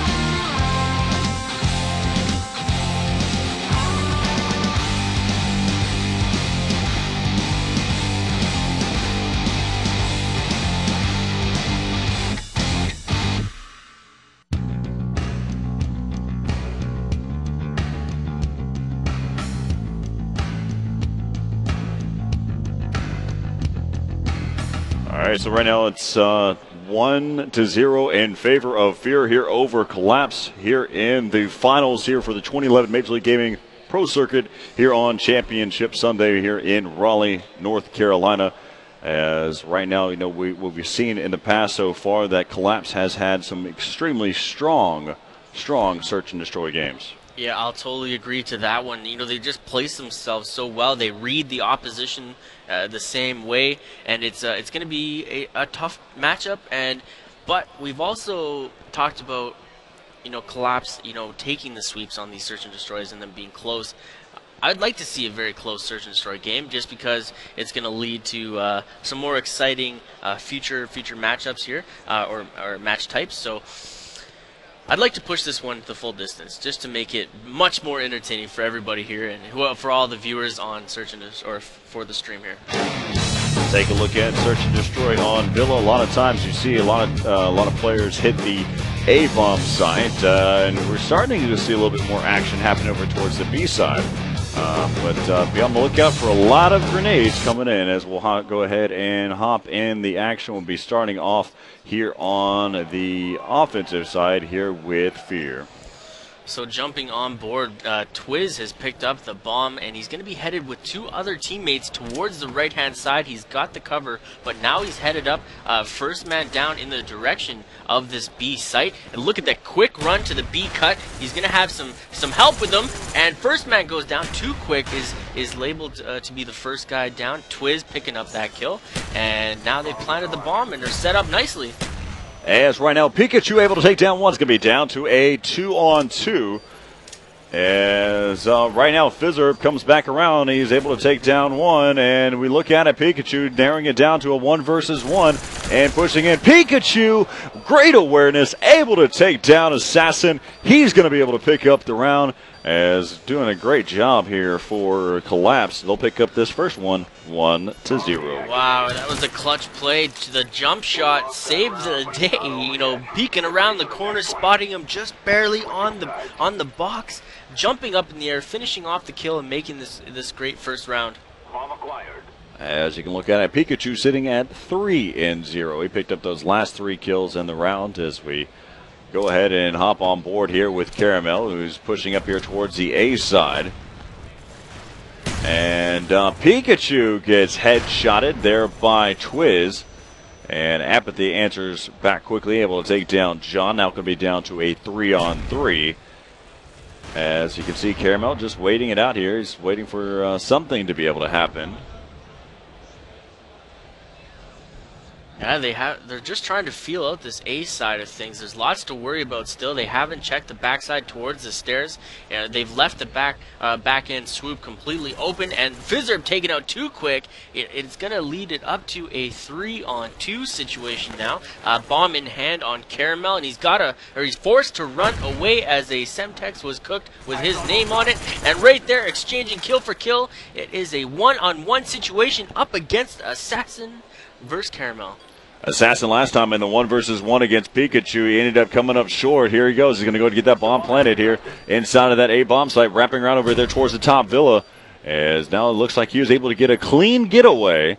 As this is Assassin pushing in. He's already inside of the A-bomb site right now. And this is just playing a game of cat and mouse, see if he can be able to figure out where he's at. Last time we saw Pikachu, his feet propped up on the ledge, and that's what happened. Assassin pushing out and comes out. He had the perfect position to be able to take down Assassin, but he spent so much time trying to wiggle his way into a spot that he got dropped there by Assassin. But a great awareness by Assassin clearing out that Villa house, and we're all tied up at 1. Team Fear and Assassin going 1-for-1 on the clutch plays and on the round count right now. Switching back over, we are behind on Twiz, and he's got 2 more team members as they're both headed over to the right-hand side yet again, and they're looking for this B bomb site action. Just a little bit slower this go around as John takes out Too Quick. And Twiz hoping for something to be able to happen here, pushing up here towards this, again, this B bomb site. They've got 2 over there towards that main road. And that nade just sounded like it barely missed the feet of Twiz, but now he's going for the bomb plant. Nobody's watched Garage. Finally, they've got a teammate headed and watching that direction. B-Cut's been taken. Assassin is watching the front, and Apathy takes out John from bottom bar. Twiz is going to be left to watch this front side and hope nobody sneaks in, and he's just got a peek of him from top side bar. 3 on 2 as Apathy and Caramel. They've got 25 seconds to be able to pull stuff down here as Apathy gets taken down as well as Caramel. So down score's going to be 2-1 here in favor of Fear here over Collapse as we take another look at what happened here between Fizzerp and Caramel. Just having to land the single shot to the chest. Fizzerp pulls out the nice and easy kill.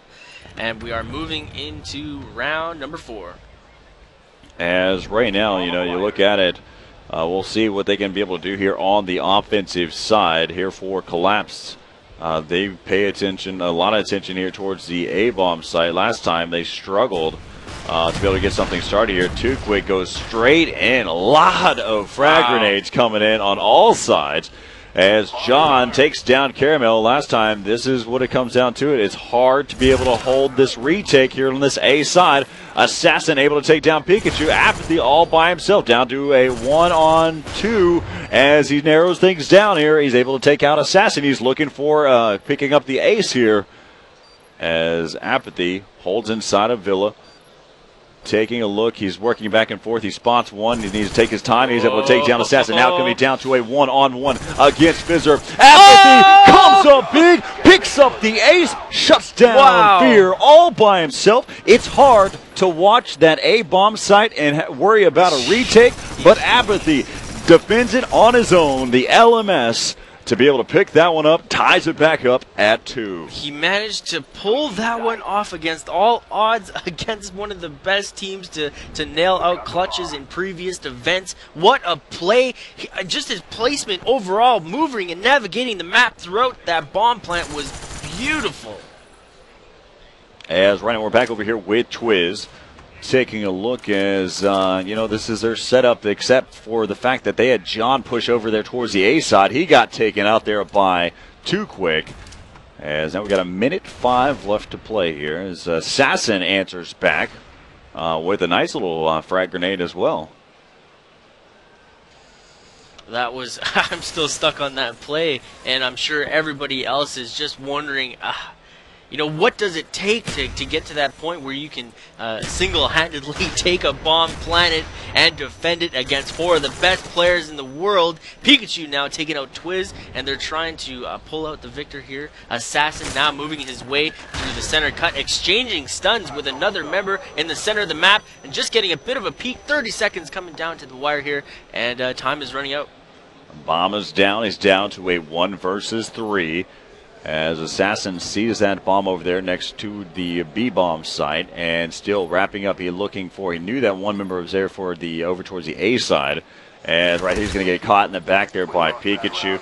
A lot of movement, a lot of open area that he has to worry about, and he's just going to get taken out there. Just unfortunate events there. But now the score is going to be 3-2. Overall here, as I believe it may even be further than that. That is 3-2 here in favor of Collapse here over Fear, as right now Fear leads this series 1-0, and Collapse is trying to even it back up at 1.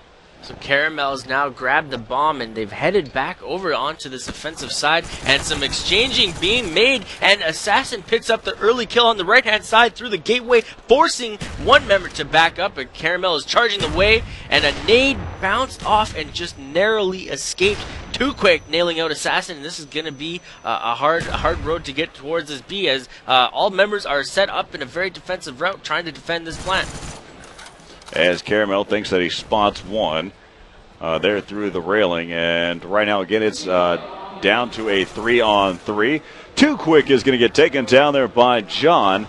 A little battle that was going on through that mid-cut, as now Caramel trying to regroup with his teammate Apathy right here. 35 seconds left here on the round timer. Apathy taking down Twiz.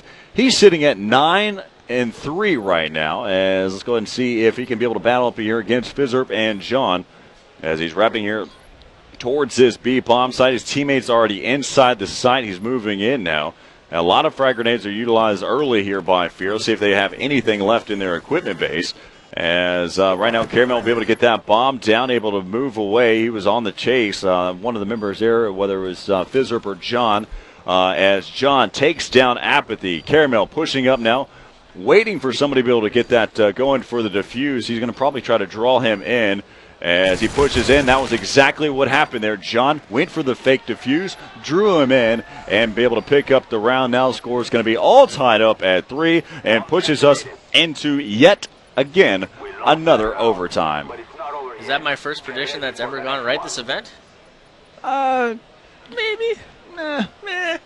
We won't be so quick to call that one, and this is so close. Both teams evening things out on the defensive side of things, and now we're pushed into the final overtime map here on Search and Destroy Villa. You know, one of my favorite Search and Destroy map types, as it's so dynamic. There's lots of different opportunities and placements for these bomb plants to go down, and the retakes are so vital to the success of this map and game type.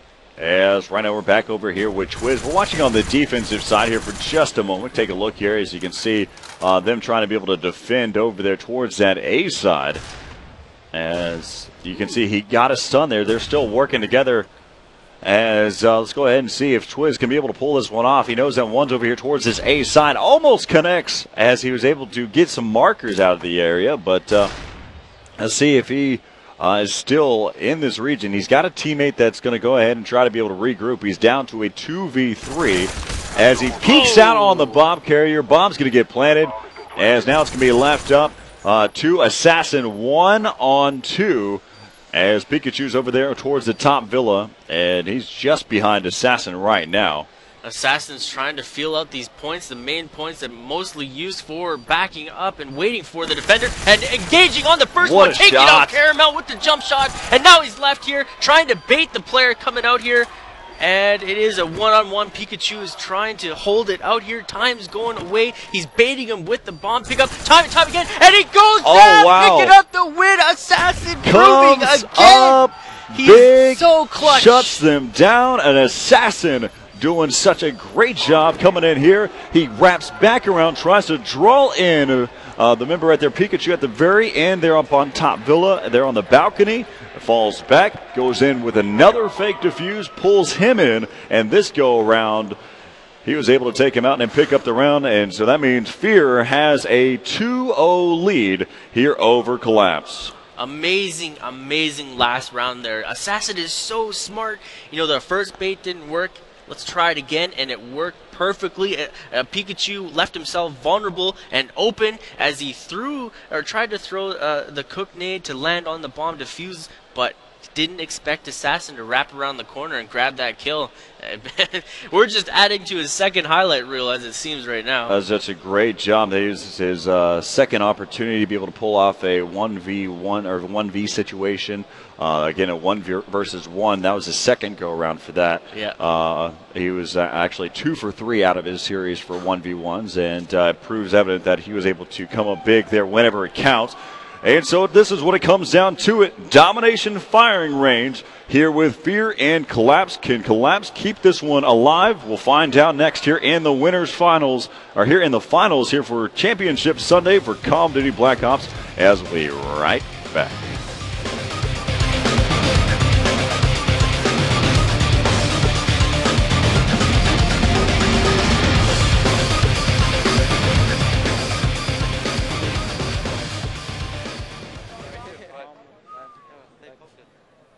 It was 10 seconds. Yeah, I heard him pick up ammo. Let's go! So I knew he wasn't on the bomb. So I tried to run away, but I picked up ammo. He was going to hear me because I picked up ammo. Let's go. 3 maps. Let's go, let's go. Join in, Don. It's come down to this. Fear has been in this exact same situation before. They had leverage up against the ropes there in Anaheim, but this time can they close it out here against Collapse here on Domination Firing Range? The way that they're playing right now, it seems as if they can definitely do some work here. So let's go ahead and see if Fear can just pull this one off as we take another look here at what Domination Firing Range is all about. Domination firing range has proven to be a very, very exciting gameplay so far. Both teams have to race and try to hold on to that B flag as long as possible, as it's the center of this map and the core key to success on this map. Let's jump right into the action and jump on board with Team Fear right away. As you can see, we're going to be, like you said, we're going to be right here with Twiz. Twiz has had some great rounds. These are the top 8 players here in Raleigh, North Carolina. They have all proven themselves. And right there with the precision nade, there by Pikachu, able to pick up that one. That was a nice little shot there, able to take him out. Yeah, they finally picked up their home flag, as well as Collapse has chosen to run right for that C flag, and now it's just kind of a push and a feel-out moment to try and see who's going for B first, and it looks like Fizzerp's going to just narrowly escape that grenade. They've got one member on B, so this could be an early B cap, as Fizzerp takes care of business on backside of C, and it looks like they're trying to take that home flag away right now. As this right now, if they get set up, we know how Fear plays this map. We know exactly what they get themselves into. And Fizzerp, his place to be is top 10. Yeah, he's going to place himself up here and consistently reload his grenades from kills and enemy equipment slots dropped onto the ground, and he's going to continuously throw them regardless if the flag is being capped or not, and try to take out that John with 2. Pikachu and Apathy responding, and Assassin coming up big. He's got help on this B flag. This could be the first time we see the cap go down. And so now the A and B domination side belong here to Fear, and they're going to go ahead and do a great job so far pushing back in here. Here is Assassin. Assassin trying to be able to connect there, is unable to pull it off. As right now, again, the C and B, as I stand corrected, belong here to Fear.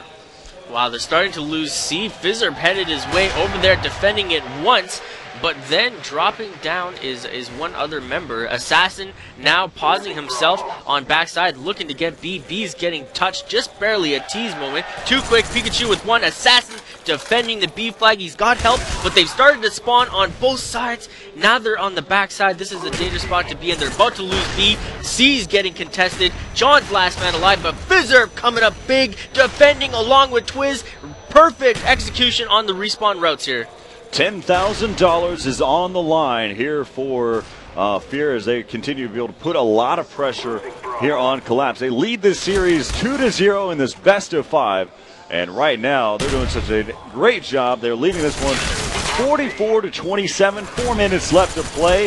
And this is probably the first time that I've seen that B domination site go to the other side. So let's go ahead and listen in here to Fear. Beat him. He's laying down. He's watching the front door right there, Assassin.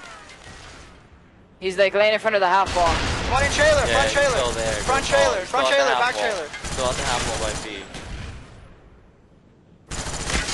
What? He's going on C, I think. Dude, what are you Watch shooting it back at? trailer. Chill out. Yeah, chill. Red Shack. Let's pick up Red the Shack, kill. I got Nice. Red Shack. Pikachu Caramel 2. Caramel's outside, he's I just outside. hit it. Pikachu Caramel 2, please. He's back trailer. We can quad cap. We can quad cap. 2 down.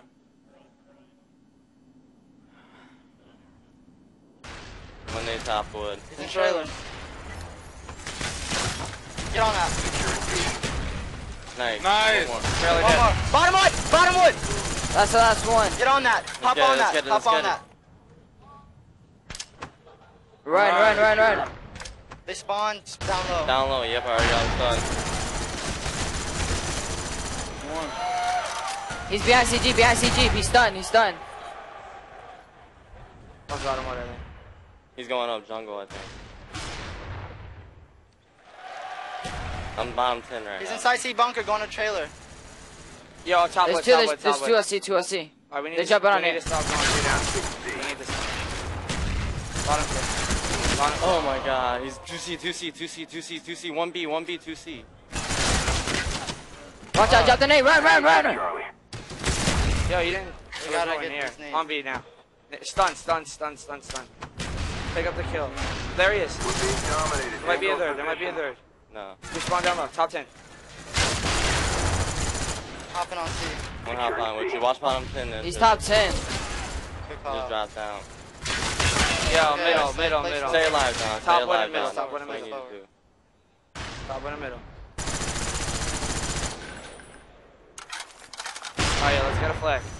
Let's get some kills first. I know. That's what I mean. Get kills. I got top wood. Yo, he just hit me. He just hit me. Oh, man. Where was that from? Yeah, you're just camping in the same spot. Don't worry about it. They're only Alright, up like look, 20 I know, by the it's time we not. get This is We what we gotta- need to do. Get some kills first. I got top trailer. You got a good spawn, whoever spawned all the way down there. He's front wood. He's going bottom wood. Top wood. I'm watching backwood for you. I'll watch Top backwood. trailer. I'll Top. watch He's nading backwood. A. He's nading A. Save it. You gotta save it. That's 3 down. Last was top 10. Let's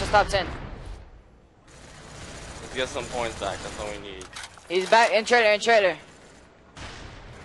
Back trailer right now. Top 10. Top 10. He dropped down. Behind you, trailer. Yeah, he's back trailer still. Middle.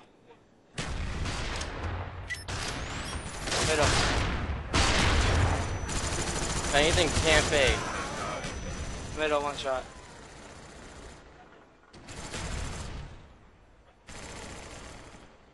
There's one back trailer. Time's almost up. I think it was top 10 over middle.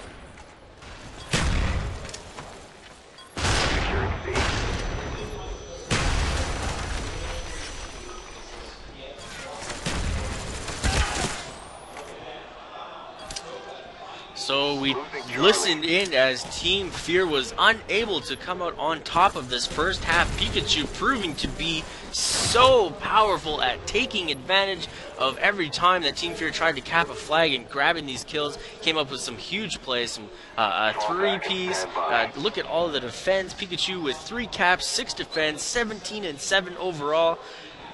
Amazing first half of this game. We're going to be moving on to the second part to see if Team Fear can come back. Apathy wasn't too far behind him as well. He had 18 kills with 5 defends at some point as well. So right there, 125-90. They're in favor of Collapse as they've got a 35-point lead. As you know, we look at it, the way that Collapse or way that Fear plays these respawn game types is very strong. But right there, Collapse. We mentioned it before. This is a team that can really kind of deter them for what they're used to doing. Yeah, for sure. They threw them off guard, and one of their key points of success was to keep Fizzer out of that center building, the tin building, and prevent him from throwing those devastating nades on the flag points, and that's thrown their game off completely. They haven't been able to hold points down for much longer than before, and they've been caught on a couple triple caps, they've been caught on respawns, and been forced down to the bottom side of firing range for the majority of that matchup. So let's go ahead and take a look and hop on board here on the matchup here with Collapse and Fear, as we go and starting things off here with Too Quick here from Collapse.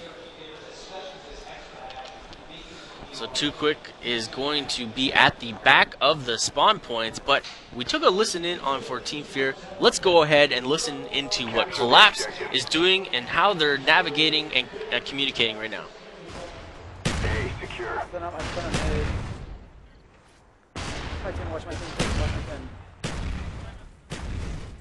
One kid's half wall. Behind us, bro. I need a half wall. From the middle. They're A and B the whole time, yeah. They're on A, they're on A. Nice. Another one on A, another one by A.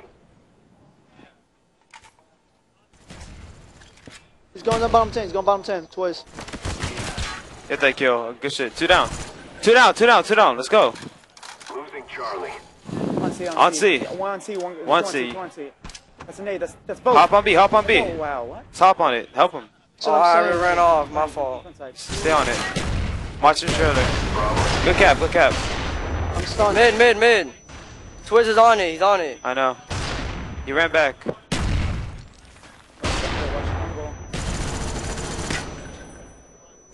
Jungle's fine. Good shit, Too Quick. Get somebody to get control trailer. Jungle. One shot He's up top, he's top 10. up top, assassin. Get in there. That's it. Watch B. On it. On it. Nice. Good job. 2 down. Just hold this, hold this. Stay wood and watch back jungle. I'm watching back chola. I'm watching back chola right now for you. Top 10, top 10. One down. Can't go down middle. Two down. Top wood, top wood. Watch the A. He's gonna try to hop on A probably. Losing A. One more. More on one shot. He's one shot. He's got on it. I didn't know. So long. Oh yeah. Hey, nice one. Got him. Trailer. They stunned me from C. Run to 10. They're on it. Top 10 to one shot. They're on it. That was one. Pre-nated. They both. Whoa. They go for it. Two on B. Just stun it. Let's go away. I'll do this. C-Shack. Securing Alpha. Camo. Top. Hey. Top, man. Assassin stop wood. C-bunk. C-Jeep. So we all gotta go for wood. Yeah. I'm going there. I'm gonna go ahead. Good nice, kill. Good job. Yeah, I'm hopping in. Securing A. Backwood. That's that. Fizzer. Fizzer's backwood. Where is he, Caramel? I got him. Top 10 still. Top 10. We need a flag, guys. Let's watch top 10. To your right. Yeah, we need a flag. Back trailer. Two down. Someone watch this bottom 10. Good job. Guys stunned, be down. Stunned again. I got him stunned again. I stun him again. He's to your right. Assassin going C. Bomb wood. Yeah, make sure, stay alive. I'm hitting C.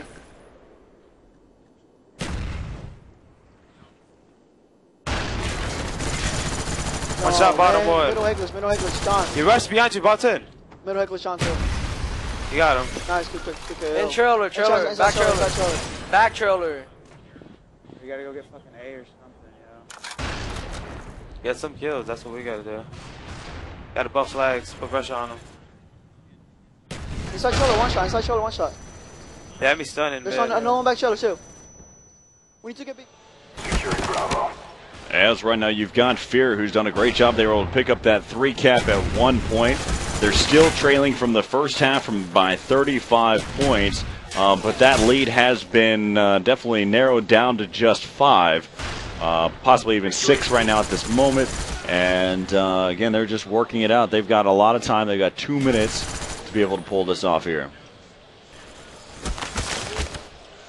Yeah, Twiz went for the jump to defend A again, but left B wide open. Thankfully, Assassin picked up 1, and it looks like Fizzerp is saving the day again and utilizing these scavenger packs. Caramel swooping in behind him from bottom 10, and left alone is Twiz, and almost getting taken up from the pre-nade. Caramel finishing it up with the gun, and Assassin again and again denying these attempts on these flags. If we take a look at the scoreboard real quick, he's doing phenomenal. The whole team right now is all evenly producing, whereas Apathy on the second half seems to be having a lot of trouble comparative to the first half.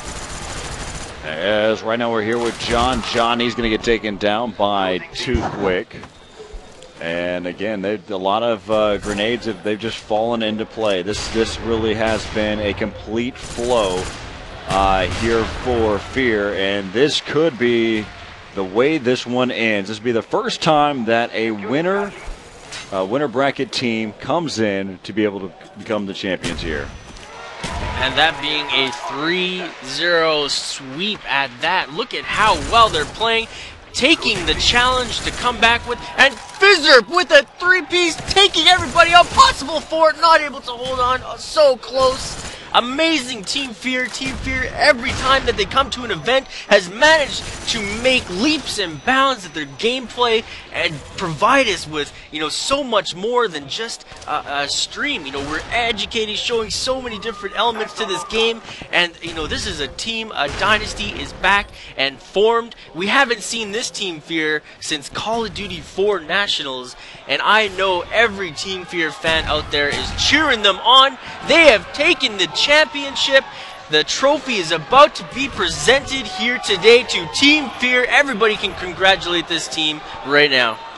And so Fear has found a way to be able to become their first time to become champions here in the 2011 Major League Gaming Pro Circuit right here in Raleigh, North Carolina.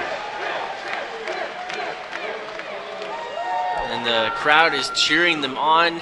Amazing game. 3-0 in the map count. Collapse just not able to do anything to come close to what Team Fear has brought to the table today. Fear did a great job throughout this tournament, even though whenever you look back into their pool play, John got in a little bit late, and that started off them to a slow start. But ever since then, they got hot. They've definitely just flowed all the way through this tournament. Oh, yeah. They've been on fire, and you have to give it up to Fizzer here, who nailed some amazing flag runs, and then the whole element, Assassin pulling out those clutch search and destroy games. Such an amazing team right now.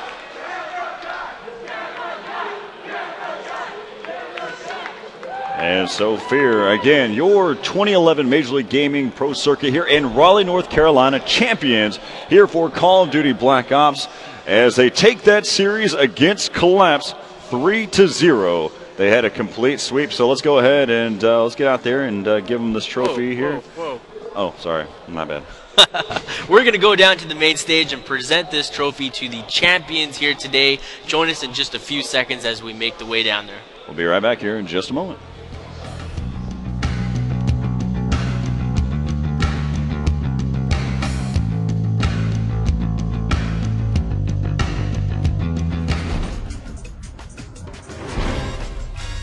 Here at MLG Weekly, we bring you the most comprehensive first looks at the hottest game releases. This week, our boy Nexi fights the Mexican drug cartel in Call of Juarez. What's up, guys? It's Nexi. Now, this week I picked up Call of Juarez, the Cartel. Somehow, this piece of shit is the top 3 selling game of the week. And because I hate campaigns, we're going to check out the multiplayer. Let's get it started. Now, before we hop into the game, I'm going to show you guys some of the customization. Let's start with classes. Think Call of Duty.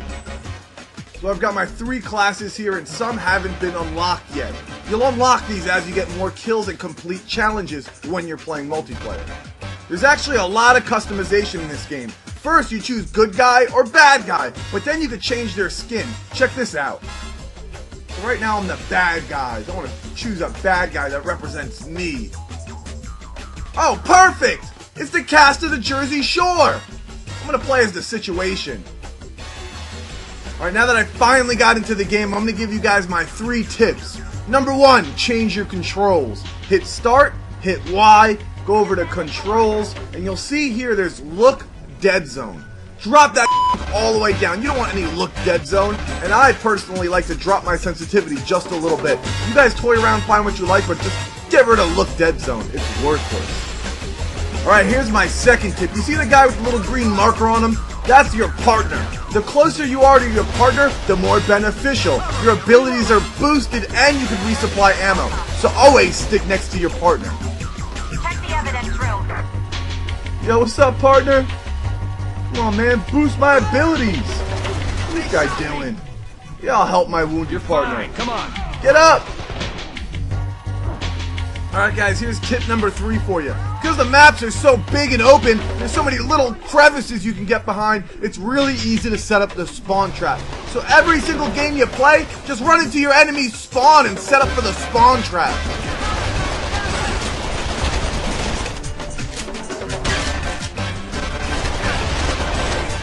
And here's a bonus tip for you. After you've changed your controls, stood by your teammate and set up the spawn trap, go back to GameStop and return the game.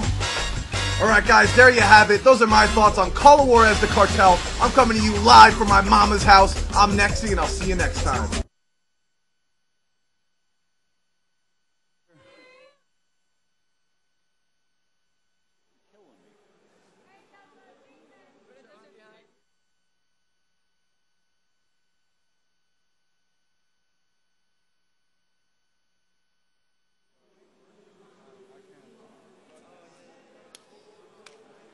All right, so welcome back to the 2011 Major League Gaming Pro Circuit here in Raleigh, North Carolina, here for Call of Duty Black Ops. Fear just swept 3-0 against Collapse. They're in the finals. You know, I have to ask you a couple questions about the matchup. Who would you say was your MVP throughout this whole tournament here, J-Lou? Well, to be honest, man, I think my boy John here was the MVP. Youngest player of Team Fear. He put up a lot of numbers for us throughout the whole event, man. But the whole team did good, you know. Without a doubt. I mean, John, you had 29 kills at one point. Every single capture the flag that I saw, you were 20 plus. You had some really great rounds all through and throughout. Let's go ahead. Twiz, you had some great defensive games as well. How'd you hold it down? Basically, my team just told me to set up back there to take the win home, and that's what I did. All right, so you mentioned beforehand it was all about confidence, and that's what you came into this matchup. That was the difference between Anaheim and here. Congratulations to you guys. Y'all did a great job throughout the tournament. You held strong, and so Hollow Doc is going to present you your trophy as we now have reigns in a new champions, and it's Team Fear.